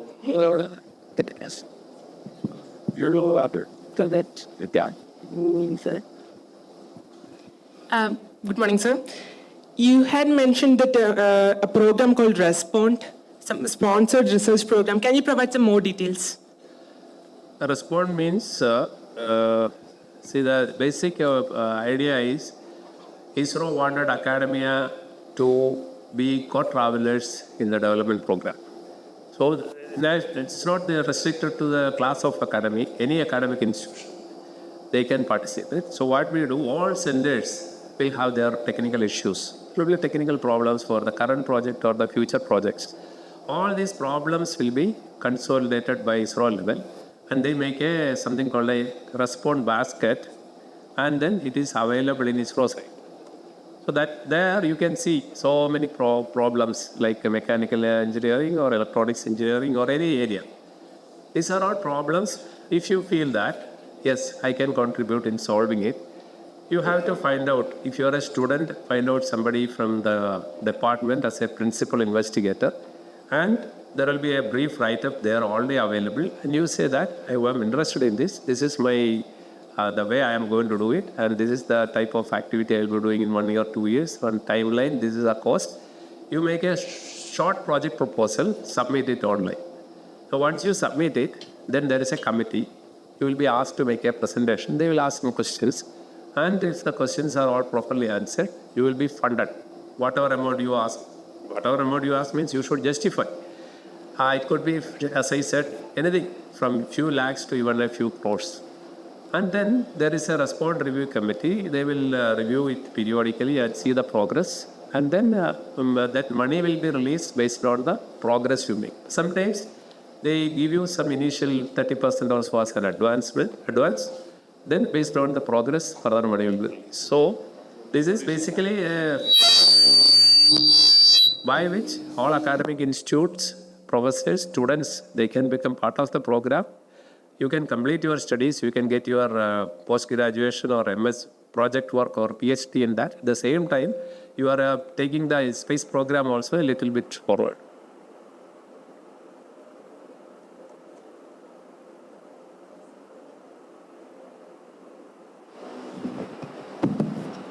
Sir, Kerala is booming with startup. So in space, what are these startups and what are the challenges? So, you know that a few years back, maybe 3 or 4 years back, the space also, we started the process of in space, LCIL, opening up the space to startups. So since then, there is lakhs of startups are there in the country, but in the space sector, there are about close to 300 startups. And many of the startups are performing well. You cannot expect all the startups to be there till they will succeed. But there are many startups. Like there are startup companies who launch rockets. There are startups who work on making satellites. There are startups in Bangalore, they work on green propulsion. There are startups who work on applications. So it's all these startups. There are places like IIST and even many academic institutes, they incubate startups and they give them guidance. Even in Kerala, we have something called a K-Space. K-Space is meant for enabling youngsters and others, NGOs to start. K-Space is providing space. They are providing economic, financial assistance, and even Government of India, 1,000 crores is now identified for startups. So it's a beautiful ecosystem. One has to make use of it. Don't go that I will only go for a government job, but you always have to make a team, make a proposal, and then approach, get the money, and then start going. You need an idea. There are many ideas. Ideas, you just look around. There are so many problems in our society, like kitchen waste management or even traffic management or even, as I said, increasing the catch of the fish, or even city planning, road planning, so many things, or power saving.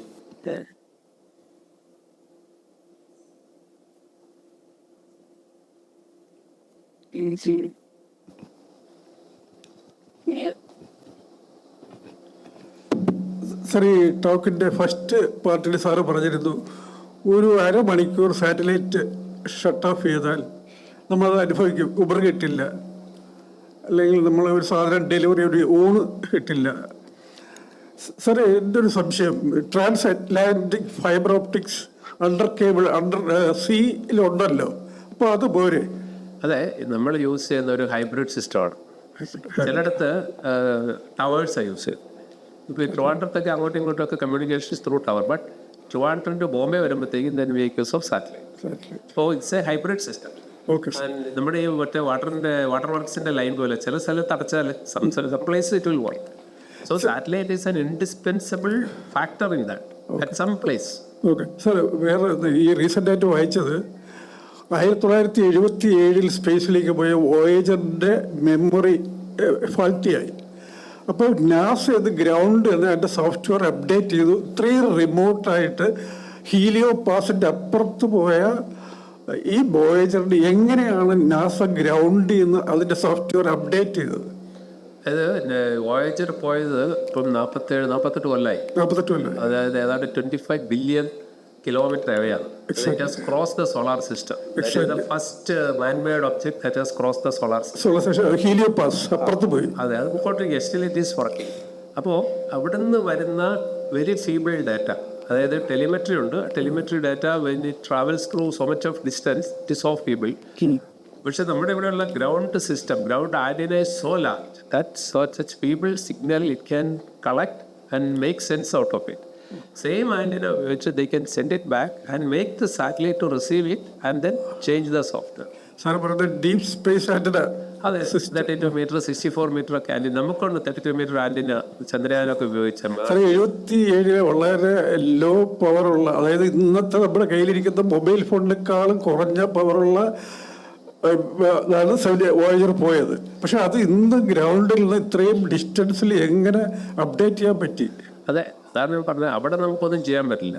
നമുക്ക് ചെയ്യാവുന്നത് ground സിസ്റ്റത്തിൻ്റെ power കൂട്ടാം, അതിൻ്റെ sensitivity കൂട്ടാം. അപ്പോൾ feeble signal പോലും receive ചെയ്യാവുന്ന രീതിയിൽ ground സിസ്റ്റത്തിനെ modernise ചെയ്യും.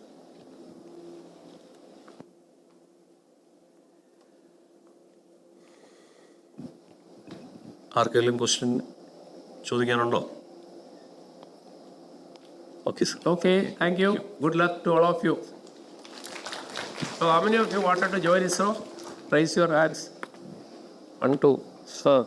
Okay, not bad. Okay, thank you. Sir, one question. One more question.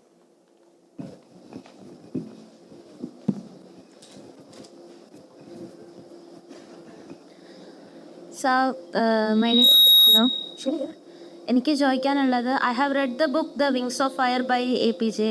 അപ്പോൾ അതിൽ പറയുന്നുണ്ട് he has done his BSc physics degree in Saint Stephen's College Tiruchirappalli. അതിനുശേഷം ISROയിൽ കയറാൻ വേണ്ടിയിട്ട് എൻജിനീയറിംഗ് ഡിഗ്രിയിലേക്ക് പോവുകയായിരുന്നു. So engineering is a mandatory ആയിട്ടാണോ? ഇല്ല, ഞാൻ ഇത്രയും നേരം പ്രസിഡന്റ് ഇല്ല. എഞ്ചിനീയർ അല്ലാതെ നിങ്ങൾക്ക് BSc വെച്ചിട്ടും സയൻറ്റിഫിക് അസിസ്റ്റൻ്റായിട്ട് തുടങ്ങി പ്രൊമോട്ട് ചെയ്ത് പോകാം. അബ്ദുൽ കലാം പോയത് MIT എന്നും പറഞ്ഞ മദ്രാസിലും മദ്രാസ് ഇൻസ്റ്റിറ്റ്യൂട്ട് ഓഫ് ടെക്നോളജി ഉണ്ട്. അവിടെ 3 വർഷം എൻജിനീയറിംഗ് ഉണ്ട്. പക്ഷെ അതിൻ്റെ മാൻഡേറ്ററി ആയിട്ട് you should be a graduate in BSc. then only you can. ഇപ്പോൾ നമ്മുടെ ഈക്വലൻ്റ് ടു ഡിപ്ലോമ ഇല്ലേ, ഡിപ്ലോമ പ്രീ ഡിഗ്രി കഴിഞ്ഞ് പോകുന്ന 3 ഇയർ കോഴ്സ്. പക്ഷേ ഗ്രാജുവേഷൻ BSc കഴിഞ്ഞ് പോയാൽ 3 ഇയർ എഞ്ചിനീയറിംഗ് കോഴ്സ് ഉണ്ട്. That is considered as equivalent to BTech because he is going after 3 years. അങ്ങനെ ഒരു എഞ്ചിനീയറിംഗ് ബാക്ക്ഗ്രൗണ്ടാണ്. പക്ഷേ നിങ്ങൾക്ക് അത് വേണമെന്നില്ല. MSc ഫിസിക്സ് മതി, MSc കെമിസ്ട്രി ആവാം. നമ്മുടെ പല ചെയർപേഴ്സൺസ് ഇപ്പോൾ ലൈക്ക് സതീഷ് ധവൻ, പുള്ളിയുടെ ഫസ്റ്റ് ഡിഗ്രീസ് ആർട്സാണ്. കസ്തൂരിരംഗൻ ഫിസിക്സാണ്. അതുകൊണ്ട് എഞ്ചിനീയർ ആവണമെന്നൊന്നുമില്ല, even to become chairman.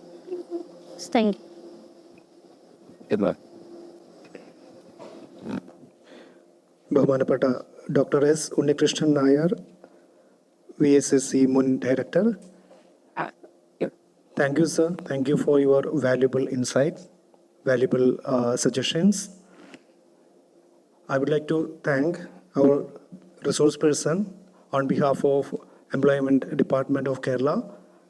I would express my thanks, and I would say I'm so happy to address the audience also because in this younger age, you are very fortunate to deeply understand, get a very deep insight on how you can get into ISRO and other space missions. This is the fundamental objective of our one-day seminar. Probably we will have further insights very soon in our next session. So with this note, I would again thank our resource person for sparing his time and his expertise. Thank you very much, sir. So we will move on to the next session. Thank you. Thank you very much.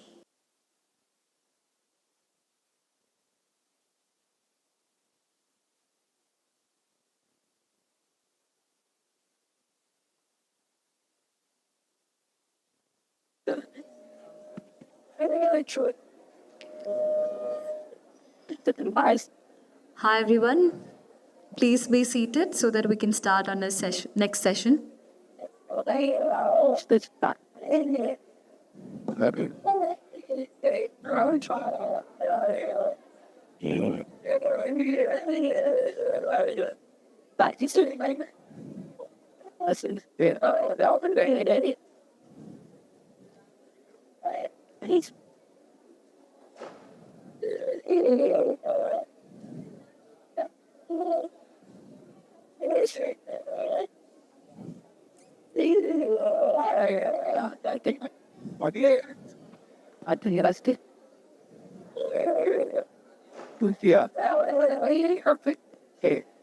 Everybody, please be seated that side, and yes, so that we can move on to our next a very interesting session of the day, the panel discussion.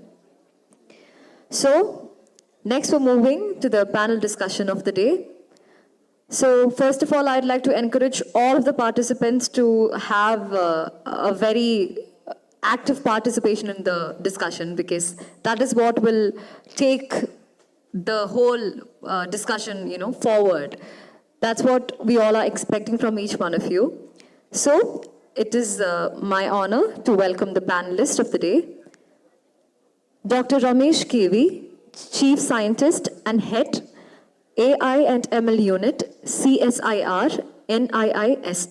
Welcome. Yeah. I would like to welcome you onto the panel, sir.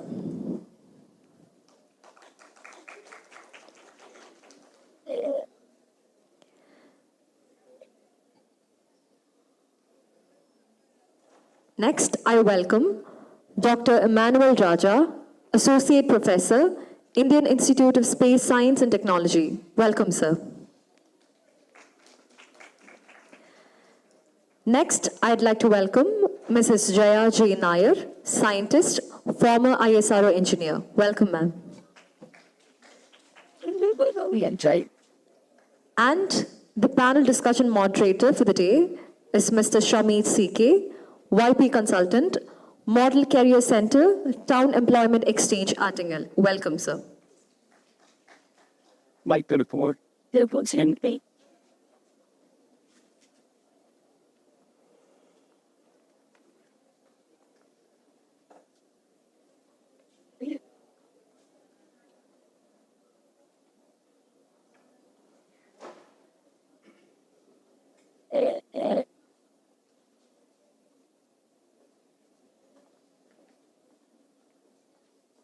Oh. Hello.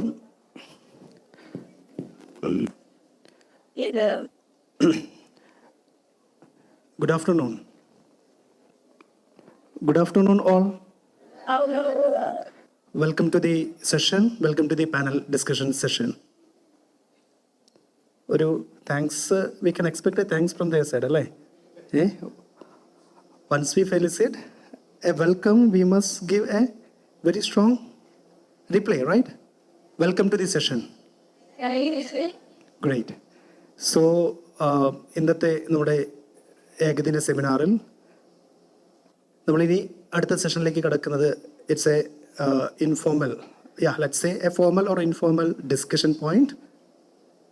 നിങ്ങൾ പഠിക്കുന്ന നിങ്ങൾ ഓരോ കുട്ടികളും സ്വപ്നം കാണുന്ന career മേഖല, തൊഴിൽ മേഖല, ആ ഒരു മേഖലയിലേക്ക് കാലെടുത്ത് വയ്ക്കുവാൻ കാത്തിരിക്കുന്നവരാണ് നിങ്ങൾ ഓരോരുത്തരും. നിങ്ങളുടെ ഭാവിയിലെ സ്വപ്ന ജോലിയിലേക്ക് കാലെടുത്ത് വയ്ക്കുമ്പോൾ നിങ്ങളെ കൈപ്പിടിച്ച് ഉയർത്തുവാനും നിങ്ങളുടെ ആശങ്കകൾ മാറ്റി കൃത്യമായ ഒരു കരിയർ ജേർണി നിങ്ങൾക്ക് എളുപ്പമാക്കി തരുവാൻ വേണ്ടിയാണ് ഇങ്ങനെയുള്ള പ്രോഗ്രാംസ് അറേഞ്ച് ചെയ്യുന്നത്. എംപ്ലോയ്മെൻറ്റ് ഡിപ്പാർട്ട്മെൻറ്റ് വർഷങ്ങളായി നമ്മുടെ കേരളത്തിലെ യുവതി യുവാക്കളുടെ തൊഴിൽ സ്വപ്നങ്ങൾക്ക് വേണ്ട എല്ലാ സപ്പോർട്ടും നൽകി വരികയാണ്. അപ്പോൾ നിങ്ങളുടെ ഒരു ആക്റ്റീവ് പാർട്ടിസിപ്പേഷൻ, നിങ്ങളുടെ ഒരു active involvement, it will definitely help you to go forward. So with that note we are starting our panel discussion. നമ്മുടെ ടോപ്പിക്ക് എന്താണ്? What is our topic? What is the topic? See, actually this is not for us. ഇവിടെ ഇരിക്കുന്ന ഞങ്ങൾ 4 പേരല്ല. We are not going to discuss anything. We will listen you. അല്ലേ madam? We are about to discuss, we are about to listen what you think, what you need. So definitely the inputs should be from your side. Okay. So what is our topic today? Right. The topic is nothing but AI. AI, that means, sorry, I missed that. Impact of automation and AI on future jobs. അപ്പോൾ ഈ ഒരു വിഷയത്തിൽ നിങ്ങളുമായി സംസാരിക്കാനായിട്ട് വളരെ eminent ആയിട്ടുള്ള ഈ ഒരു മേഖലയിൽ നിങ്ങൾക്ക് ഏറ്റവും നല്ല ഇൻപുട്സ് തരാൻ സാധിക്കുന്ന പാനലിസ്റ്റുകളാണ് ഇവിടെ വന്നിട്ടുള്ളത്. So before moving to your questions and all, നമുക്ക് അവർക്ക് പറയാനുള്ള കുറച്ച് കാര്യങ്ങൾ നമുക്ക് ശ്രദ്ധിക്കാം. And I would like to introduce our distinguished guests and the panelists. See, ഒരു ബ്രീഫ് ഇൻട്രൊഡക്ഷൻ തന്നെ വേണ്ടി വരും എല്ലാവരെയും പരിചയപ്പെടുത്താനായിട്ട്. വളരെയധികം എക്സ്റ്റെൻസീവ് ആയിട്ടുള്ള എക്സ്പീരിയൻസ് ഈ മേഖലയിലുള്ള 3 പേരെയാണ് നമുക്ക് ലഭിച്ചിട്ടുള്ളത്. Doctor Ramesh KV, he is the Chief Scientist and Head, AI and Machine Learning Unit, CSIR, National Institute for Interdisciplinary Science and Technology. അദ്ദേഹത്തിൻ്റെ ഒരു മേഖല എന്ന് പറയുന്നത് ഡെഫിനറ്റ്ലി ഇവിടെ വന്നിരിക്കുന്ന നിങ്ങൾ ഓരോ വിദ്യാർത്ഥികൾക്കും നിങ്ങളുടെ വിഷയവുമായി ബന്ധപ്പെടുത്തിക്കൊണ്ട് സംസാരിക്കാൻ പറ്റുന്ന ഒരു വ്യക്തിത്വമാണ് അദ്ദേഹം. Because he has A very extensive experience in non engineering area, applied science sector like agriculture, forestry, sustainability, livelihood. ഈ ഒരു മേഖലയുമായി ബന്ധപ്പെട്ട ഒരുപാട് പ്രവൃത്തി പരിചയമുള്ള സാറാണ് ബഹുമാനപ്പെട്ട ഡോക്ടർ രമേഷ് KV. സാറിനെ ഒരു പാനലിലേക്ക് നമ്മൾ ക്ഷണിക്കുകയാണ്. ഡെഫിനറ്റ്ലി കുട്ടികളുമായിട്ടുള്ള ഇൻട്രാക്ഷൻ വളരെ നല്ല രീതിയിൽ നമ്മൾ എക്സ്പെക്ട് ചെയ്യുന്നു. Welcome sir. Thank you. Yes. And we have very eminent speaker, doctor Emmanual Raja. He is the Assistant Professor of Department of Avionics, Indian Institute of Space Science and Technology, and he is the Head of Career Guidance and Placement Cell. Definitely, India one of the premier institute ആണ് Indian Institute of Science and Technology. It is under ISRO and all. So definitely അവിടെ പ്രവർത്തിക്കുന്ന ഒരു professor, and he is also the head of I believe that you are also heading career unit of your institution. Definitely he might have a very good rapport with the student, and he might know the pulse of students on their career aspiration. So definitely we can get more insight from dear Dr. Emmanual Raja. So I would invite you to the panel, sir. Yes. Then I would like to introduce a special guest. നമ്മൾ ഇതുവരെ പറഞ്ഞ 2 പേരും technology, I think technology related ആണ്. Definitely Jaya madam also she has also worked in technology sector. പക്ഷേ she is an author, she is an orator, I believe. She interact with students like you all in every universities, and she has a very good connection with students' pulse, how students think on their career sector and all. So definitely Jaya Nair madam, she is the research scholar and writer and consultant, former divisional head and scientist of ISRO. So മാമിൻ്റെ കുട്ടികളുമായിട്ടുള്ള ആ ഒരു interaction, അതിലൂടെ നമ്മൾക്ക് ഇന്നിവിടെ വന്നിരിക്കുന്ന സ്റ്റുഡൻസിനെ എത്രത്തോളം നമുക്ക് അവരെ ഹെൽപ്പ് ചെയ്യാൻ സാധിക്കും, that kind of discussion point we can go on with that. So ma'am, with all respect and love, I would invite you to the panel. Okay, then myself Shamir, I represent Model Career Center, Town Employment Exchange Artingal. Town Employment Exchange Artingal and Model Career Center is one of the pioneer career facilitation center under National Career Service by Ministry of Labour and Employment.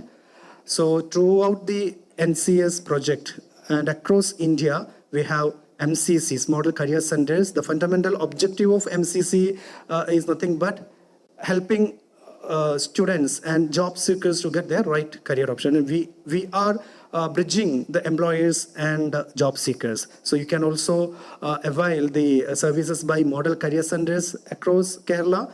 I mean, you can find at least one Model Career Center near to your hometown. So search for that and we will be there to help you for your career journey. So with this note, I would ask each one of you to share your ideas on how the future of our children, what they can dream actually. Sir, please. Okay, thank you. So when I start here, the title topic we have given is the impact of automation and AI on future jobs. So it is not like the evolution or change. We have to transform ourselves. The way job market or future career lies on a transformation. So the traditional education system won't really not going to enable you or skill you. It is an individual choice. You have to take a pledge how you will integrate yourself to the future needs of the industry or the society. Yes. So for example, you can take the global problems can be solved by big enterprises. The local problems, how it's a cost effective and quick, and you have to, in a local language, you fix it, you are the successful entrepreneur. I will start with the note. Let us start. So good afternoon all. So AI and automation, as you're all very aware, it has actually disrupted today's job market in a tremendous way, right? There were such revolutions even earlier. If you, I think most of you may not have been born before 2000, I guess. But, in the mid-90s, probably, the computers were not even widespread, okay? It's only around the early 2000s that computers became widespread, and there was a lot of fear that computers will take away jobs. In fact, I think there were protests that, railways should not be computerized, banks should not be computerized. But I think today we cannot imagine a world where, railways is not computerized. All of us use IRCTC app or, one of the many apps to book tickets.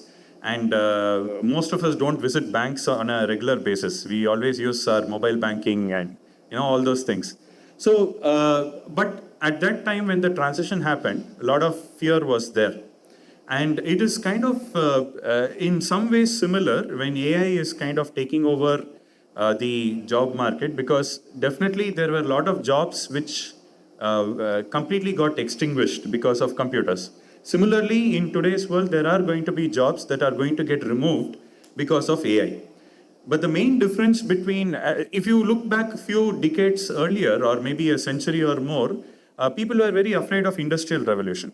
They said if you start putting machines in factories, they are going to do a job much better than humans, and they are going to do jobs non-stop. They are going to do the job at the factory, maybe textile factory or any production factory. They are going to do it much faster and better. So people protested against it. Okay, but then later, now that much of our production has been mechanized. It's not that jobs went down. In fact, compared to probably 100 years back or even late 90s or early 90s, today we have far more job opportunities than what was available before the computer revolution. Only thing is the nature of jobs have changed. Okay, so I think same thing is going to happen with AI, and the nature of jobs are going to change. It is likely that maybe the number of jobs available might increase, but in a different domain. So we are in that transition point, but the only difference is that things are happening very fast. Okay, computers took over the world in a much slower pace, and machines took over factories in a much slower speed compared to how AI is taking over today's world. So which means that, as sir was pointing out, we need to adapt very fast because the world is changing very fast. So these are my initial comments, and then we will go ahead, Cheif. Good afternoon. Good afternoon. ഞാൻ കുറച്ച് മലയാളത്തിലും കൂടെ സംസാരിക്കാം. അപ്പം ഇവിടെ സംസാരിച്ചതുപോലെ നമ്മൾ ചരിത്രത്തിലേക്ക് നോക്കിയാൽ ഇതുപോലെയുള്ള ഡിസ്റപ്റ്റീവ് ടെക്നോളജീസിന് മുമ്പും ഉണ്ടായിട്ടുണ്ട് എന്നുള്ളതാണ് നമ്മൾ കണ്ടത്. കുറേ കൂടി നമ്മൾ പഴമയിലേക്ക് പോവുകയാണെങ്കിൽ, ചരിത്രത്തിലേക്ക് നമ്മൾ നോക്കുകയാണെങ്കിൽ, these are all tools, all these are tools that humans have made for their own use. മനുഷ്യൻ എന്താണോ ടൂൾസ് ഉണ്ടാക്കാൻ തുടങ്ങിയത് അപ്പോൾ മുതൽ തന്നെ നമ്മൾ ഇത് കാണുന്നുണ്ട്. അതായത് മനുഷ്യർ ചെയ്തുകൊണ്ടിരുന്ന ഒരു കാര്യം ചെയ്യാൻ വേണ്ടി നമ്മളൊരു ടൂൾ ഉണ്ടാക്കി കഴിയുമ്പോൾ അന്ന് വരെ ചെയ്തിരുന്ന ആ ജോലിക്ക് ഇനി മനുഷ്യൻ്റെ ആവശ്യമില്ലാതെയാകും, അല്ലെങ്കിൽ ആവശ്യം കുറവായിട്ട് വരും. സ്വാഭാവികമായിട്ടും അവിടെ ഒരു ഡിസ്റപ്ഷൻ ഉണ്ടാവും. പക്ഷേ അതുപോലെ തന്നെ പുതിയ ജോലികൾ ഉണ്ടാകുന്നതും പുതിയ രീതിയിൽ ജോലികൾ മാറുന്നതുമാണ് നമ്മൾ ചരിത്രത്തിലുടനീളം കണ്ടിട്ടുള്ളത്. അപ്പോൾ സാർ പറഞ്ഞതിനോട് കൂട്ടിച്ചേർത്തുകൊണ്ട്, if you see how weaving ഉണ്ടല്ലോ, നമ്മുടെ നെയ്ത്തിന് വേണ്ടി ആദ്യം manual looms which are operated by the hand for weaving introduce ചെയ്ത സമയത്ത് ഇതുപോലെ പാശ്ചാത്യ നാടുകളിൽ വലിയ പ്രക്ഷോഭം ഉണ്ടാവുകയും ഈ ലൂമുകളെ അടിച്ച് തകർക്കുകയൊക്കെ ചെയ്തിരുന്നു. പക്ഷെ പിന്നെ നമ്മൾ എന്താണ് കാണുന്നത്? ഈ ലൂംസ്, ഈ നെയ്ത്ത് ഉപകരണം, തറികൾ വന്നതോടുകൂടി വളരെയധികം ഈ ക്ലോത്തിൻ്റെ പ്രൊഡക്ഷൻ, തുണിയുടെ പ്രൊഡക്ഷൻ വളരെയധികം കൂടി. അതുകൊണ്ട് ആകമാനം മൊത്തം ആ ഒരു വ്യവസായം വർദ്ധിച്ചു, ആൾക്കാർക്ക് മാറ്റങ്ങളുണ്ടായി, ജീവിത നിലവാരം തന്നെ മാറി, കൂടി പുതിയ തൊഴിലുകളുണ്ടായി. If you look at the statistics, there is one study which says that in 1940, compared to the jobs that the people in the United States are doing today, 60% of those jobs were not there in 1940. നമ്മുടെ നാട്ടിൽ നമുക്ക് ആലോചിച്ചാൽ മനസ്സിലാവും. ഇപ്പോൾ ഒരു 60 വർഷം മുമ്പ് ഉണ്ടായിരുന്ന ജോലികളിലാണോ ഇന്ന് ആൾക്കാർ ഏർപ്പെട്ടുകൊണ്ടിരിക്കുന്നത്? ചില ജോലികളുണ്ട്, പക്ഷെ ബാക്കി വളരെയധികം ജോലികൾ, ഒരു 85% of jobs after 1940 have been generated by high technology. That is the study. അപ്പോൾ അതൊരു സ്വാഭാവികമായ ഒരു കാര്യമാണ്. അതിനൊരു ട്രാൻസിഷൻ ഫേസ് ഉണ്ടാകും എന്നാണ് സ്റ്റഡീസ് കണ്ടെത്തിയിട്ടുള്ളത്. ഏത് പുതിയ ടെക്നോളജി വരുമ്പോഴും there will be a short period where jobs will decrease and then people adapt and then there will be a change of scenario. ഒരു കാര്യം കൂടെ പറഞ്ഞിട്ട് അവസാനിപ്പിക്കാം. നിങ്ങൾ പലരും പല മേഖലയിൽ നിന്നുള്ളവരാണ്. അപ്പം ഈ പുതിയ ജോബുകൾ ഉണ്ടാകും എന്ന് നമ്മൾ പറയുമ്പോൾ വാട്ട് ഡു വി മീൻ? നമ്മൾ ഉദ്ദേശിക്കുന്നത് ഈ AI ഡെവലപ്പേഴ്സിൻ്റെ ജോലികൾ കൂടും എന്നാണോ? തീർച്ചയായിട്ടും അതെ, അത് കൂടുന്നുണ്ട്. പക്ഷെ അത് AI പോലെയുള്ളൊരു ടെക്നോളജി ഇത്രമാത്രം അതിൻ്റെ ഇൻഫ്ലുവൻസ് എന്ന് പറയുന്നത് വളരെ ആഴത്തിലും വളരെയധികം പരന്നതുമാണ്. എല്ലാ മേഖലകളെയും ടച്ച് ചെയ്യുന്ന ഒരു ടൂളാണത്. അതുകൊണ്ടാണ് നമുക്ക് ഈ ഒരു ചിന്ത ഉണ്ടാകുന്നത്. What will be the impact on my job? I am from another area, not from a computer development or an AI system development or even ഒരു AI റെഗുലേഷനോ AI എത്തിക്സ് അങ്ങനെയുള്ള കാര്യങ്ങളിലൊന്നുമല്ല ഞാൻ. എന്നാലും എനിക്കെന്താണ് അതുകൊണ്ടുണ്ടാകുന്നത്? അവിടെയാണ് 3 തരത്തിലുണ്ട്. ഒന്ന്, AI ടൂൾസ് ഉപയോഗിച്ച് നിങ്ങൾക്ക് ഇപ്പോഴത്തെ നിങ്ങളുടെ സ്റ്റുഡൻറ്റ് ലൈഫ് തന്നെ മെച്ചപ്പെടുത്താൻ പറ്റും. You can empower your self. നിങ്ങളുടെ സ്റ്റഡീസിൽ, നിങ്ങളുടെ നോട്ട് ടേക്കിങ്ങിൽ, നിങ്ങളുടെ ലിറ്ററേച്ചർ സർവേയിൽ, നിങ്ങളുടെ റിസർച്ച് തീസിസിൽ, റൈറ്റിങ്ങിൽ എല്ലാം നിങ്ങൾക്ക് AI ടൂൾസ് ഉപയോഗിക്കാൻ പറ്റുന്നു. പിന്നെ നിങ്ങളുടെ കരിയർ സെർച്ചിൽ ഏതൊക്കെ തരത്തിലുള്ള ഡെവലപ്മെൻറ്റ്സ് ആണ് നിങ്ങളുടെ ഏരിയയിൽ AI കൊണ്ടുവരുന്നത് എന്ന് മനസ്സിലാക്കാം. ഇപ്പോൾ ഏത് ഏരിയ ആണെങ്കിലും, നിങ്ങളൊരു പൊളിറ്റിക്കൽ സയൻസ് വിദ്യാർത്ഥിയാണെങ്കിലും ഒരു ലിറ്ററേച്ചർ വിദ്യാർത്ഥിയാണെങ്കിലും നിങ്ങളുടെ ഏരിയയിലെ AI ടൂൾ ആപ്ലിക്കേഷൻ വഴി ആ ഏരിയ ട്രാൻസ്ഫോം ചെയ്യപ്പെടുകയാണ്. അപ്പോൾ അതിന് നിങ്ങളെ തന്നെ സജ്ജരാക്കണം എന്നുള്ളതാണ്. അപ്പം നമ്മൾ ഈ ഒരു ടെക്നോളജിയിൽ നമ്മളെ തന്നെ അഡാപ്റ്റ് ചെയ്ത് ഇതിന് റെഡിയായി കഴിഞ്ഞാൽ അതിൻ്റെ ബെനിഫിറ്റ് തീർച്ചയായിട്ടും എല്ലാവർക്കും ഉണ്ട്. അങ്ങനെ ഒരു ഭയമല്ല ഉണ്ടാവേണ്ടത്. സാധ്യതകളുടെ ഒരു വലിയൊരു മേഖലയാണ് AI ആൻഡ് ഓട്ടോമേഷൻ നമുക്ക് തുറന്നു തരുന്നത്. Okay, thank U. നമ്മുടെ ഡിസ്കഷൻ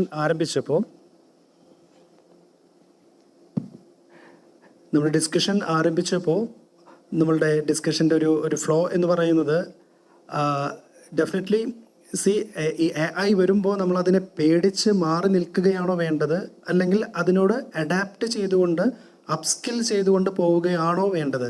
ആ ഒരു പോയിന്റിലേക്കാണ് നമ്മുടെ 3 പാനലിസ്റ്റുകളും ഈ ഒരു ഡിസ്കഷനെ എത്തിച്ചിരിക്കുന്നത്. Definitely from my perspective also നമ്മളിതുമായി ബന്ധപ്പെട്ടൊക്കെ കാര്യങ്ങൾ വായിക്കുമ്പോൾ, മനസ്സിലാക്കുമ്പോൾ, നിങ്ങളെപ്പോലുള്ള എക്സ്പേർട്സുമായിട്ടൊക്കെ ഡിസ്കസ് ചെയ്യുമ്പോൾ ഈവൻ ഐ ബിലീവ് ദാറ്റ് നമ്മുടെ സ്റ്റുഡൻസിന് ആ ഒരു ഹെസിറ്റേഷൻ അല്ലെങ്കിൽ ആ ഒരു gap, they are not ready to actually adapt the true fruits of these technology. Maybe നമ്മളിപ്പോൾ ചെയ്യുന്ന കാര്യങ്ങൾ ആസ് എ സ്റ്റുഡൻറ്റ് നിങ്ങളുടെ എൻഗേജ്മെൻറ്റ് ഇസ് ഇൻ അക്കാഡമിക്സ്. അപ്പോൾ അക്കാഡമിക്സിൽ ഒരു പ്രൊജക്റ്റ് വർക്കിന് വേണ്ടിയിട്ടോ ഒരു നോട്ട് ഉണ്ടാക്കുന്നതിന് വേണ്ടിയോ മാത്രം AI അല്ലെങ്കിൽ ജനറേറ്റീവ് ലാംഗ്വേജസ് ലൈക്ക് ജെമിനായി അല്ലെങ്കിൽ ChatGPT ഒക്കെ ഉപയോഗിക്കുന്നു. Apart from that, for your career development, for your employability upskilling, how you can approach AI tools, അല്ലെങ്കിൽ ഈ പറയുന്ന മെഷീൻ ലേണിംഗ് ആണെങ്കിലും അൽഗോരിതംസ് ആണെങ്കിലും ഇപ്പോഴത്തെ ടെക്നോളജി നമ്മുടെ ജോബ് സെർച്ചിനെ എങ്ങനെയാണ് എൻഹാൻസ് ചെയ്യാനായിട്ട് സാധിക്കുക, ആ രീതിയിലേക്ക് കൂടി നമ്മുടെ കുട്ടികൾ ചിന്തിക്കേണ്ടിയിരിക്കുന്നു എന്നാണ് എനിക്ക് തോന്നുന്നത്. ആ ഒരു വിഷയവുമായി ബന്ധപ്പെട്ട് എങ്ങനെയാണ് നമുക്ക് ഇവരെ ഹെൽപ്പ് ചെയ്യാൻ സാധിക്കുക? ദാറ്റ് മീൻസ് ആസ് എ സ്റ്റുഡൻറ്റിൻ്റെ വ്യൂ പോയിന്റിൽ I just summarise the context. സ്റ്റുഡൻസിനെ സംബന്ധിച്ചിടത്തോളം ChatGPT എന്തിനാണ് യൂസ് ചെയ്യുന്നത്? എന്തിനാണ്? ഇവിടെ എത്ര പേരാണ് ChatGPT, ജെമിനയൊക്കെ ഉപയോഗിച്ചുകൊണ്ട് നിങ്ങളുടെ പഠനത്തെ ഹെൽപ്പ് ചെയ്യാൻ വേണ്ടി ആരൊക്കെ ഉപയോഗിക്കുന്നുണ്ട്? ഒന്ന് കൈപ്പൊക്കാമോ? Yeah, we all see they are well paced with so we are using this for your academics, അല്ലേ?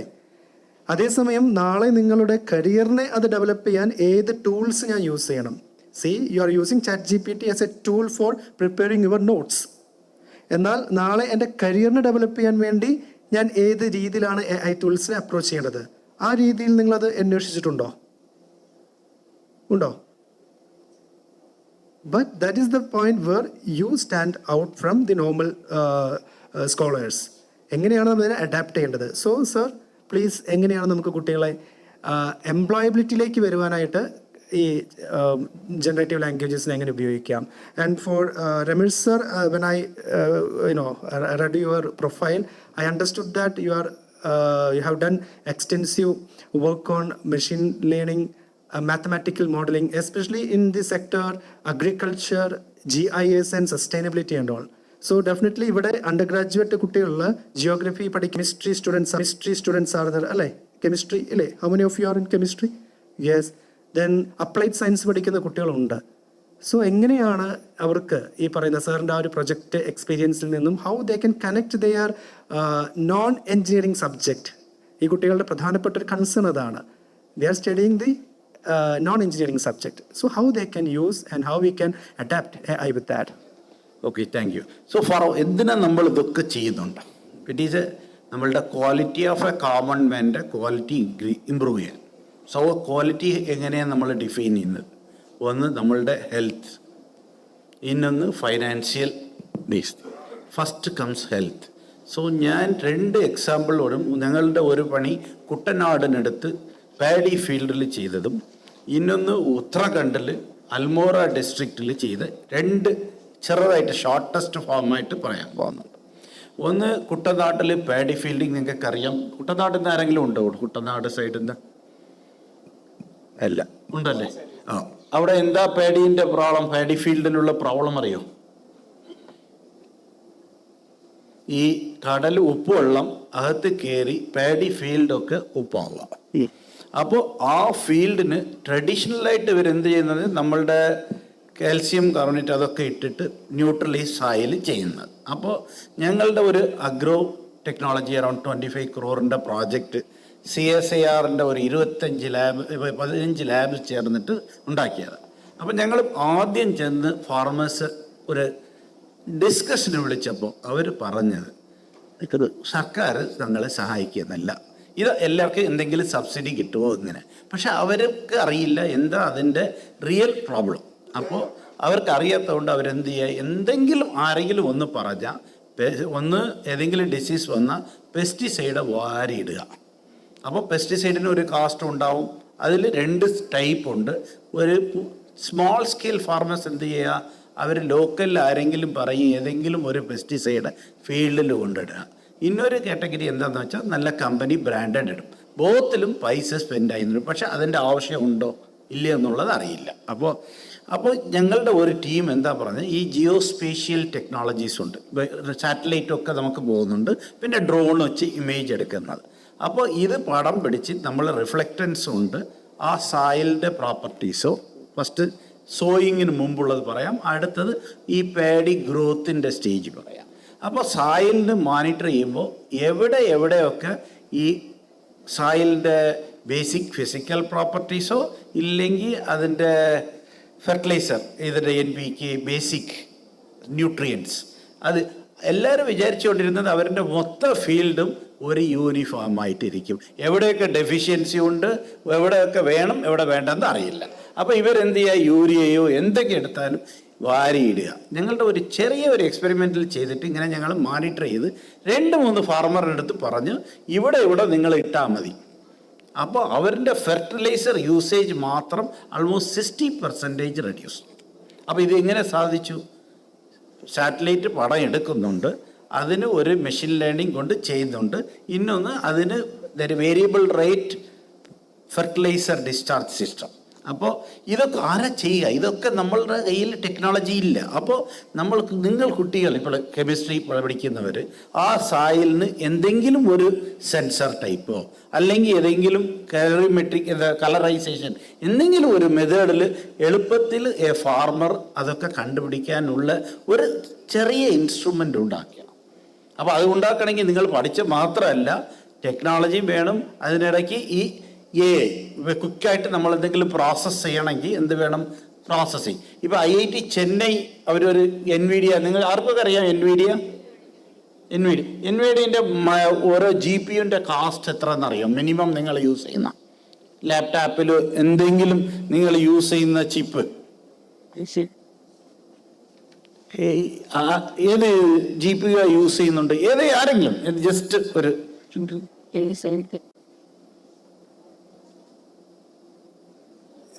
ആർക്കറിയില്ല. മൈക്കൊന്ന് പാസ് ചെയ്യാൻ സാധിക്കും? ചെറിയതായിട്ട് നിങ്ങൾ T400 ഏതെങ്കിലും ബേസിക് GPUൻ്റെ കാസ്റ്റ് തന്നെ ആൾമോസ്റ്റ് 10,000+. സോ IIT ചെന്നൈ ഇപ്പോൾ ഒരു ഇതെടുത്തിട്ടുണ്ട്, കോമ്പാക്ട് ഒരു GPU ചെറിയ സിസ്റ്റം. അപ്പോൾ അതൊക്കെ കാസ്റ്റ് എഫക്റ്റീവ്. അതിൽ നല്ല ഇന്നോവേഷനോടി ആരെങ്കിലും ഇതിലൊക്കെ വലിയ ഹൈ ടെക്നോളജി ഒന്നുമല്ല, ചെറിയ ചിപ്പ് സെറ്റും ഇതൊക്കെ ഇട്ടിട്ട് ഏതെങ്കിലും ഒരു സെൻസർ വേസ്റ്റ് ഉണ്ടാക്കിയാൽ അത് ഇന്നോവേഷൻ ആവും. അത് എടുത്ത് മാർക്കറ്റ്. ബട്ട് നിങ്ങളുടെ ഇതിൽ അതാ ഞാൻ പറയുന്നത്, ഓരോ മേഖലയിലും നിങ്ങൾ കൃത്യമായിട്ട് തിങ്കിങ് എബിലിറ്റി ഇരിക്കുന്നത് ഇങ്ങനെ ബെറ്ററായിട്ട് യൂസ്ഫുൾ പർപ്പസിന് യൂസ് ചെയ്യാം. അടുത്തത് വന്ന് ഈ ക്രോപ്പ് പാഡി ഗ്രോ ചെയ്ത് വരുന്നുണ്ട്. അപ്പോൾ റിമോട്ട് സെൻസിങ്ങിൽ നിങ്ങൾ ഓരോ സ്റ്റേജും അറിയാം. ഇവിടെ അഗ്രികൾച്ചർ ആരെങ്കിലും ഉണ്ടോ? ഇല്ല. അഗ്രികൾച്ചർ ആരെങ്കിലും ഇല്ലല്ലേ? ഇല്ലല്ലേ? അഗ്രികൾച്ചർ ഇല്ല. ബയോളജി കാണില്ലേ? Zoology, botany students are there, chemistry, and I believe geology also. Geology. How many of you are from geology? Great.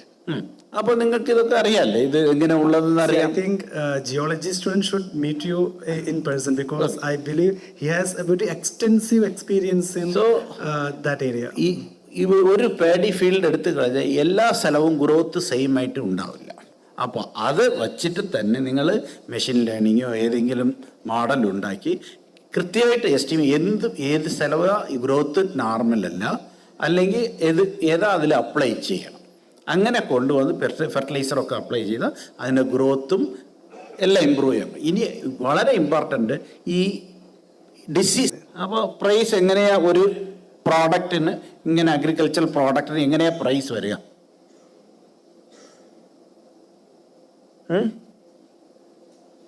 മൈക്കോട്ടത്തേക്ക് third row. Yes.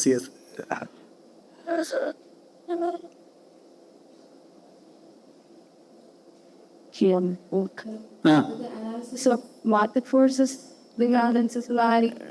That is the only thing in India price is determined. That is the real cost. When you buy, you get it. No, and also the import. No, I'm asking only locally produced items. I'm not asking anything coming out of India. So mainly to see to the market. Okay.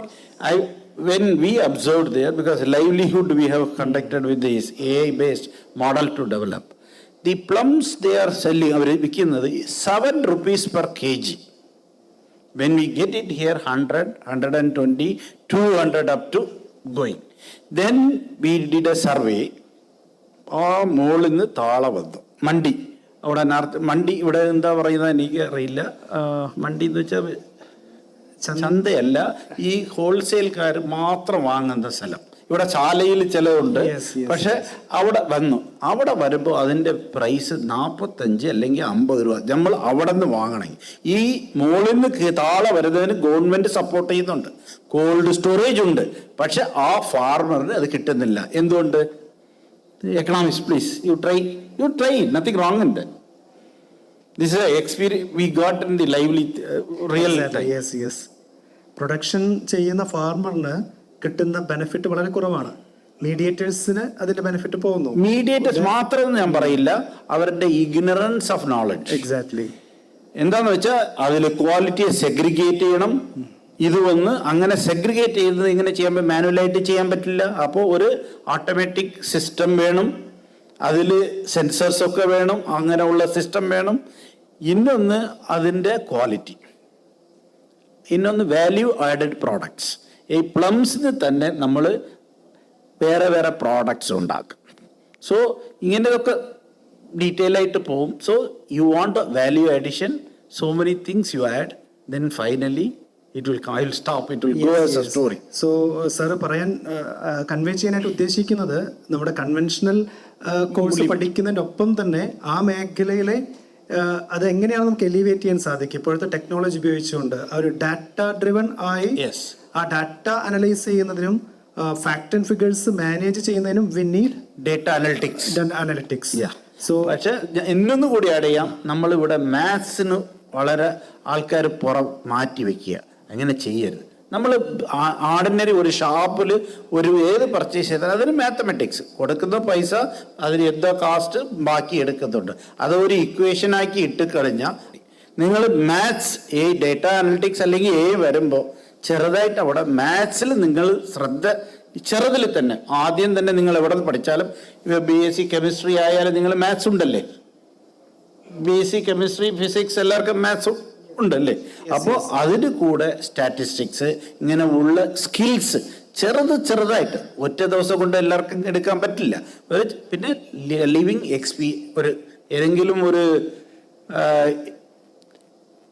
ലൈവായിട്ടുള്ള ഒരു ആക്ടിവിറ്റീന് ഇതൊക്കെ നിങ്ങൾ apply ചെയ്ത് ഒരു പ്രോജക്റ്റായിട്ട്, ചെറിയ പ്രോജക്റ്റായിട്ട് ചെയ്ത് ഒരു experience ചെയ്ത് നിങ്ങളൊരു ജോബിന് പോകുമ്പോൾ ഞാൻ ഇത് ചെയ്തിട്ടുണ്ട്. പിന്നെ നിങ്ങൾക്കറിയാം ജിറ്റ് എന്നൊന്നുണ്ട്, ആർക്കൊക്കെ അറിയാം ജിറ്റ്.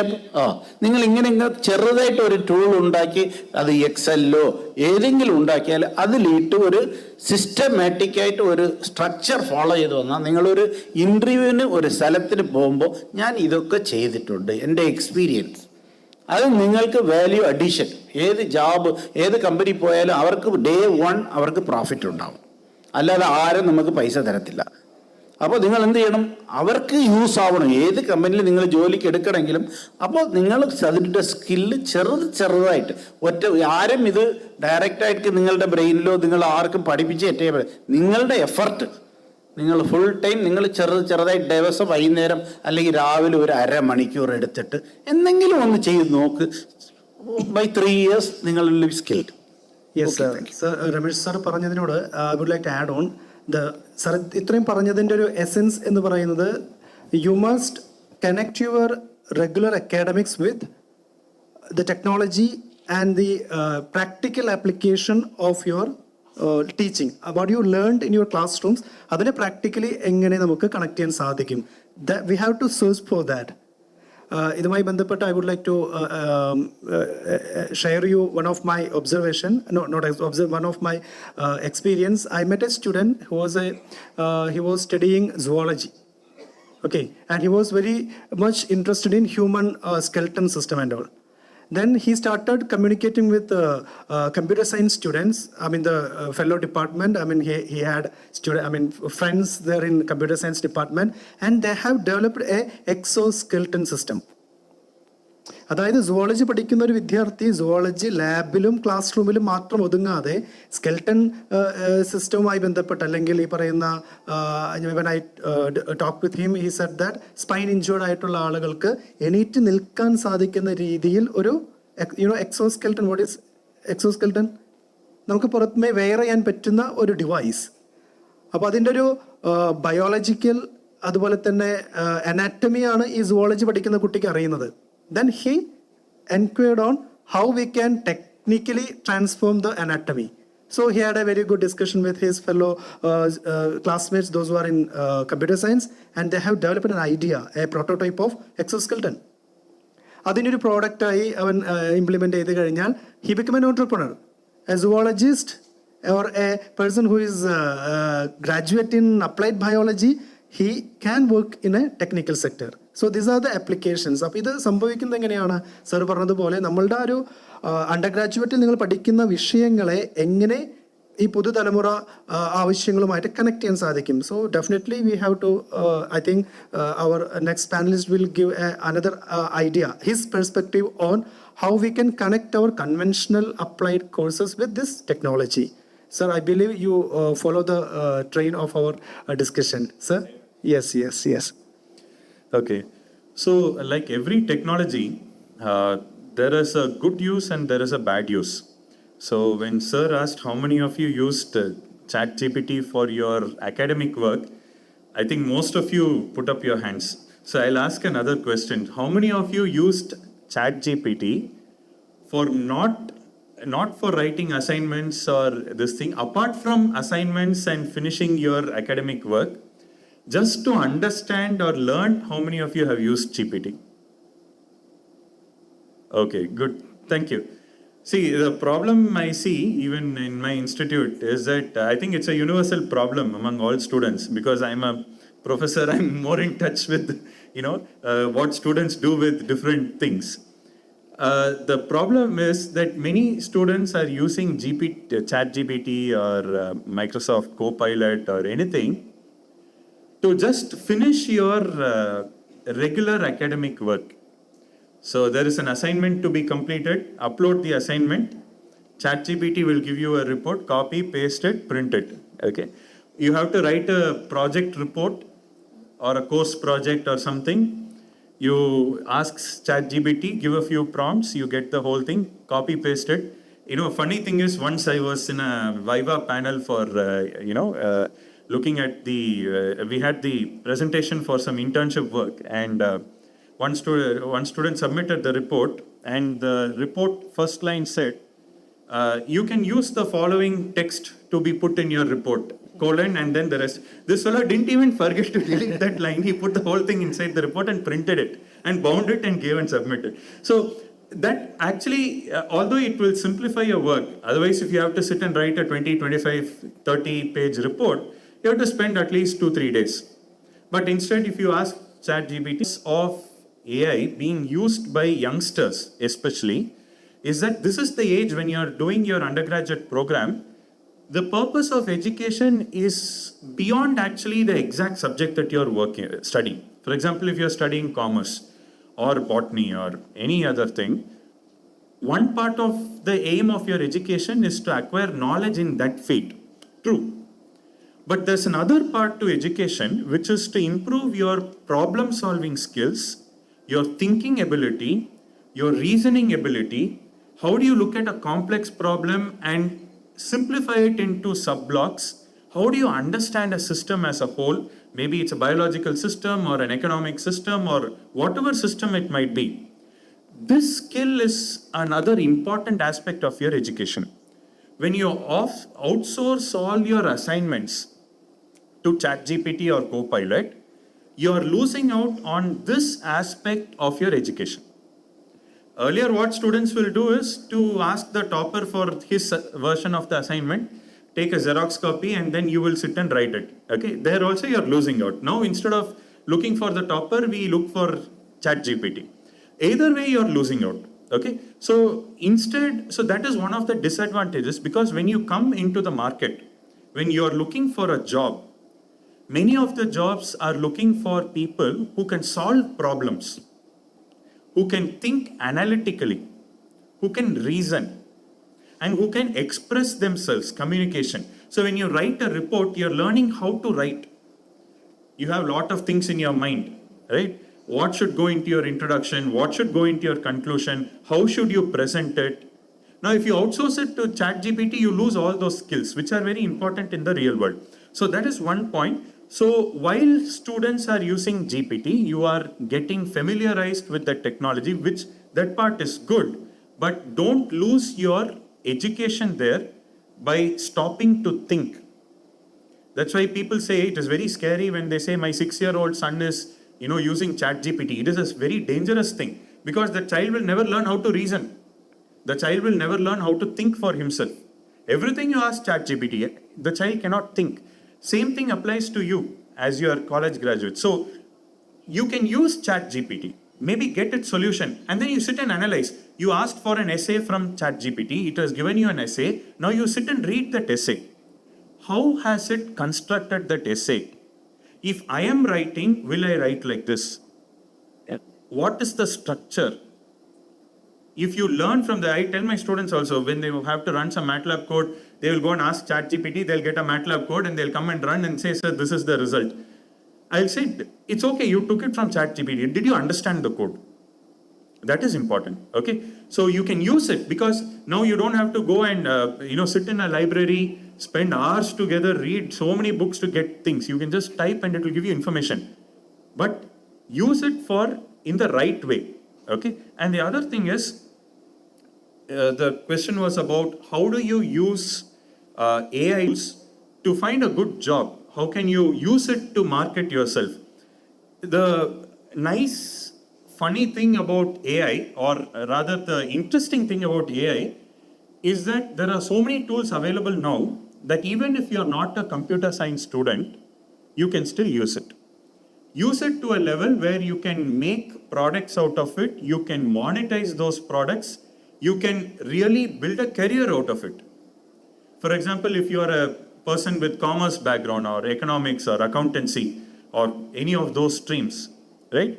There is a lot of application of AI because now you have to look at huge Excel sheets, right? You have to make sense out of it. If you learn how to use AI on your huge data, right? Maybe you have some sample data, you can always download a lot of sample data from the internet. Try running them in different tools. How can you make sense out of the data? How can you catch trends? If you know how to extract information from that data, you become a very valuable tool for many companies. Because there are a lot of companies who don't want their employees to spend 1 week to analyze a huge Excel sheet and come up with one presentation. If you can do it in half a day by using some AI tools, that's a very good thing. You don't need to know coding for all this. Because you need to interact with these AI tools, AI agents, you can start creating AI agents. And these all things can be done by people who are not from core computer science background.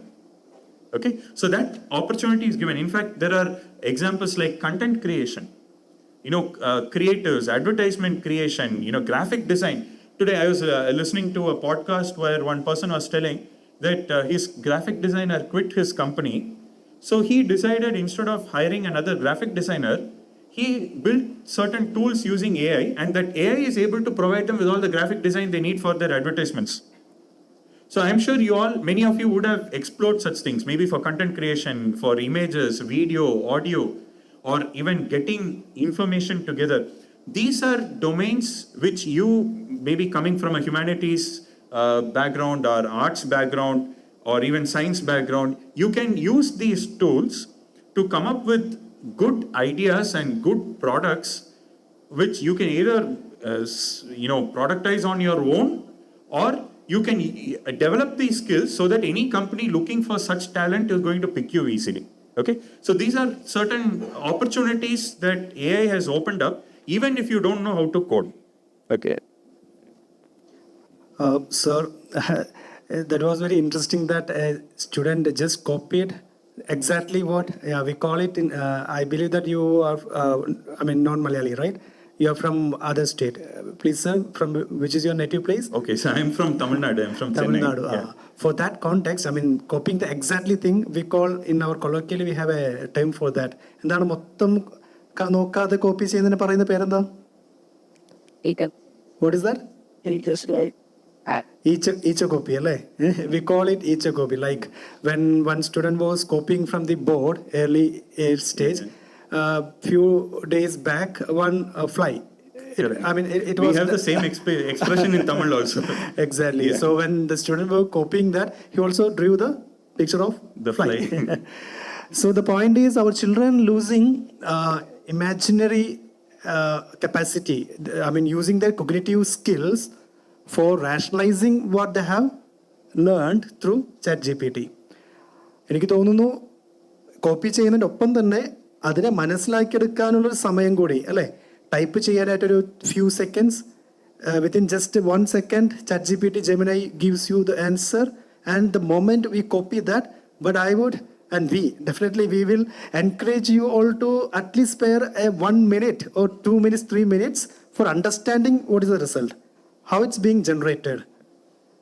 അപ്പോൾ ആ ഒരു ബ്ലൈൻഡായിട്ട് അത് follow ചെയ്യാതെ you must use your cognitive ability for understanding the concept.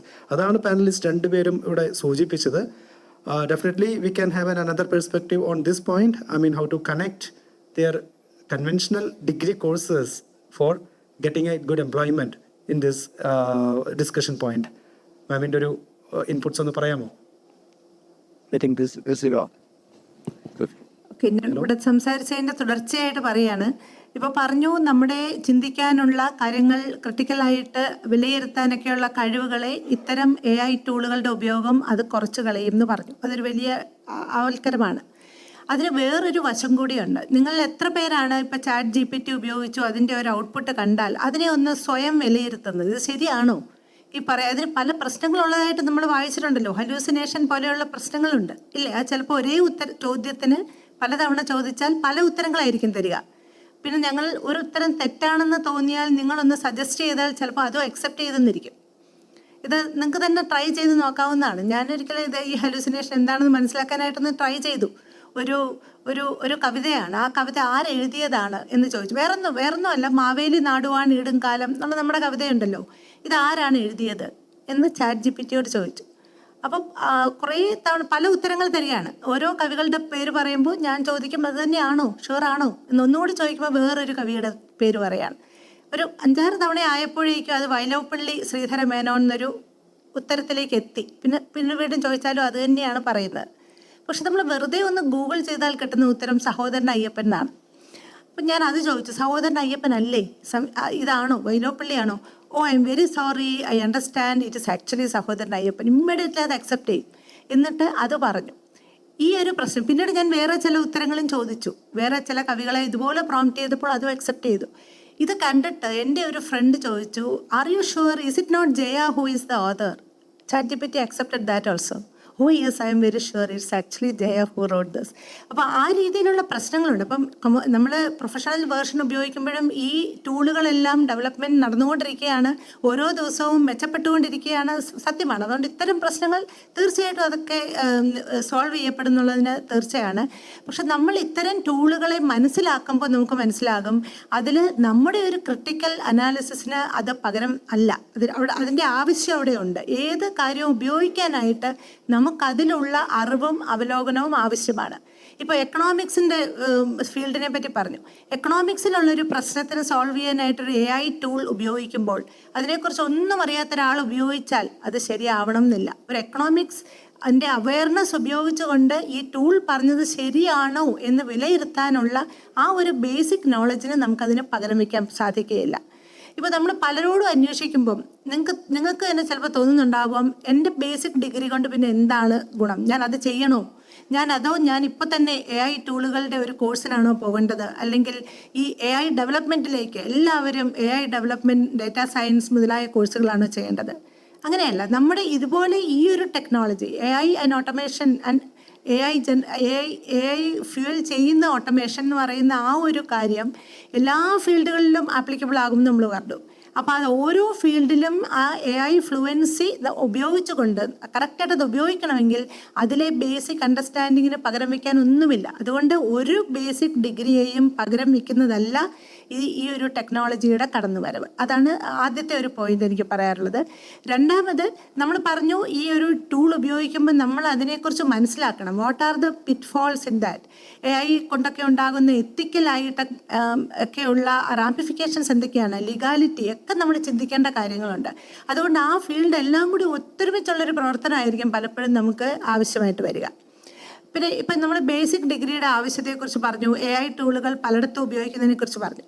നമുക്ക് ഒരു example ഒന്നും കൂടി എടുത്തു നോക്കാം. ഇപ്പം ഇതിൽ ലിറ്ററേച്ചർ സ്റ്റുഡൻസ് എത്ര പേരുണ്ട്? ഏത് ലിറ്ററേച്ചർ ആയാലും, ഇംഗ്ലീഷ്, മലയാളം, സാൻസ്ക്രിറ്റ്, തമിഴ്, ഏതായാലും. അപ്പോൾ ഈ ലിറ്ററേച്ചർ സ്റ്റുഡൻസിന് തോന്നാം എനിക്ക് എന്താണ് AI കൊണ്ട് ഗുണം, ഞാൻ എന്ത് ഉപയോഗിക്കാം, അതർ ദാൻ എനിക്ക് എൻ്റെ ഒരു അസൈൻമെൻറ്റിന് സമ്മറി ഉണ്ടാക്കാനല്ലാതെ. ലിറ്ററേച്ചർ സ്റ്റുഡൻറ്റ് ഭാവിയിൽ നിങ്ങളൊരു ലിറ്ററേച്ചർ പ്രാക്ടീസ് ചെയ്യുന്ന ഒരാളാകുമ്പോൾ ഏത് രീതിയിൽ AI ഉപയോഗിക്കാം.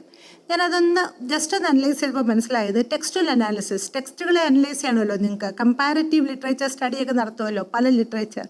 ഇങ്ങനെയുള്ള സമയത്ത് അല്ലെങ്കിൽ കോ റൈറ്റിംഗ്, ഇതിനൊക്കെ AI ടൂൾ വളരെ യൂസ്ഫുൾ ആണ്. കാരണം ഒരു 1000 നോവൽസ് തമ്മിൽ കമ്പാരിറ്റീവായിട്ട് അനലൈസ് ചെയ്യാനായിട്ട് വളരെ ഫാസ്റ്റായിട്ടും വളരെ എഫിഷ്യൻ്റായിട്ടും ഒക്കെ ചെയ്യാനായിട്ട് ഈ ടൂൾ നിങ്ങളെ സഹായിച്ചു തരികയും, അല്ലെങ്കിൽ ഒരു പർട്ടിക്കുലർ ഓഥറിൻ്റെ ആ ഒരു സ്റ്റൈൽ എന്താണ് എന്ന് മനസ്സിലാക്കാനായിട്ട്, ഇപ്പോൾ ഷേക്സ്പിയറിനെ എടുക്കുകയാണെങ്കിൽ ഷേക്സ്പിയറിൻ്റെ എൻറ്റയർ ലിറ്ററേച്ചർ കവർ ചെയ്ത ഒരു സ്റ്റഡി ഉണ്ടാക്കാനായിട്ട് AI ടൂളിന് വളരെ എളുപ്പം സാധിക്കും. നിങ്ങൾക്ക് പിന്നെ അത് അവലോകനം ചെയ്താൽ മതിയാവും. പിന്നെ അല്ലെങ്കിൽ ഡിജിറ്റൽ ഹ്യൂമാനിറ്റീസ് റിസർച്ചർ, ഈ രീതിയിലുള്ള പലതരത്തിലുള്ള റിസർച്ച് ചെയ്യാനായിട്ട് കണ്ടന്റ് സ്ട്രാറ്റജിസ്റ്റ് ഇവിടെ പറയുണ്ടായി ഇല്ലേ, കണ്ടന്റ് ജനറേഷൻ അല്ലെങ്കിൽ കണ്ടന്റ് എന്തായിരിക്കണം എന്ന് മനസ്സിലാക്കാനായിട്ട്. പിന്നെ AI ethics and narrative design, ഏതൊരു കാര്യവും ഏത് രീതിയിൽ പറയണം, സ്റ്റോറി ടെല്ലിംഗ് എങ്ങനെ വേണം, നിങ്ങളുടെ ലിറ്ററേച്ചർ വർക്കാണ്. അതിൽ നിങ്ങൾ ഈ ഒരു AI ടൂൾ, ഇത്തരം AI ടൂൾസ് ഇപ്പോൾ അവൈലബിൾ ആണ്, അത് ഉപയോഗിക്കാം. പിന്നെ ഉള്ളൊരു വലിയ ഫീൽഡ് പബ്ലിഷിങ്ങിൻ്റെ എഡിറ്റിങ്ങിനെയാണ്. ഇപ്പം നമുക്കറിയാം ഒരു പുസ്തകം പബ്ലിഷ് ചെയ്യണമെങ്കിൽ അതിനെ പലതരത്തിൽ എഡിറ്റ് ചെയ്യണം, ചെക്ക് ചെയ്യണം, അതിൻ്റെ സൈറ്റേഷൻസ് എല്ലാം കറക്റ്റാണോ എന്ന് നോക്കണം, അതുപോലെ തന്നെ ഗ്രാമർ ചെക്ക് ചെയ്യണം. അപ്പോൾ ഇത്തരം കാര്യങ്ങൾ മാനുവലായിട്ട് ചെയ്യുന്ന, അല്ലെങ്കിൽ പ്രൂഫ് ചെക്ക് ചെയ്യണം, ആദ്യം കൊടുത്തത് തന്നെയാണോ പബ്ലിഷ് ആക്ച്വൽ പ്രിൻറ്റിൽ വന്നിരിക്കുന്നത്, ഇത്തരം കാര്യങ്ങളെല്ലാം തന്നെ ഒരുതരം ഈസിലി ഓട്ടോമേറ്റബിൾ ആയിട്ടുള്ള കാര്യങ്ങളാണ്. AI tool will do all this. അപ്പോൾ ഇത് നിങ്ങൾക്ക് ചെയ്യേണ്ട ആവശ്യം വരുന്നില്ല. അപ്പോൾ അങ്ങനത്തെ ഉള്ള കാര്യങ്ങളിലൊക്കെ പബ്ലിഷിംഗ് ഫീൽഡിലെല്ലാം കുറച്ചും കൂടെ ഹയർ ഓർഡർ തിങ്കിങ് ആണ്. അപ്പോൾ പിന്നെ ഒരു ഹ്യൂമൻ പബ്ലിഷറിൻ്റെ ആവശ്യം അവിടെ ഉണ്ടാകുന്നത്. അതുപോലെ digital story telling, critical AI ലിറ്റ്സ്, അപ്പോൾ ഇതുപോലുള്ള കാര്യങ്ങൾക്ക് എന്ത് വേണം, ഒരു ലിറ്ററേച്ചർ സ്റ്റുഡൻ്റായ നിങ്ങൾക്കും AI-യിലുള്ള ഫ്ലുവൻസി ആവശ്യമാണ്. ഈ ടൂളുകളെക്കുറിച്ച് നിങ്ങൾ പഠിക്കേണ്ടതുണ്ട്. അപ്പോൾ ഈ രീതിയിൽ നമുക്ക് ഏത് ഏരിയയിൽ വേണമെങ്കിലും നോക്കാം. നമുക്ക് ഒരു എക്സാമ്പിൾ കൂടെ ഞാൻ എടുക്കുകയാണ്. നേരത്തെ പറഞ്ഞ തന്നെയാണ് പൊളിറ്റിക്കൽ സയൻസ്. ഇവിടെ പൊളിറ്റിക്കൽ സയൻസ് സ്റ്റുഡൻസ് ഉണ്ടോ? ഉണ്ട്, ധാരാളം പേരുണ്ട്. അപ്പോൾ പൊളിറ്റിക്കൽ സയൻസ് സ്റ്റുഡൻറ്റ് വിചാരിക്കുകയാണ് ഞാൻ എന്ത് ചെയ്യണം, അല്ലെങ്കിൽ എൻ്റെ ഭാവി കരിയറിൽ ഈ AI ടൂൾ എവിടെയായിരിക്കും വരിക. നമുക്കൊരു എക്സാമ്പിൾ കൂടെ നോക്കാം. ഡേറ്റ ഡ്രിവൺ റിസർച്ച് തന്നെയാണ് പ്രധാനം. ഒരുപാട് കാര്യങ്ങൾക്ക് നിങ്ങൾക്ക് ഡേറ്റ ഉപയോഗിച്ചുകൊണ്ടുള്ള റിസർച്ചാണ്. അതിൽ ഈ massive data in a very fast way and in very efficient way handle ചെയ്യാനും ചെക്ക് ചെയ്യാനുമായിട്ട് AI ടൂൾസ് അവൈലബിൾ ആണ്. പ്രിഡിക്റ്റീവ് മോഡലിംഗ് ഉണ്ട്, ഇലക്ഷൻ റിസൾട്ട്സ്, പോളിസിയുടെയൊക്കെ impacts and risks of policy, these things you will have to analyse as a political scientist. അപ്പോൾ അതിനെല്ലാം ഈ AI tools നിങ്ങൾക്ക് data part നിങ്ങൾക്ക് വേണ്ടി ചെയ്തു തരും. പിന്നീടുണ്ട് ഡിജിറ്റൽ ഡിപ്ലോമസി എന്ന് തന്നെ ഒരു ഏരിയ ഉണ്ടല്ലോ. ഇപ്പോൾ പബ്ലിക് സർവീസ് ഡെലിവറിയിൽ സർവേലൻസ് ചെയ്യുക, ഡിസിഷൻ മേക്കിംഗ്, ഇങ്ങനെയുള്ള കാര്യങ്ങളിലൊക്കെ ഈ ഡിജിറ്റൽ ടൂൾസ് നിങ്ങളെ സഹായിക്കും. ഈവൻ ഇൻ ഇൻ്റർനാഷണൽ റിലേഷൻസ് ഇപ്പോൾ തന്നെ സൈബർ ഡിപ്ലോമസി ഉണ്ട്, ഗ്ലോബൽ സെക്യൂരിറ്റി, ഡിജിറ്റൽ എത്തിക്സ് എന്നൊക്കെ പറയുന്ന ഡിഫറെൻറ്റ് ഫീൽഡ്സ് ഉണ്ട്. അപ്പോൾ ഈ ഫീൽഡുകളിലെല്ലാം ഡയറക്റ്റായിട്ട് ഹെൽപ്പ് ചെയ്യാൻ പറ്റുന്ന AI ടൂൾസ് ഉണ്ട്. ഇതുപോലെ നിങ്ങൾക്ക് ഏത് ഏരിയ വേണമെങ്കിലും എടുക്കാം. സോഷ്യോളജി, ബോട്ടണി, സുവോളജി, എൻജിനീയറിങ്ങിൻ്റെ എല്ലാ മേഖലകളും, അങ്ങനെ ഏത് ഫീൽഡും നമുക്ക് എടുക്കാൻ പറ്റും. ഇനി ഒരു പോയിന്റ് കൂടെ പറയാം. അപ്പം പിന്നെ നിങ്ങൾ എന്താ ചെയ്യേണ്ടത്? നിങ്ങൾക്ക് ബേസിക് ഇൻഫർമേഷൻ എന്തായാലും വേണമെന്നുള്ളത് തീർച്ചയാണ്. അപ്പോൾ ഡിഗ്രി പഠിച്ചുകൊണ്ടിരിക്കുന്ന സമയത്ത് തന്നെ എന്ത് ചെയ്യാൻ പറ്റും? ഈ AI ടൂൾസിൻ്റെ ഫ്ലുവൻസി ഉണ്ടാക്കുക എന്നുള്ളത് തന്നെയാണ് പ്രധാനം. അത് ChatGPT മാത്രം ഉപയോഗിച്ചാൽ പോരാ. ഏതൊക്കെ AI ടൂൾ എന്തിനൊക്കെ ഉപയോഗിക്കാൻ പറ്റും എന്നുള്ളത് നിങ്ങളത് ചെയ്തു നോക്കാം.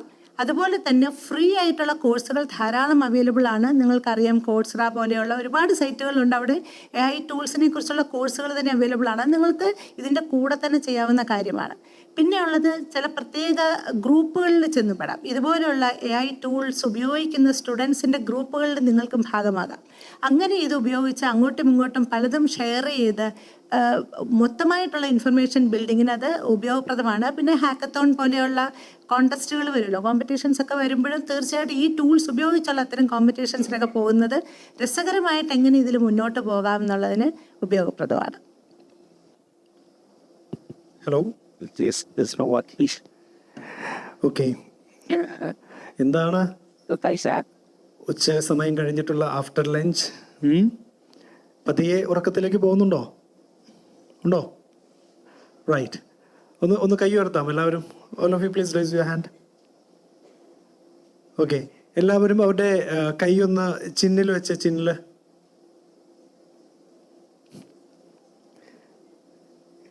Chin, on chin. ഓക്കെ, ഇവരുടെ ചിൻ ഇതാണ് കേട്ടോ. ദിസ് ഈസ് ചീക്ക് അല്ലേ? What I said? എല്ലാവരോടും താടിയിൽ കൈവയ്ക്കാനല്ലേ പറഞ്ഞത്? പക്ഷെ നിങ്ങൾ എവിടെയാണ് കൈവച്ചത്? വിരലെവിടെ വെച്ചത്? ഓക്കെ, ആരാ ചീക്കിൽ കൈവച്ചേ? You? No. Okay, right. So listen. Of course ഈ conferences, seminars, lectures are to an extent കുറച്ച് ബോറിംഗ് ഒക്കെ ആയിരിക്കും. പക്ഷേ end of the day what you learn from that definitely going to help you in your future. Okay, I would tell them a story to bring them back. Okay. ഒരു ദിവസം ഒരു മനുഷ്യൻ നടന്നു പോവുകയായിരുന്നു. പെട്ടെന്ന് ഒരു കുഴിയിൽ വീണു. Okay, I believe, it should be in Malayalam. Then only ആ ഒരു എസെൻസ് കിട്ടും. You follow that, right, sir? Okay. So he fell in that pit. അതൊരു വലിയ കുഴിയാണ് കേട്ടോ. രക്ഷപ്പെടാൻ ഒരു വഴിയുമില്ല. ആൾ ചുറ്റും നോക്കി, രക്ഷപ്പെടാൻ യാതൊരു വഴിയുമില്ല. പതിയെ അദ്ദേഹം മനസ്സിലാക്കി, ഇനി എൻ്റെ ലൈഫ് ഇവിടെ തന്നെയാണ്. So I will spend my എൻ്റെ ലൈഫ് ഇൻ ദിസ് പ്ലേസ്. ആള് ആ കുഴിയുടെ ചുറ്റും നോക്കിയപ്പോൾ അത്യാവശ്യം വലിപ്പമുള്ള കുഴിയാണ്. അങ്ങനെ കുറച്ച് ദിവസങ്ങൾ കഴിഞ്ഞപ്പോൾ ആ കുഴിയിൽ തണുപ്പ് കൂടി വന്നു. ബിക്കോസ് മണ്ണിലാണല്ലോ, അപ്പോൾ തണുക്കാണ്, ഭയങ്കരമായിട്ട് തണുക്കാണ്. അപ്പോൾ അദ്ദേഹം ഇങ്ങനെ ആലോചിച്ചു, ഈശ്വര, എനിക്ക് ചൂട് ഫയർ സെറ്റ് ചെയ്യാനൊരു സാഹചര്യം ഉണ്ടെങ്കിൽ എത്ര നല്ലതായിരുന്നു. പക്ഷെ അതിനുള്ള ഫെസിലിറ്റി അവിടെ ഉണ്ടോ? ഇല്ല. എഗെയിൻ ആള് അഡ്ജസ്റ്റ് ചെയ്തു. ഇതൊക്കെ മതി, തൽക്കാലം ഇങ്ങനെ പോട്ടെ എന്ന് കരുതി. ദിവസങ്ങൾ പോകെ തണുപ്പ് കൂടി വന്നു. അങ്ങനെ കുറച്ച് ദിവസം കഴിഞ്ഞപ്പോൾ അദ്ദേഹം കുഴിയുടെ മുകളിലേക്ക് നോക്കിയപ്പോൾ ഒരു മനുഷ്യൻ, കാൽപ്പെരുമാറ്റം കേട്ടു. ആ കുഴിയുടെ മുകളിലേക്ക് നോക്കിയപ്പോൾ ഒരു മനുഷ്യൻ വന്നിരിക്കുകയാണ്. അദ്ദേഹത്തിന് വളരെ സന്തോഷമായി. He felt very happy because a rescue has come. അദ്ദേഹം വളരെ പ്രതീക്ഷയോടുകൂടി ആ മനുഷ്യനെ നോക്കി. ആ മനുഷ്യൻ ആ കുഴിയിലേക്ക് ഒരു ഏണി, ലാഡർ, ഒരു മരത്തിൻ്റെ ഏണി ഇറക്കി വെച്ചു കൊടുത്തു. കൂട്ടത്തിൽ ഒരു മാച്ച് ബോക്സ്, ഒരു തീപ്പെട്ടിയും ഇട്ടുകൊടുത്തു. ഈ മരത്തിൻ്റെ ഏണി കണ്ടതും ഈ കുഴിയിൽ കിടക്കുന്ന മനുഷ്യന് പ്രതീക്ഷകൾ നാമ്പെട്ടു. അദ്ദേഹം ഒട്ടും സമയം കളയാതെ ആ മര ഏണിയുടെ ഓരോ അഴികളും വലിച്ചു പറിച്ചെടുത്ത് ഒടിച്ചു നുറുക്കി തീപ്പെട്ടി ഉപയോഗിച്ച് കത്തിച്ച് തണുപ്പിൽ നിന്ന് രക്ഷ നേടി.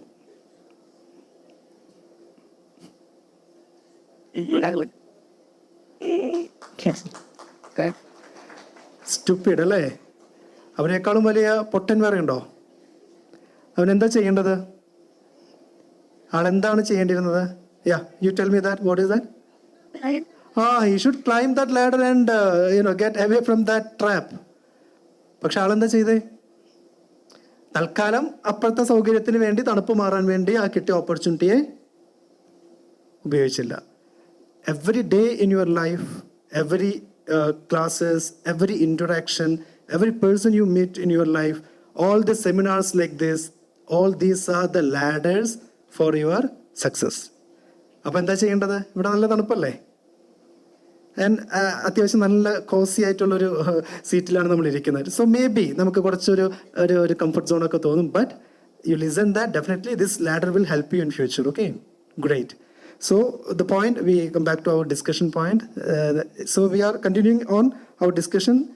ഇതിലൊരു ഇത്രയും നേരം 3 പേരും പറഞ്ഞ 3 പാനലിസ്റ്റും പറഞ്ഞതിൻ്റെ ഒരു ബേസ് എന്ന് പറയുന്നത്, നമ്മുടെ ബേസിക് സബ്ജക്റ്റിൻ്റെ ഒപ്പം തന്നെ കുറച്ചുകൂടി അഡ്വാൻസ്ഡ് ആയിട്ട് പ്രാക്ടിക്കലായിട്ട് നമ്മൾ കാര്യങ്ങൾ ചെയ്യണം.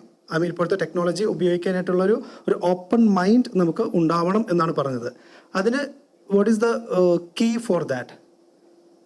You should look into the problems. Sir, what do you say? Our children should look into the problems. What are the problems out there? നിങ്ങൾക്ക് എങ്ങനെയാണ് അതിൽ ഒരു കോൺട്രിബ്യൂഷൻ നൽകാനായിട്ട് സാധിക്കുക? അതിന് ഇപ്പോഴത്തെ നിങ്ങളുടെ ബേസിക് അക്കാഡമിക്സും ഇപ്പോഴത്തെ ടെക്നോളജിയും എങ്ങനെ ഉപയോഗിക്കാനായിട്ട് സാധിക്കും? ആ ഒരു ഇൻവെസ്റ്റിഗേറ്റീവ് മൈൻഡ് സെറ്റ് ആണ് ഡെഫിനറ്റ്ലി നിങ്ങളുടെ കരിയറിനെ സക്സസ്സിലേക്ക് എത്തിക്കുന്നത്.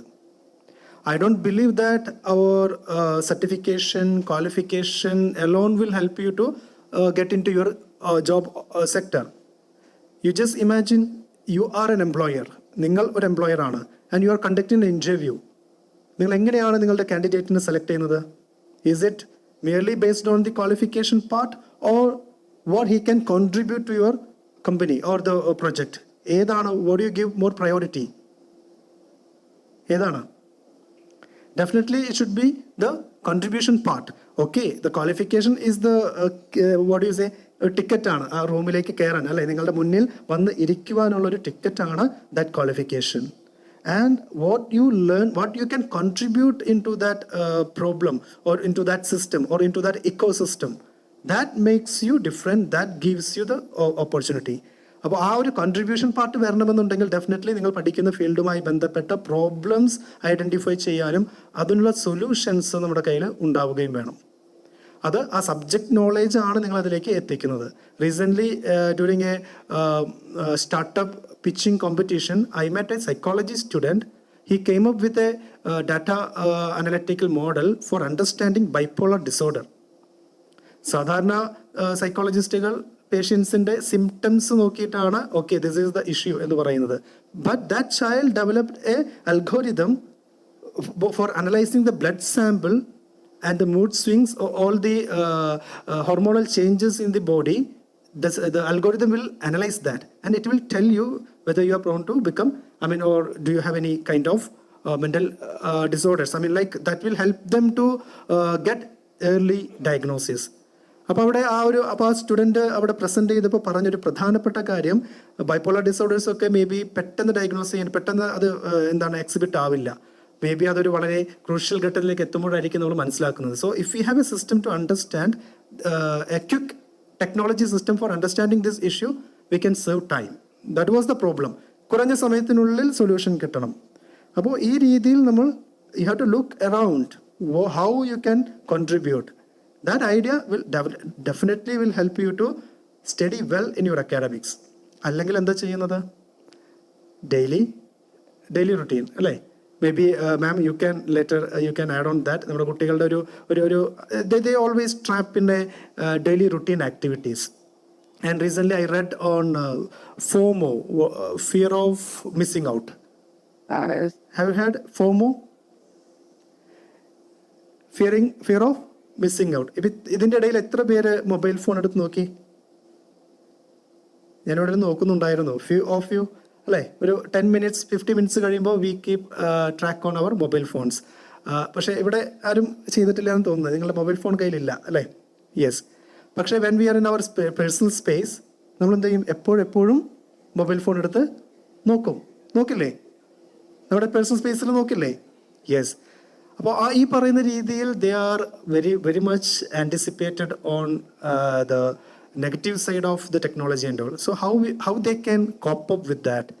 എങ്ങനെയാണ് ഈ ഫിയർ ഓഫ് മിസ്സിങ് ഔട്ട്, ഓൺലൈനിൽ നമുക്ക് എന്തെങ്കിലും മിസ്സാകുമോ എന്നുള്ള ഒരു ടെൻഷൻ ഉണ്ടായിരിക്കും മക്കൾക്ക്. അതെങ്ങനെയാണ് നമുക്ക് ഹാൻഡിൽ ചെയ്യാൻ പറ്റുക?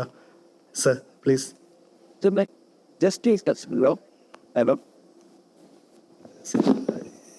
Is that what? Hello?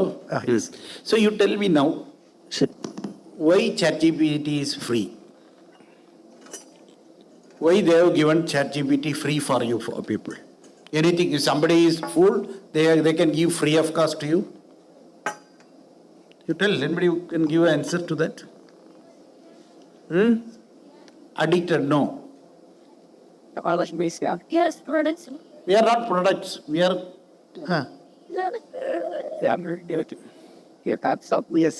Yes.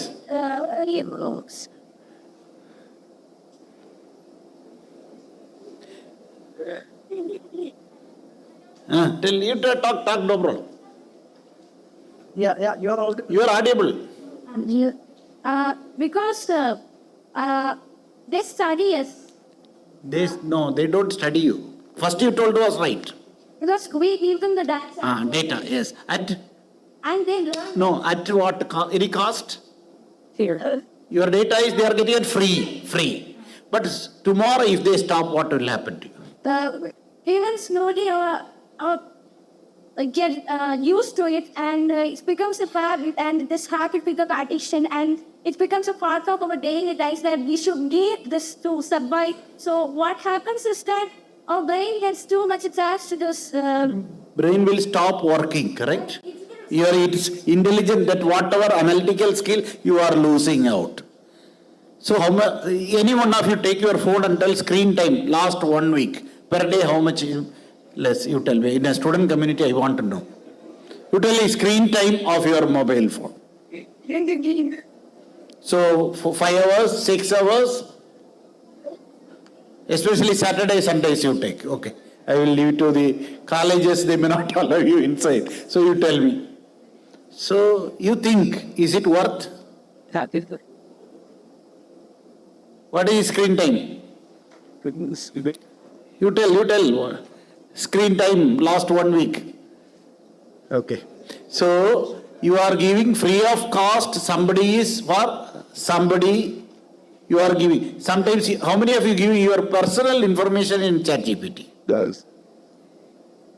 To write an application form or a bank, some request, how many of you sharing your personal information, including your photos? I have seen students who apply for some jobs, because now digital photograph, it has to be sticked, they upload everything, you prepare a full request form. So is it right? Your data is going to someone else. Your bank information or mobile number, everything. Now you know all the threat, so many things are there. That is a one big thing. Another thing, what is the thing? Tomorrow if they stop ChatGPT, what you will do? Because you are first year or second year? First year. First year, so no problem. Suppose you are 3 years, end of the 3 year, you used always ChatGPT to prepare your assignments and studies, everything. What will happen? You are going for a master's. So what will happen? There no ChatGPT for you. You can't, that is missing out, correct? You lost already, you lost everything of your, whatever your parents put, and your critical phase of critical, most because you are specialization you are making and you are entering, correct? So what you should do? Yes. Yeah. Use it, you see, minimum usage. I recommend a ChatGPT because even PhD students, PhD thesis is most of the people are writing. Now another way has come. If you give to the software how many pages you wrote with ChatGPT. Correct? So don't be losing yourself in the technology era. And ChatGPT is not fully AI. AI is beyond that. Because that is another misconception going on, Gemini, DeepSeek, because these all are the buzzwords. I call it a buzzwords. They may be helping, but in the real industrial scale or a job wise, much beyond. But if you have thinking ability and all those things, the AI will take away only routine jobs. Something it is repetitive or something routine. You see, it should be some. It was what you were conditional thinking, correct? In olden days, you have each step, each condition. Now, it is a smooth curve. It can predict and take a decision. But it cannot act on its own. So, AI needs what data you have trained. It cannot, new thing, AI can create an innovation or invention? Anybody can tell? What AI can do, an invention or not? If yes, why? If not, why? Anybody can tell? AI can new invention. What is invention?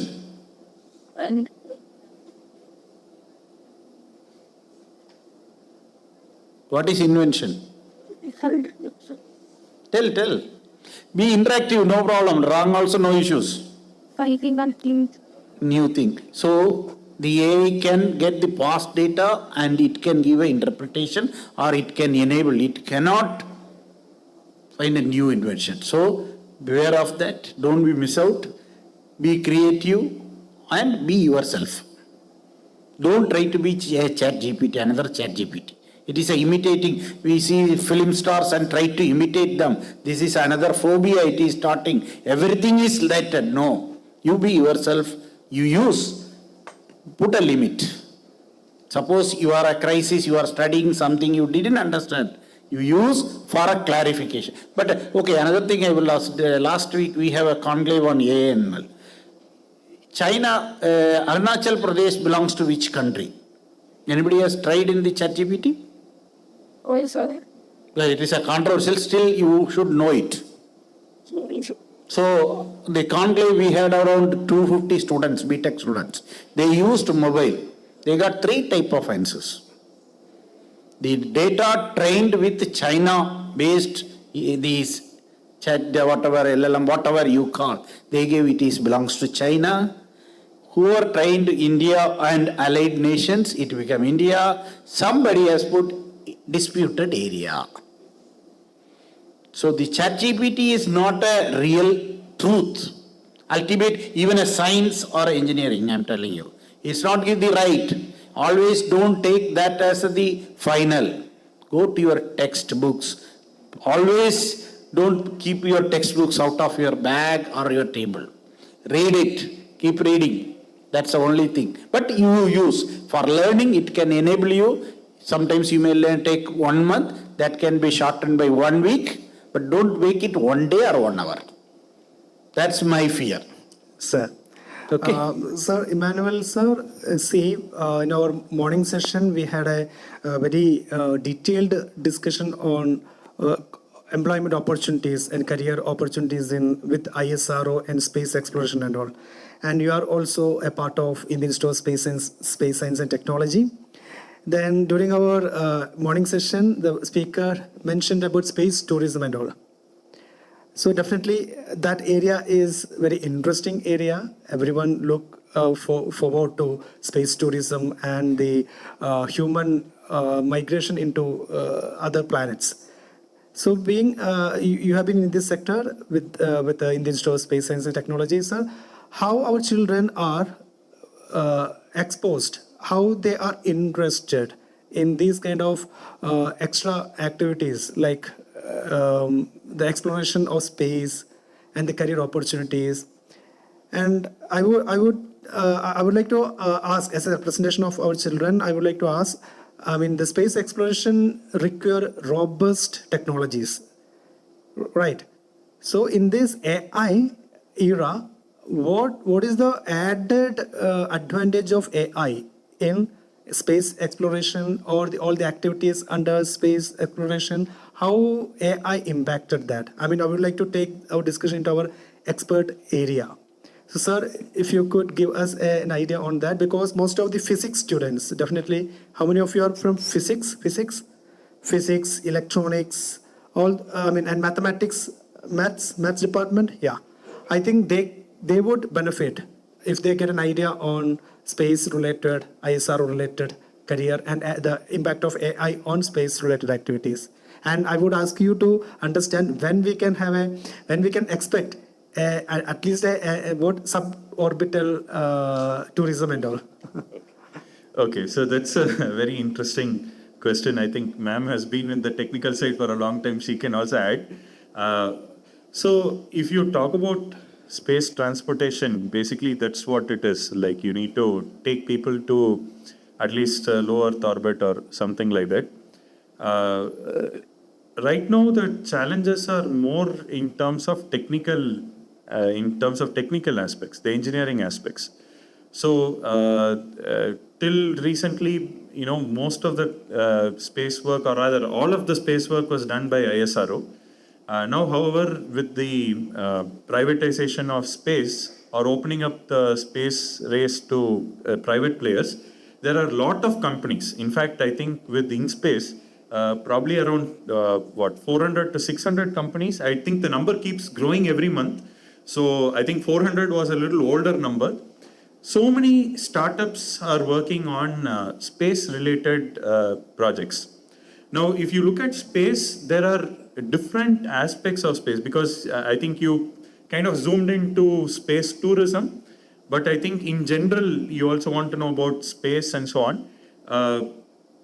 One side of space is, as sir was pointing out, analyzing satellite data, remote sensing, and that allied data, because frankly speaking, the money is only there. In fact, there is, you have to run a business.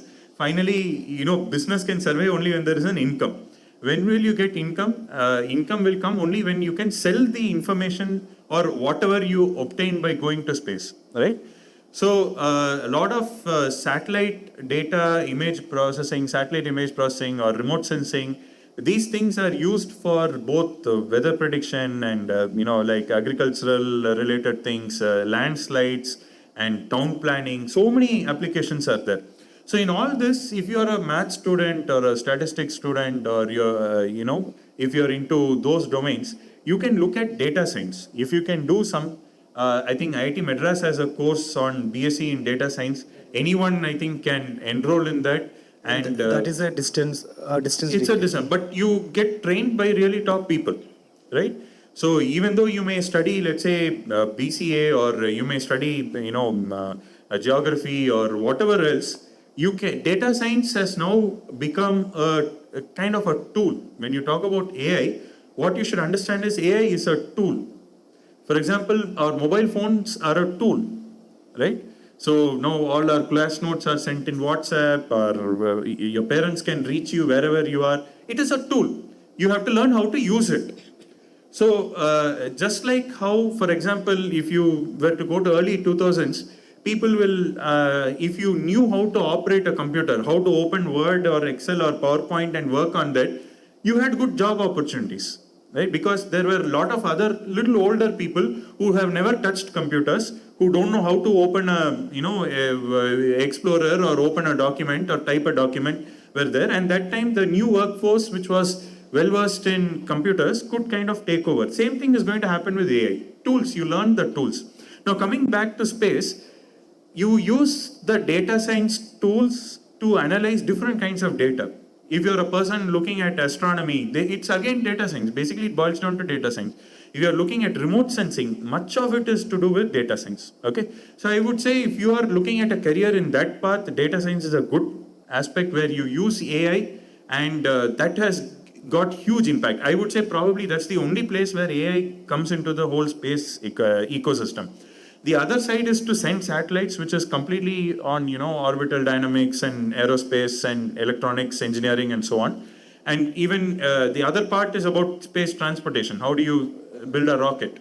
So that, of course, requires a lot of mechanical engineering, aerospace engineering, and so on. So I don't think in both either satellite design or operation domain, or for that matter in launch vehicle rocket design and operation, I don't think AI has really entered as far as I can understand. But AI has significantly entered in how you analyze, understand, interpret, and use the data from space. So I think that's where you can contribute. But if you are looking at, in general, looking at space technology, and if you're from an applied electronics background or applied sciences background or physics background, you can definitely look at some of the electronics related opportunities which a lot of people are looking at. Okay. Again, I would re-emphasize what the other panelists have said. You need to go beyond just merely what you're learning as part of your course. You need to upskill, right? If you want to pursue electronics, at least learn how to do a small PCB. There are free tools. You don't have to pay any money. And you can go now to YouTube and you can learn how to make a small PCB, right? How to design a small PCB. Simple circuit, you can do that, right? Similarly, data science, you have free courses, learn them. You have free courses to teach you how to use the AI tools in a constructive way. I think as Sir was pointing out, beyond Gemini and Copilot and all that, there are other things like Perplexity, Claude, and there are so many tools which are available, which can be used for a variety of purposes. So learn them. And you don't have to shell out money. On the other hand, there are a lot of these companies, EdTech companies who will tell, you pay this much money, we will train you on AI. I would say don't fall for it. First, you learn on your own. Right? We are living in the information age. You go to YouTube and you search, you have a lot of courses available for free. So many Western universities put their course material, for example, Berkeley, University of California and Berkeley puts most of their material online for free. Anybody anywhere in the world can, study. So learn like that, upskill yourself, take at least one path and be good at it. Okay? And if you're looking at space, of course, ISRO has its own way of recruiting people through ICRB. But even over and beyond that, I think a lot of exciting things are happening in the private industry. So depending on your interest, especially AI is applicable to any kind of remote sensing related projects. Sir, as a continuation of... Yeah, sure. Please, sir. See, for the... Please hand over the mic. See, adding to Emmanuel, I will tell one thing. Bhuvan, there is a remote sensing data of ISRO, most of the thing, it free of cost for Indian community, available, take that and try to implement it. Because ISRO is giving free of cost. Bhuvan, you can note it down, so that will help you this. Yes, sir. Sir, Emmanuel, sir, as I add on with your perspective, I understand that nowadays privatization or startups, entrepreneurships in space-related activities are there, and there are few examples. Even in IIT Madras, they have started Skyroot. Oh no, Yeah, that is Skyroot is in Hyderabad. IIT Madras startup was Agnikul. Now they have their own campus. Okay. There is so many. Yeah, please go Yes, ahead. Yeah. yes. So my point is, applied science students, if they are learned and trained in the skills required for space-related activities, they can also get into the entrepreneurship. Or is there any scope for them for the startups, or be a part of the privatization of this area? Okay. So entrepreneurship, of course, it requires, you should have clarity. That is very important. And as I mentioned, money is the central part of any business development. Okay. Only certain companies like Agnikul, Skyroot, they are working on these launch vehicles and rockets, etc. Many of the other companies, I think, like Dhruva Space, there is Galaxy I Space, and the Pixel Space. It's a recent company. So all these people are working on developing satellites, but all the money will come from how the data is actually being used. So these startups, highly technical startups, if your course has something aligned to that, right? In terms of, let's say, electronics design or mechanical design or something like that, yes, you can definitely upskill yourself by learning some of their tools and be part of it. Otherwise, I would say if you have a good idea on how to use the image data or satellite data, like how sir was giving an example about Kuttanad area, right? So you find a problem. You say that if I have the access to, let's say, satellite image data or remote sensing data, then I can actually predict, so for example, landslide prediction. If you have a concrete idea, and you can provide a service which is of monetary value to the user, if you have a very clear-cut idea, then I think you should definitely explore entrepreneurship. Because as you know, it is a double-edged sword. You can fail or you can succeed. Okay, there's a lot of hype about entrepreneurship also, but clarity is very important. And the centrality to the clarity is who is going to be interested in the product that I'm making? Are people, that's what we call as market research or something. Will people be interested in what I'm making?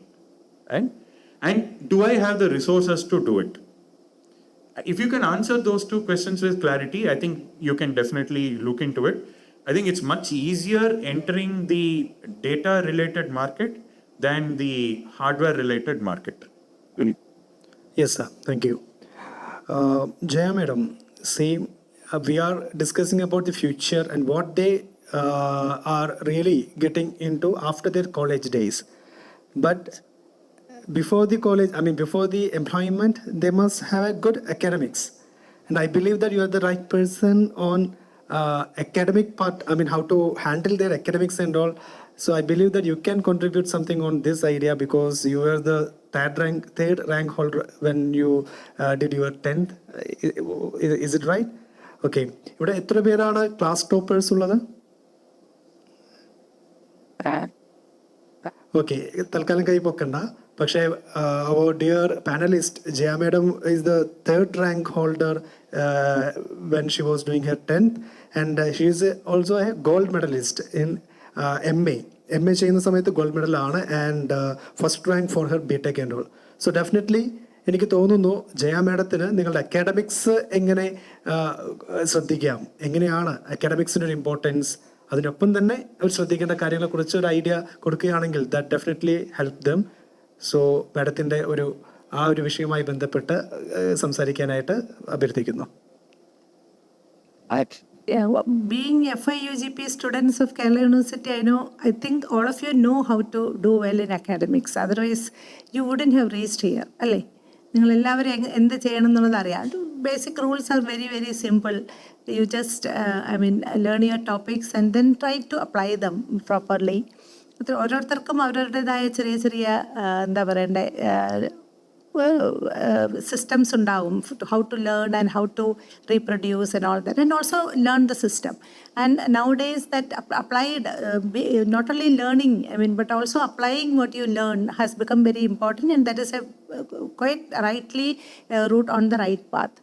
Now, just to add on to what was being discussed here, in the application of this AI tools into in the space sector itself, not only in the data analysis part and getting the space applications to actually fructify into an application, there are also a lot of data inside in the technology sector itself, because you have to analyze the data corresponding to all the different missions and all the different tests that you are doing. So that's another area where AI tools can really be applied. Only being applied now, but that is also another area. But I would also like to point out or stress on two other aspects. One thing is that what has been predicted, one of the predictions is that by 2030, about a large number of skills that will be necessary will be different. When you go for a job, what is the type of skills that you should have? There will be a grave change in that area by 2030, and you will be expected to have other skills. One of the skills is, of course, AI fluency, that you should be able to make use of these AI tools and apply in your own area. So that is one aspect, but there are other aspects also. That is very interesting, because we know that what are the different jobs that are most likely to be affected when the AI tools are used. Those will be the mundane, repetitive kind of jobs, which can easily be replaced by the machine. But the other kind of jobs which require the higher level thinking, critical thinking, or analytical mind, that will still be there. So the application of the AI tools in our the whole industry actually gives more prominence to the kind of tools, kind of skills which are required, like analytical skills, critical thinking, and also the human related tools, like we cannot call them as tools, but skills like empathy, or knowing how to handle people, the knowledge about how to communicate correctly and all that. So all these human related skills, ഇതൊക്കെ ചിലപ്പോൾ technology driven ഒരു ഏരിയയിൽ ഇപ്പോൾ കുറച്ച് law ലെവലിലേക്ക് പോയിട്ടുണ്ട്, പക്ഷെ അതിൻ്റെയൊക്കെ ഒരു തിരിച്ച് വരവ് കൂടി നമ്മൾ കാണുന്നുണ്ട്. അപ്പോൾ you have to be trained in those things also, because those will be the things which cannot be replaced by the machine, by the automation or the AI tool. So those skills will also be required. അപ്പോൾ ഈ ഒരു കോണ്ടെക്സ്റ്റിൽ when I was coming for this particular discussion, I thought that we should also get the mind of what is the industry thinking, especially the IT industry or any other industry also. What is the kind of viewpoint that they are taking about how jobs are getting impacted by the AI and automation. So one of my friends who is in the US and been in the US for more than 30 years and working in the algorithm development, mostly into mathematics, algorithm development and all area, was saying that in their company also this AI training on AI tools and AI awareness is going on. That is very much there. But even then, for a person who is into algorithm design, if he found that the use of the direct application of AI tools is not there, like it has not come to that level. So that is one observation. Then another person who is into an Indian industry, outside Kerala but inside India, was saying that there also the kind of tools that you can use will be different. So the awareness is one thing that they try to give to employees of all levels. Not only the new entrants, but also across the level, because that awareness should be there. As we said earlier here, if you have to apply the data that is provided by an AI tool, you should have the ability to discern, to critically analyze, and you should have the knowledge yourself. Unless you know what this particular tool is doing, you cannot really use it or even have your juniors to use that. So that is another thing. But very interestingly, one of the areas where it is predicted that AI will replace humans is in the basic program development, in the very the entry-level technology jobs, especially in computer programming, because it is now possible to generate computer programs using AI tool. But even then, one of my friends who is an entrepreneur in the software field was saying that they tried to limit their junior level recruitment because they can use AI, but then realized that unless you have a very good awareness about how a good program should be made, then you cannot proceed further. So they replaced that particular logic and were again starting to recruit at the low level basic programmers in the long run. So how that this technology will be affecting the jobs is also something that we can keep looking into, because that also may change. And as to also one of the interesting things is that if you want to get information about what are the different courses or what are the different free courses available, what are the different tools, one particular avenue that you can ask is ChatGPT or Gemini or these things itself. The tools will give you even that information. They can even compare among themselves. So as we were telling from the beginning, this is also one of the tools that we have made. It's a tool on our hand. It is up to us to understand it wisely and use it to our benefit. That is I think the bottom line. Okay, thank you. So we are about to finish our discussion point. And I will come back to that, sir. See, we are running out of time. Then definitely we are waiting for your inputs. So before getting into their questions and all, I would like to thank all the panelists, and I would request you to add on your last word. The end note with this on this our topic. So, sir, please add on. Hello. Hello. See, one thing, because you are from undergraduate, there is a Indian Academy of Sciences. Because you want to work with your interested institutes, they support after first year, I think, from undergraduate. They will give fellowship as well as travel support. You can apply. Summertime, 8 weeks.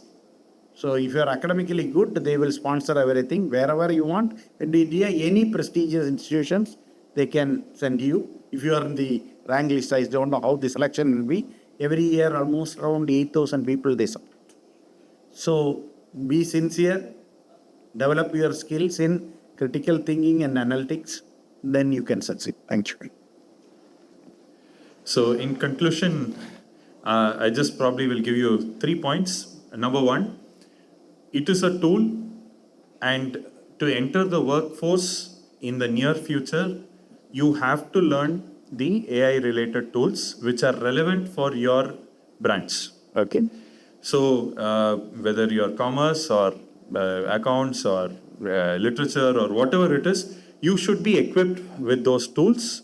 You should know how to use them. There's something called as prompt engineering and context engineering, so many things. Learn, upskill. Okay. Secondly, while you explore the use of these tools, don't miss out on developing your critical thinking, your problem solving ability, and your analytical thinking. Because if you are only as good as a machine, you are given information, you'll throw out information, then there's no need for you in the industry. Right? Yeah, human being brings something way beyond what a machine can do, and that analytical capability, reasoning, and so on, please make sure that you are not losing out. Thirdly, I would say, please don't give place to mediocrity because as it was passed out, as it was being mentioned by the other panelists, a lot of the redundant jobs are going to be eliminated. And if you see in the recent past, up to the recent past, somebody is really not doing very well in their academics. You just do some degree for the sake of doing. If you can just have basic skills, they put you in some kind of job or the other. But all customer service jobs are heavily affected. A lot of marketing jobs are getting affected. HR related jobs are getting affected, eliminated. Basic coding jobs, many of them are eliminated. So you should be really good at what you do. Okay, so far the idea was that, okay, as long as you have a degree, you can just, somehow use some skill and get into the workforce. That is going to change. So you have to be good at whatever you do. 3 points. Make sure you are familiar with AI tools, learn them, get yourself known, develop your critical thinking and reasoning. Thirdly, make sure you're really good at what you're doing. All the best to you all.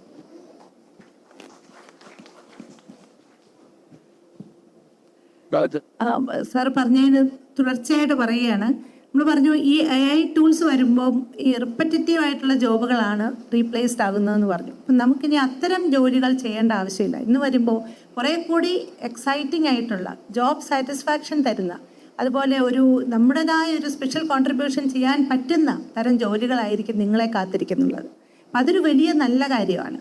അപ്പോൾ അത്തരത്തിലുള്ള ജോലികൾക്ക് വേണ്ടി നിങ്ങളെ സ്വയം equip ചെയ്യാനും നിങ്ങളുടെ degree കഴിയുമ്പോഴേക്കും അതിലേക്ക് എക്യുപ്ഡ് ആയിട്ട് ഫുള്ളി സ്കിൽഡ് ആയിട്ട് AI അവെയർ ആയിട്ട് ഒന്നുള്ളൊരു ലോകത്തിലേക്ക് എത്തിച്ചേരാനും നല്ല ജോലികൾ ചെയ്ത് സാറ്റിസ്ഫൈഡ് ആയിട്ട് ജീവിക്കാനും സാധിക്കട്ടെ എന്ന് ഞാൻ എല്ലാവരെയും ആശംസിക്കുന്നു. Thank you panellist.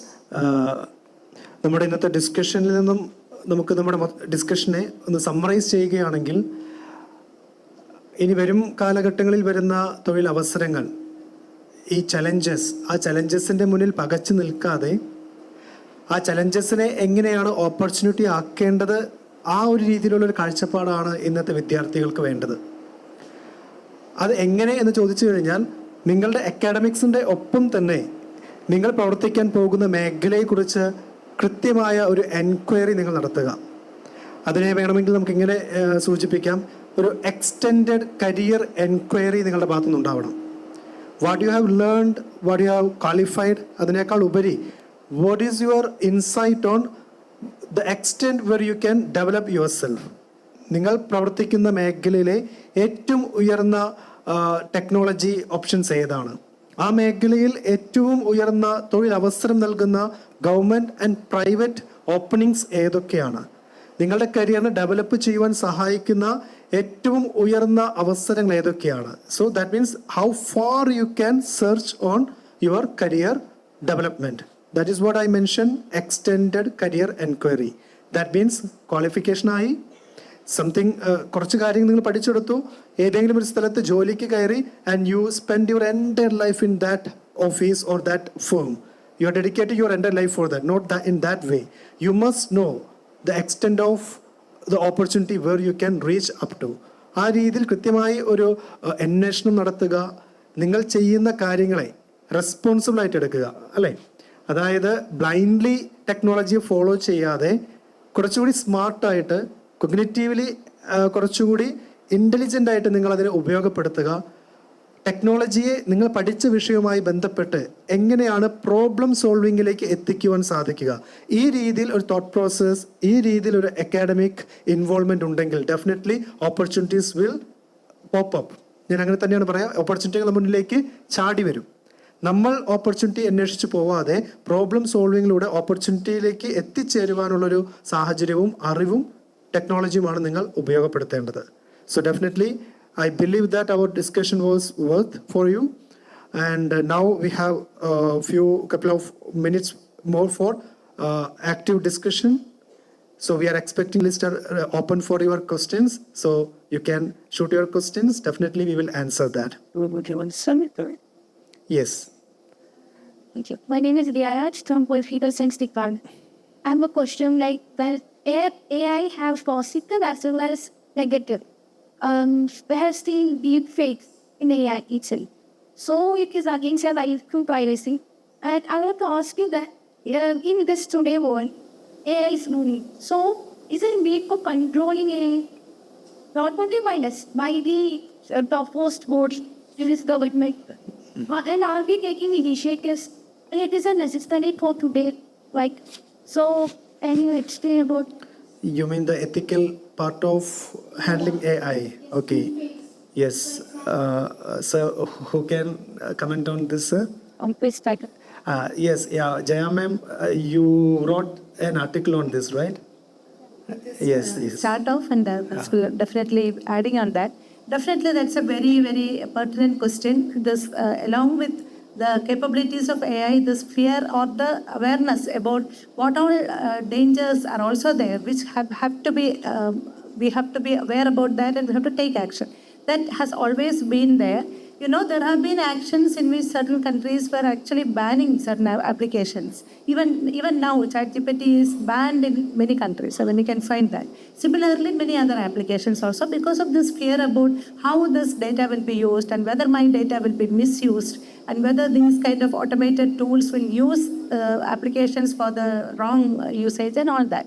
And there has also been awareness about this among the people who are actually into this, the OpenAI, the IBM, Google, and all the people who are actually developing.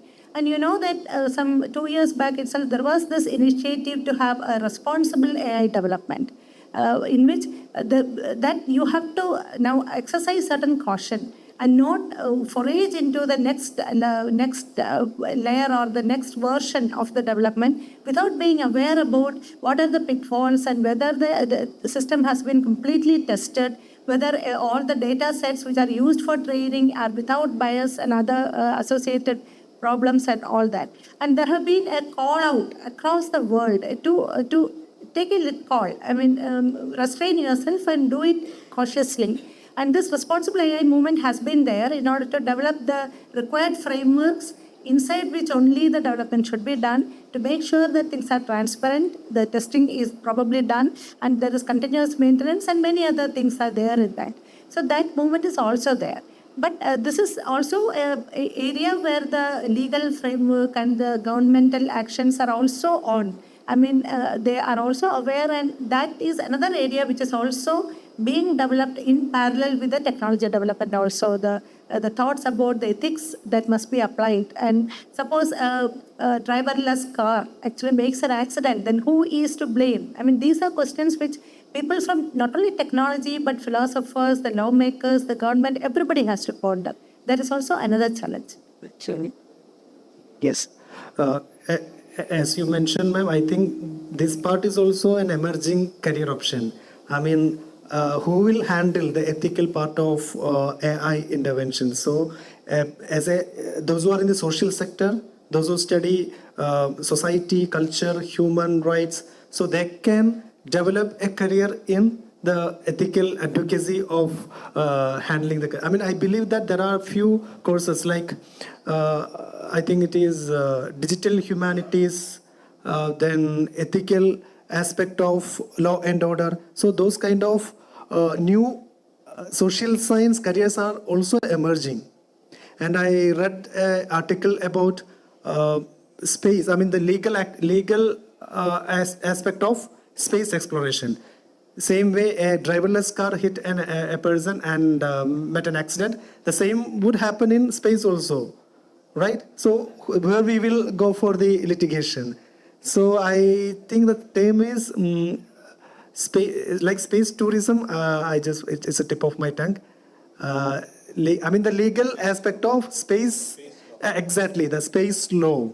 Okay, we are very much familiar with the conventional career sectors in law and order. You just imagine you specialize in space law and practicing space law. So AI has given opportunity for new niche areas in careers also. Great. Yes. Any other question? Yeah, sir.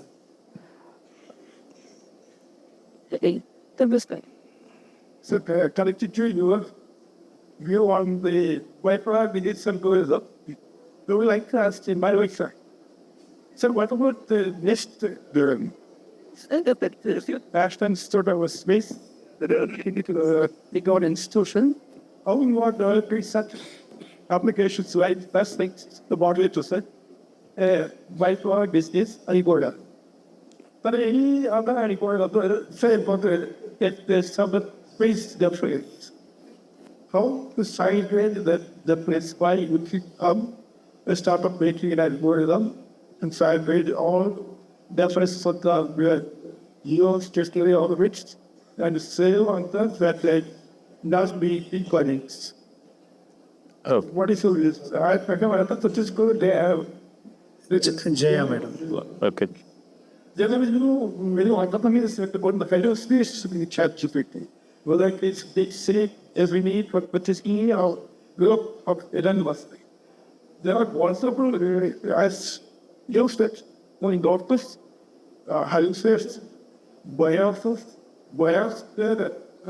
is of basis, and law exists. These are totally different on the IELTS provided by just in the large language models. This is a wonderful thing that inside I appreciate. Yes, sir.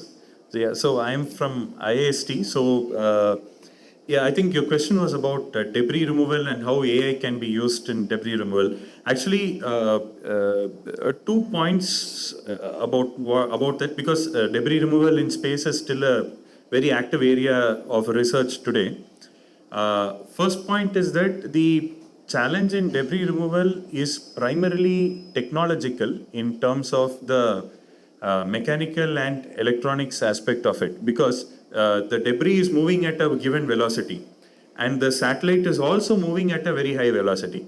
So now you need, and the other problem is about the localization, right? So when two very fast moving objects have to make contact with each other, then it is a very risky thing. That is why the latest PSLV launch in December end, there was this PADEX payload that was done, which was basically what is called a space rendezvous. That is, two satellites, can they meet each other in space? So that's a very challenging technology. So AI, as of now, I don't think okay, space rendezvous is like, so suppose two satellites have to meet each other, maybe for refueling. That is one thing. So suppose the satellite is running out of fuel and you have another satellite tanker, quote unquote, so which can kind of, let's say, charge or provide fuel. So now both these objects are moving at very high speeds. And how can they safely, attach to each other without colliding? That was what was tried out by ISRO, and the experiment was quite successful. When you talk about debris, it's another advanced version of that, because now you are talking about when you have two satellites meeting, both are controlled. When you talk about satellite and a debris, one is completely uncontrolled and you have very less information about the debris. And so the challenge is not so much on AI. The challenge is about how do you, mechanically make the whole thing work without damaging your own satellite. And the second part of AI is anything to work with AI requires a lot of training data so that the models are trained and they can work. In this case, it's still in a very infancy stage that there is hardly any data available. People are trying to do that, but there is very less data. Mostly, as far as I understand, it is based on both image data or in conjunction with other radar-based data that you get in terms of ranging, how fast is the debris coming towards me, where exactly, what's the azimuth angle, what is the spatial angle, what is the distance. So it is, the data is not predicted, it is an actual measured data which people are trying to use in order to go and, either get rid of the debris or push the debris or handle that debris. And I think that's the little of what I know about in that field. I will ask question. So you mentioned about the debris at just waiting. What I gather is that the Chinese ChatGPT, they strictly uses very long number of years. Even so, it is, I was realizing that, as Parul said, most of the GPTs are United States, that's here. But Chinese is for exceptions. The Chinese. What is the reason, sir? See, Chinese model was reinforced learning. That is the main reason, because they need minimum GPUs. Now I think India also what they are planning is looks like reinforced learning. That's the reason. There's nothing. It's only the algorithm which matters. Okay. Yes. Next. As Jaya. Just a minute before moving to the question. How many of you raise your hands? How many of you want to ask question? So we can come one by one. Here you are there, yourself, and last one, right? Is there anyone else? Okay, please. As Jaya just mentioned, AI is replace and repetitive kind of jobs. And that enable us to put our energy and time into more creative and analytical stuff. Right? And that's what makes serious improvements to the society. And that is expressed especially from both developed nations. But in the case of developing nations like India, where a big part of the population depends on these building and repetitive jobs to meet their daily economic needs, is that the capacity doesn't it create this make this existing gap in the economy greater? You can look at some of the studies which have been done worldwide itself. In fact, the kind of repetitive jobs that you are mentioning will be more affected by automation itself, isn't it? In the manufacturing sector, in the transportation sector, anywhere this kind of automation comes, that kind of mundane jobs will get affected. Now, I would like to draw your attention to two studies. There has been one study which made the study across 2000 to 2020, 20-year gap, about taxi drivers and how have they been faring.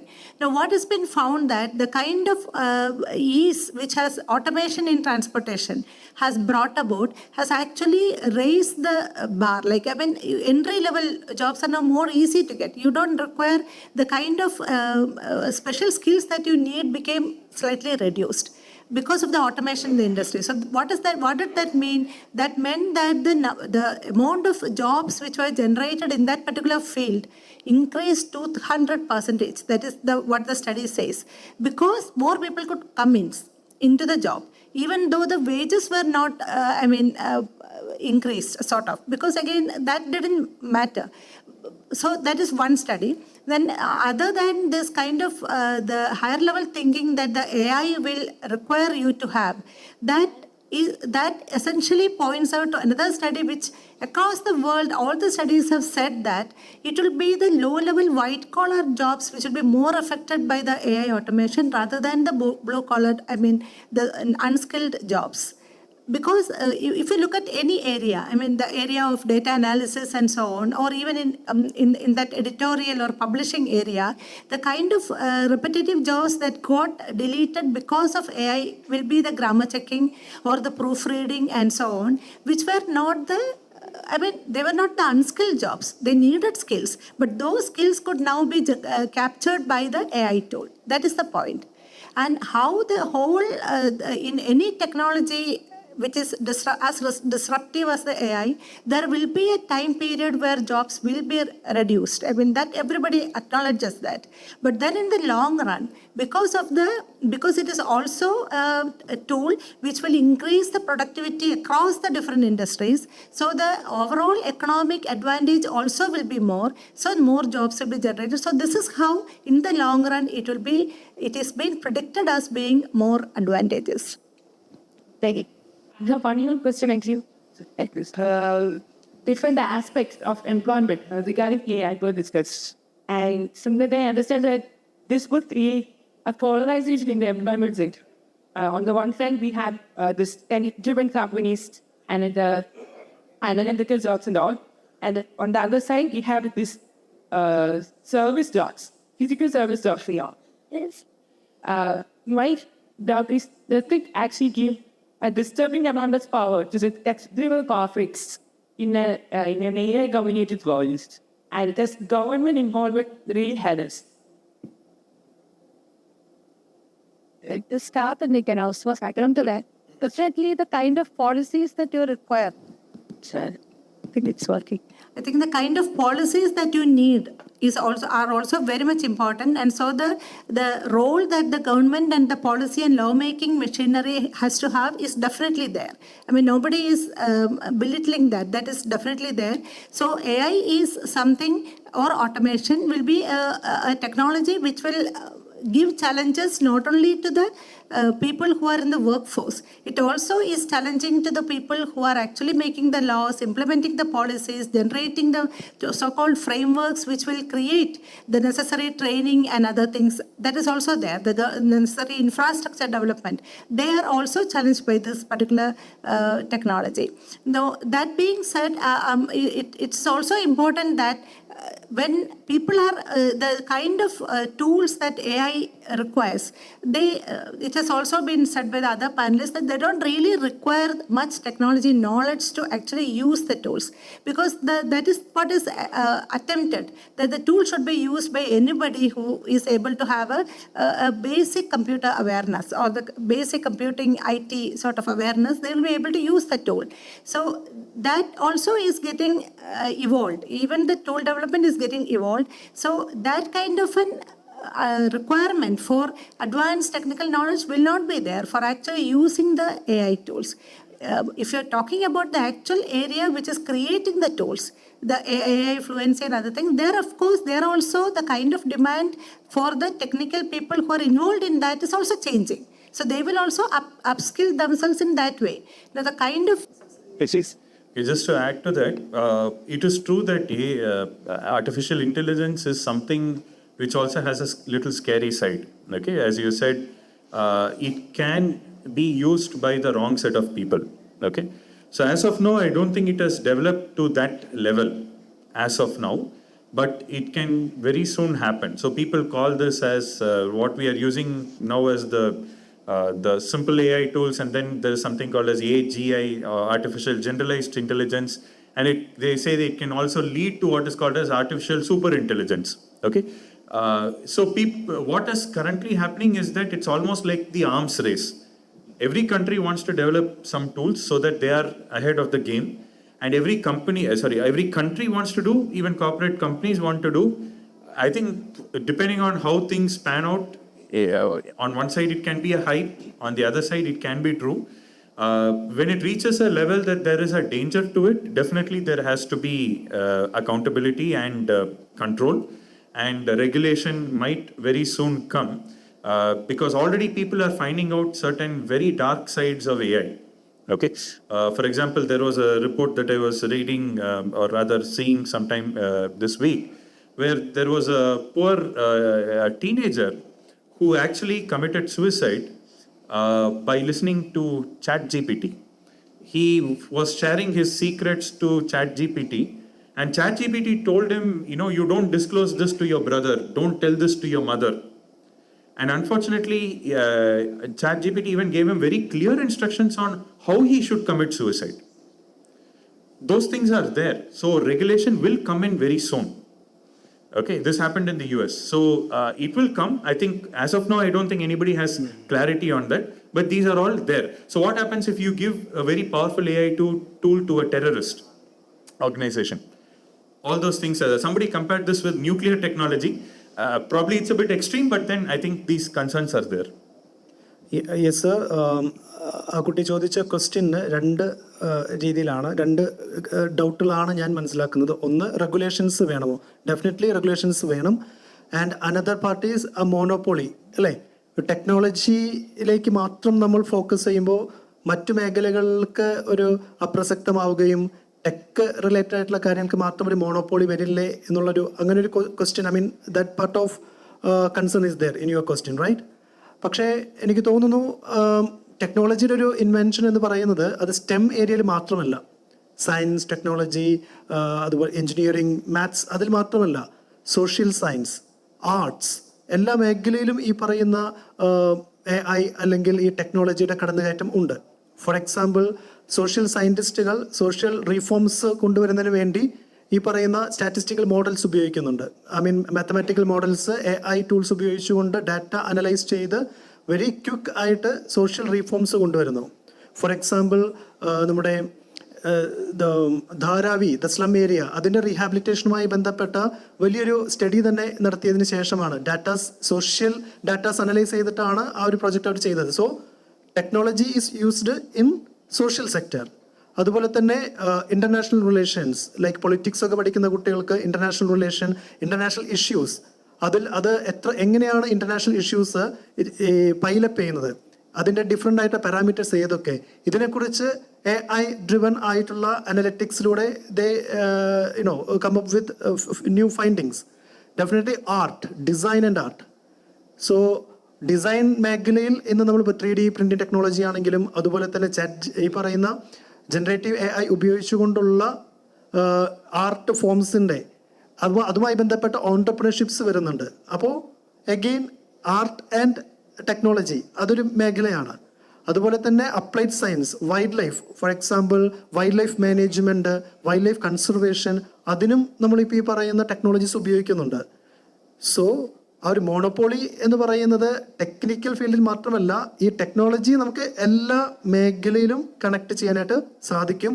അതുമായി ബന്ധപ്പെട്ട റിസർച്ചുകളും അതുമായി ബന്ധപ്പെട്ട പ്രോഡക്റ്റുകളും പുതിയ പ്രോഡക്റ്റുകളും അതുമായി ബന്ധപ്പെട്ട പുതിയ service ഏരിയകളും develop ചെയ്ത് വരുന്നുണ്ട്.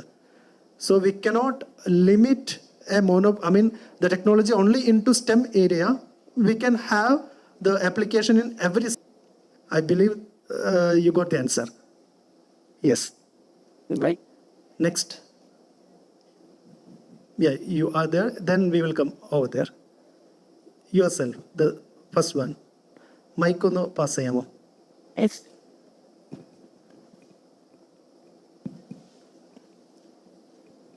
Hello. Good afternoon, panel. I have actually two questions. First one is related to environment.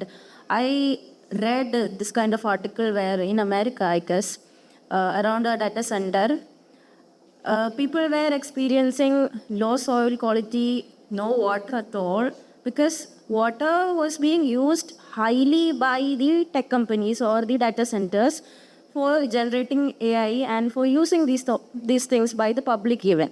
So I just wanted to know that if AI is also contributing to such environmental, kind of panics, and also that electronic wastes, tons of electronic waste which contains harmful toxins like mercury and lead are being disposed every day by those companies into bare soil, into bare land, into bare water bodies, it will definitely affect the quality of life and human survival. Then there's carbon emission for sure. And my second question is that while living in a world which is high on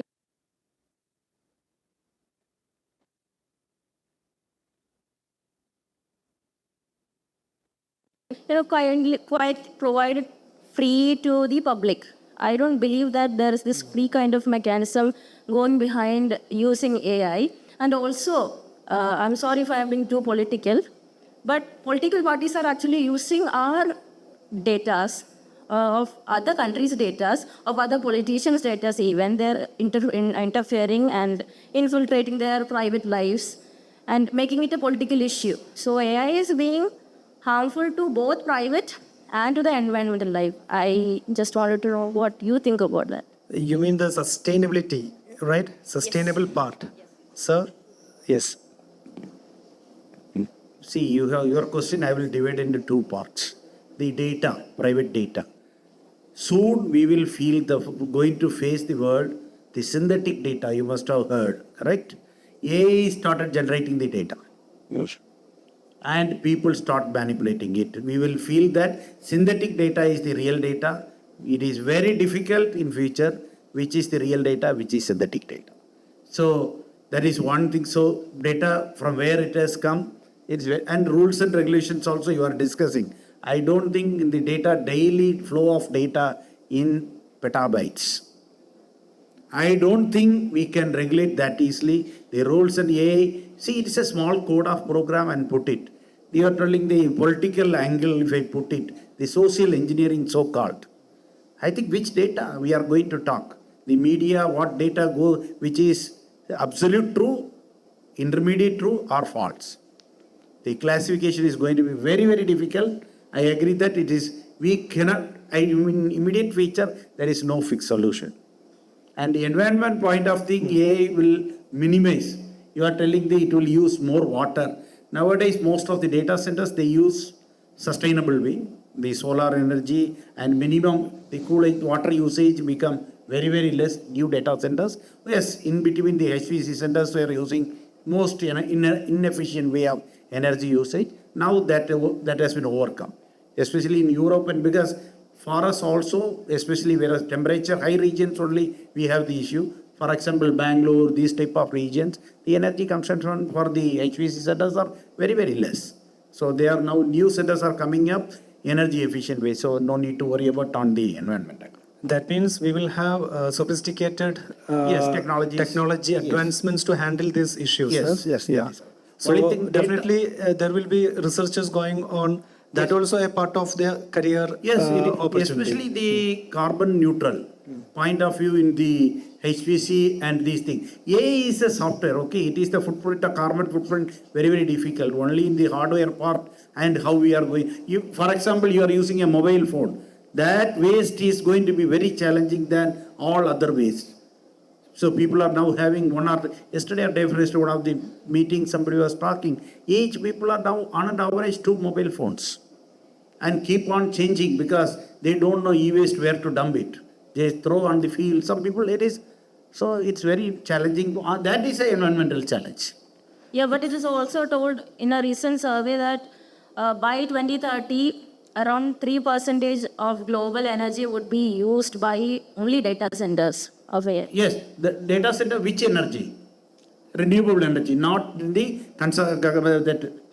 non-renewable energy. Conventional energy. So it is now all, even the chipset, you can see Intel has launched last week. They are almost 25% of the previous generation energy usage. So that is taken care by most of the bank. So that means we are taking this as a serious issue, and the government and the policymakers are working on that. Great. And also about capitalism, about how nepotism also works. Only the high-tech companies, they will be able to handle the data of the public, and they will use it up to their own benefits. And I don't think that it will benefit the public in any ways. Even though in a country like India, where social issues are so much, they're widespread and they're, kind of from Kashmir to Kanyakumari. We have those social issues, and how many people are actually using that? Only Kerala is, declared as a 100% digitally literate state. What about the other people? I don't think that, it's my personal opinion, of course. Yes. That actually, the situation is all related to the political aspect and some few agendas behind that. So for overcoming all the agendas and all, this is my personal opinion, we must have a very good civic sense. Individually, we should be very open to what happens outside. The amount of our own input, the civic intelligence, the responsibility of the individual person to defend and understand the threats in these policies. Our personal observation, personal alarm, personal, I would say the same word, civic intelligence. That would help at least to find some solution. As a mass, as a whole, I don't believe that we can make a very prominent changes in this situation. Sir, anything to add on with this? Actually, this is a very elaborated discussion point, dear. We start. Exactly. Okay. With your permission, we are moving to the next question because... Are very true. The Grok 4 that Elon Musk recently released, which has caused so many, respiratory problems, including respiratory problems in the citizens, especially across America. Yes. It's actually threatening human lives. So I'm also talking about that. Definitely, the naturalist, the people, those who work in the sustainability area, they are keenly looking into the solutions for this. And it is a part of, instead of an individual contribution, I think it should be taken care by the policy makers, and they should take care of that, and they should form rigid, robust policies for that. Sir, you have one satellite that failure, blast or whatever it is, the emission, whatever it is gone, it is equivalent to 10 buses fuel, especially diesel, partially burned. So you can see in the city itself, we can see partially burned diesel smoke that causes. So both sides, because it is not that one side. Everybody has to be cautioned. That's it. I'll just add a point, although I don't want to wade into politics. I'm not a political person myself. Since you raised capitalism, every single tool that you're using is produced by a company. Okay. Whether it's phones, laptops, anything in the world that you're using. Okay. And the job of a company, their aim is definitely responsible profits is what we would say. Their aim is not social service. Social service is the aim of the government and of course NGOs. So you cannot expect Google to come and do social work. That is not going to happen. But capitalism or companies which come out of capitalism are the ones who actually raise the economic level of any society. If you look at the level by which our Indian economy has been lifted over the last 2 to 3 decades because of the computer IT boom, it's because there are companies which are giving jobs to people who are contributing, they're working hard, they're building a product, and that product has market value. People are willing to pay money to get that product. You're getting a phone. Why? Because you have a value for it. Okay? And the phone manufacturer really has no social concern. But in the process of making a phone and selling it to you, thousands of people are employed. Okay? So that would be the vast benefit that a society gets when companies do. Yes, chronic capitalism is a problem, but probably I will stop with this. Okay? There is a flip side to it. But I don't think you should mudsmear the entire, the ecosystem of corporate companies, because that's the reason why we are enjoying products and many of us, our parents, etc., have actually made a living. Yeah, I agree with almost all of those points, of course. But what about, even after they are being provided jobs, most of them are losing them. And already, things have been stated about that. And of course, there's something, inevitable when a new technology is booming. But what about the mental health also? Even if we give them the kind of, working or the jobs, their working conditions matter. And, the companies, they don't even care. Recently, Narayan Murthy came and said that, one should work for 10 hours. And how is it going to affect the mental health and social life of an individual? So everything connects. I don't think that politics should be keep away from all of these things, because AI is also political. Thank you. Great. Anyway, we appreciate your concern. Definitely, this kind of discussions point should be there. Great. Next. Good afternoon. Yes. I am Ashish from the Department of Psychology. So, as we know, psychology is a science that deals with our mind, which is exclusively for human sex and human science. And AI has started taking over this field also. It has started collaborating with, for example, user experience like AI chatbots, robotic arms being extended. So my question is, to what extent the AI influences the field of psychology? Thank you. Okay. So our institute, typically they are working AI mind. So the psychological disorders, the traditional way, they have some scoring mechanism. So they will see some symptoms, they will have a couple of tests and scoring. Now there are some wearable devices they can fix, continuous monitoring, they can inform their caretakers about the psychological disorder. So that way it is aiding to some quality of life to some disorder people.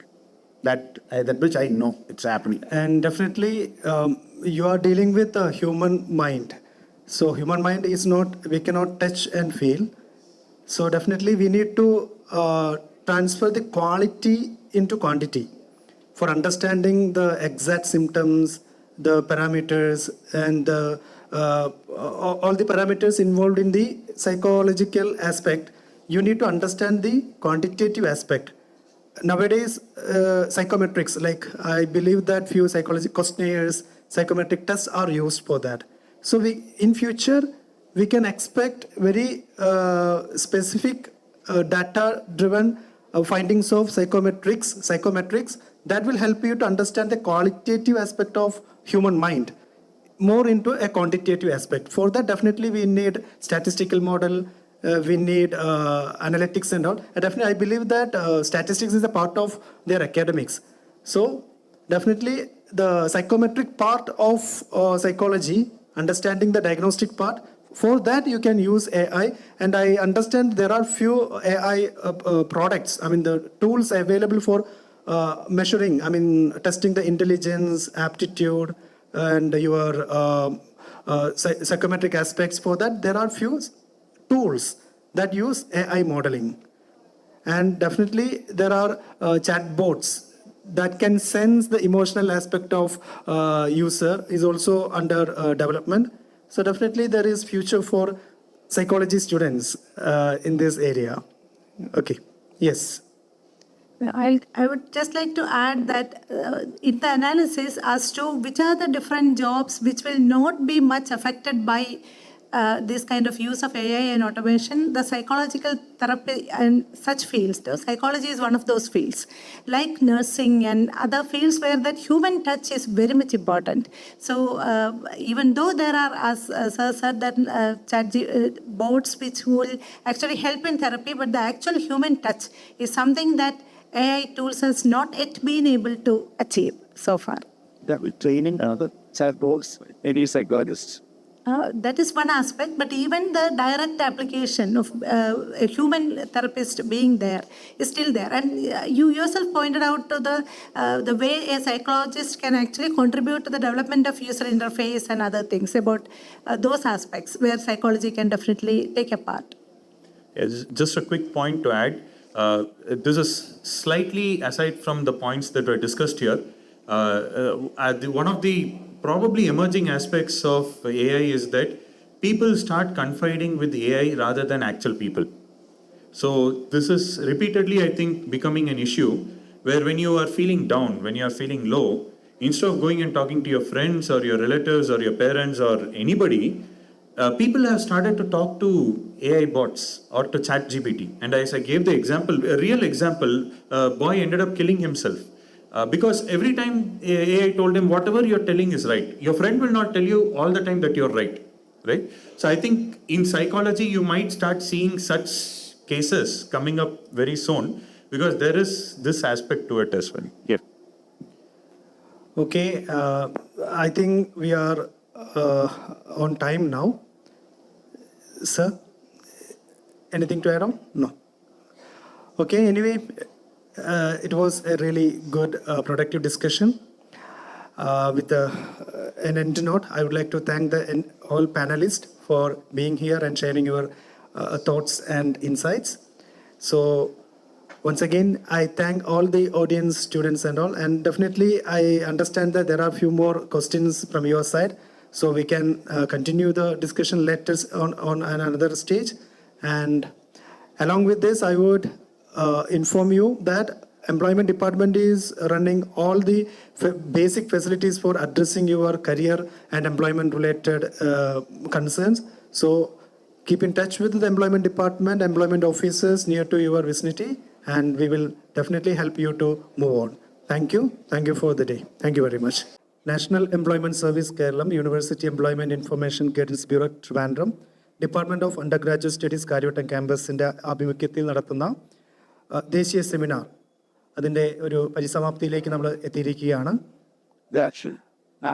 യുവജനങ്ങൾക്ക് അവരുടെ തൊഴിൽ മേഖലയിലേക്ക് ശാക്തീകരിക്കുന്നതിന് വേണ്ടി നടത്തിയ ഈ ഒരു ദിവസത്തെ programme നിങ്ങൾക്കെല്ലാവർക്കും ഉപകാരപ്പെട്ടു എന്നാണ് പ്രതീക്ഷിക്കുന്നത്. തുടർന്നും ഇതുപോലെയുള്ള പ്രോഗ്രാംസ് നാഷണൽ എംപ്ലോയ്മെൻറ്റ് സർവീസിൻ്റെ ഭാഗത്തുനിന്ന് ഉണ്ടായിരിക്കുന്നതാണ്. ഇന്ന് ഇവിടെ എത്തിച്ചേർന്ന എല്ലാ സ്റ്റുഡൻസിനും അതുപോലെ തന്നെ റിസോഴ്സ് പേഴ്സൺസിനും ഈ ഒരു പ്രോഗ്രാം ഭംഗിയായിട്ട് ആസ്വദിക്കുവാനും മനസ്സിലാക്കുവാനും സാധിച്ചു എന്നാണ് ഞാൻ കരുതുന്നത്. അടുത്തതായി നമ്മുടെ ഈ പ്രോഗ്രാമിൻ്റെ ഔപചാരികമായിട്ടുള്ള സമാപനമാണ്. ഈ പ്രോഗ്രാമിനെ കുറിച്ച് രണ്ട് വാക്ക് റിവ്യൂ പറയുന്നതിനും അതുപോലെ തന്നെ പ്രോഗ്രാം ഔപചാരികമായിട്ട് ഉപസംഹരിക്കുന്നതിനു വേണ്ടി state vocational guidance officer Shri Rajesh B B അദ്ദേഹത്തെ ക്ഷണിക്കുന്നു.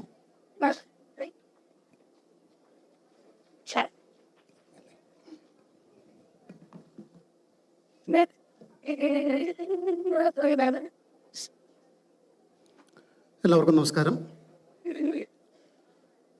രാവിലെ മുതൽ നിങ്ങളുടെ ഈ സെഷനുകളിൽ ത്രൂ ഔട്ട് ഞാൻ കേട്ടിരുന്നു.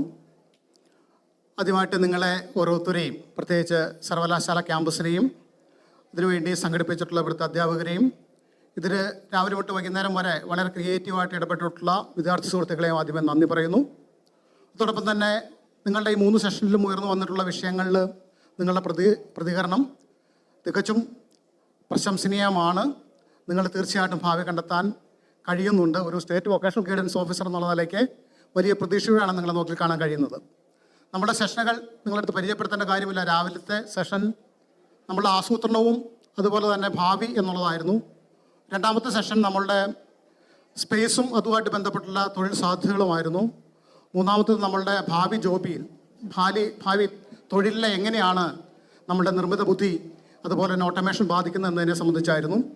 നമ്മളുടെ ഒരു കറക്റ്റായിട്ടുള്ള നിങ്ങളുടെ ഒരു റെസ്പോൺസ് കിട്ടുന്ന ഇതിലേക്ക് അത് എത്തിച്ചേർന്നത് അതിൻ്റെ അവസാന ഘട്ടത്തിലായിരുന്നു. നമ്മളുടെ ഒരു കൺസേൺ ഇതാണ്, ഭാവി എങ്ങനെയായിരിക്കും എന്നുള്ളതിനെ കുറിച്ചാണ്. ഒട്ടും പേടിക്കേണ്ട, ഭാവി സുരക്ഷിതം തന്നെയാണ്. കാരണം നമ്മളെ സംബന്ധിച്ചോളം നമ്മൾ ഇത്തരം കാര്യങ്ങളിലേക്ക് മുന്നോട്ട് പോകുന്നത് ഗ്ലോബൽ ലെവലിൽ എങ്ങനെയാണ് ചിന്തിക്കുന്നതിന് മനസ്സിലാക്കിയതിന് ശേഷമാണ്. ILO അടക്കമുള്ള വിവിധ സംഘടനകൾ ഇത്തരത്തിൽ കാര്യത്തിൽ ഓരോ സംസ്ഥാനത്തും ഓരോ നാട്ടിലും ഓരോ രാജ്യത്തും സംഭവിക്കുന്ന സാങ്കേതിക വിദ്യയിലും മനുഷ്യവിഭവശേഷിയിലും ഉണ്ടാകുന്ന മാറ്റത്തെക്കുറിച്ച് കൺസേൺ ആണ്. അതുപോലെ തന്നെ എല്ലാ രാജ്യത്തെ ഭരണകൂടങ്ങളും തീർച്ചയായിട്ടും അവരുടെ മാനവവിശേഷിയെ സംബന്ധിച്ചിടത്തോളം വളരെ കൺസേൺ ഉണ്ട്. അതുകൊണ്ട് അത്തരം ആശങ്കകളൊന്നും നിലനിൽക്കുന്നില്ല. അതുകൊണ്ട് ഇപ്പോൾ ഇന്ത്യ പോലെ തന്നെ ഇന്ത്യയുടെ ഒരു സിനാരിയോയിൽ എടുത്തു നോക്കിയാൽ നമ്മൾക്ക് 2047 കൂടി വലിയ രീതിയിൽ ഗ്ലോബൽ മാർക്കറ്റിൽ നമ്മൾ വലിയൊരു വർക്ക് ഫോഴ്സായി മാറാൻ പോകുന്നതിനുള്ള ചർച്ചകൾ ദേശീയ തലത്തിൽ നടക്കുന്നുണ്ട്. ചിന്തന ശിബിരം എന്നൊക്കെ പറയുന്ന പ്രോഗ്രാം അത്തരത്തിലൂടെയാണ്. നമ്മൾക്ക് ലോക സമൂഹത്തിനിടയ്ക്ക് നമ്മൾക്ക് എങ്ങനെ ഉയർന്നു നിൽക്കാൻ കഴിയുന്നതിനെ സംബന്ധിച്ച് ദേശീയ തലത്തിലും സംസ്ഥാന തലത്തിലും വളരെ രീതിയിൽ ആലോചന നടക്കുന്നുണ്ട്. അതുകൊണ്ട് അത്തരം ആശങ്കകൾ ഒന്നും വേണ്ട എന്നുള്ളത് തന്നെയാണ് ഈ ഘട്ടത്തിൽ പറയാനുള്ളത്.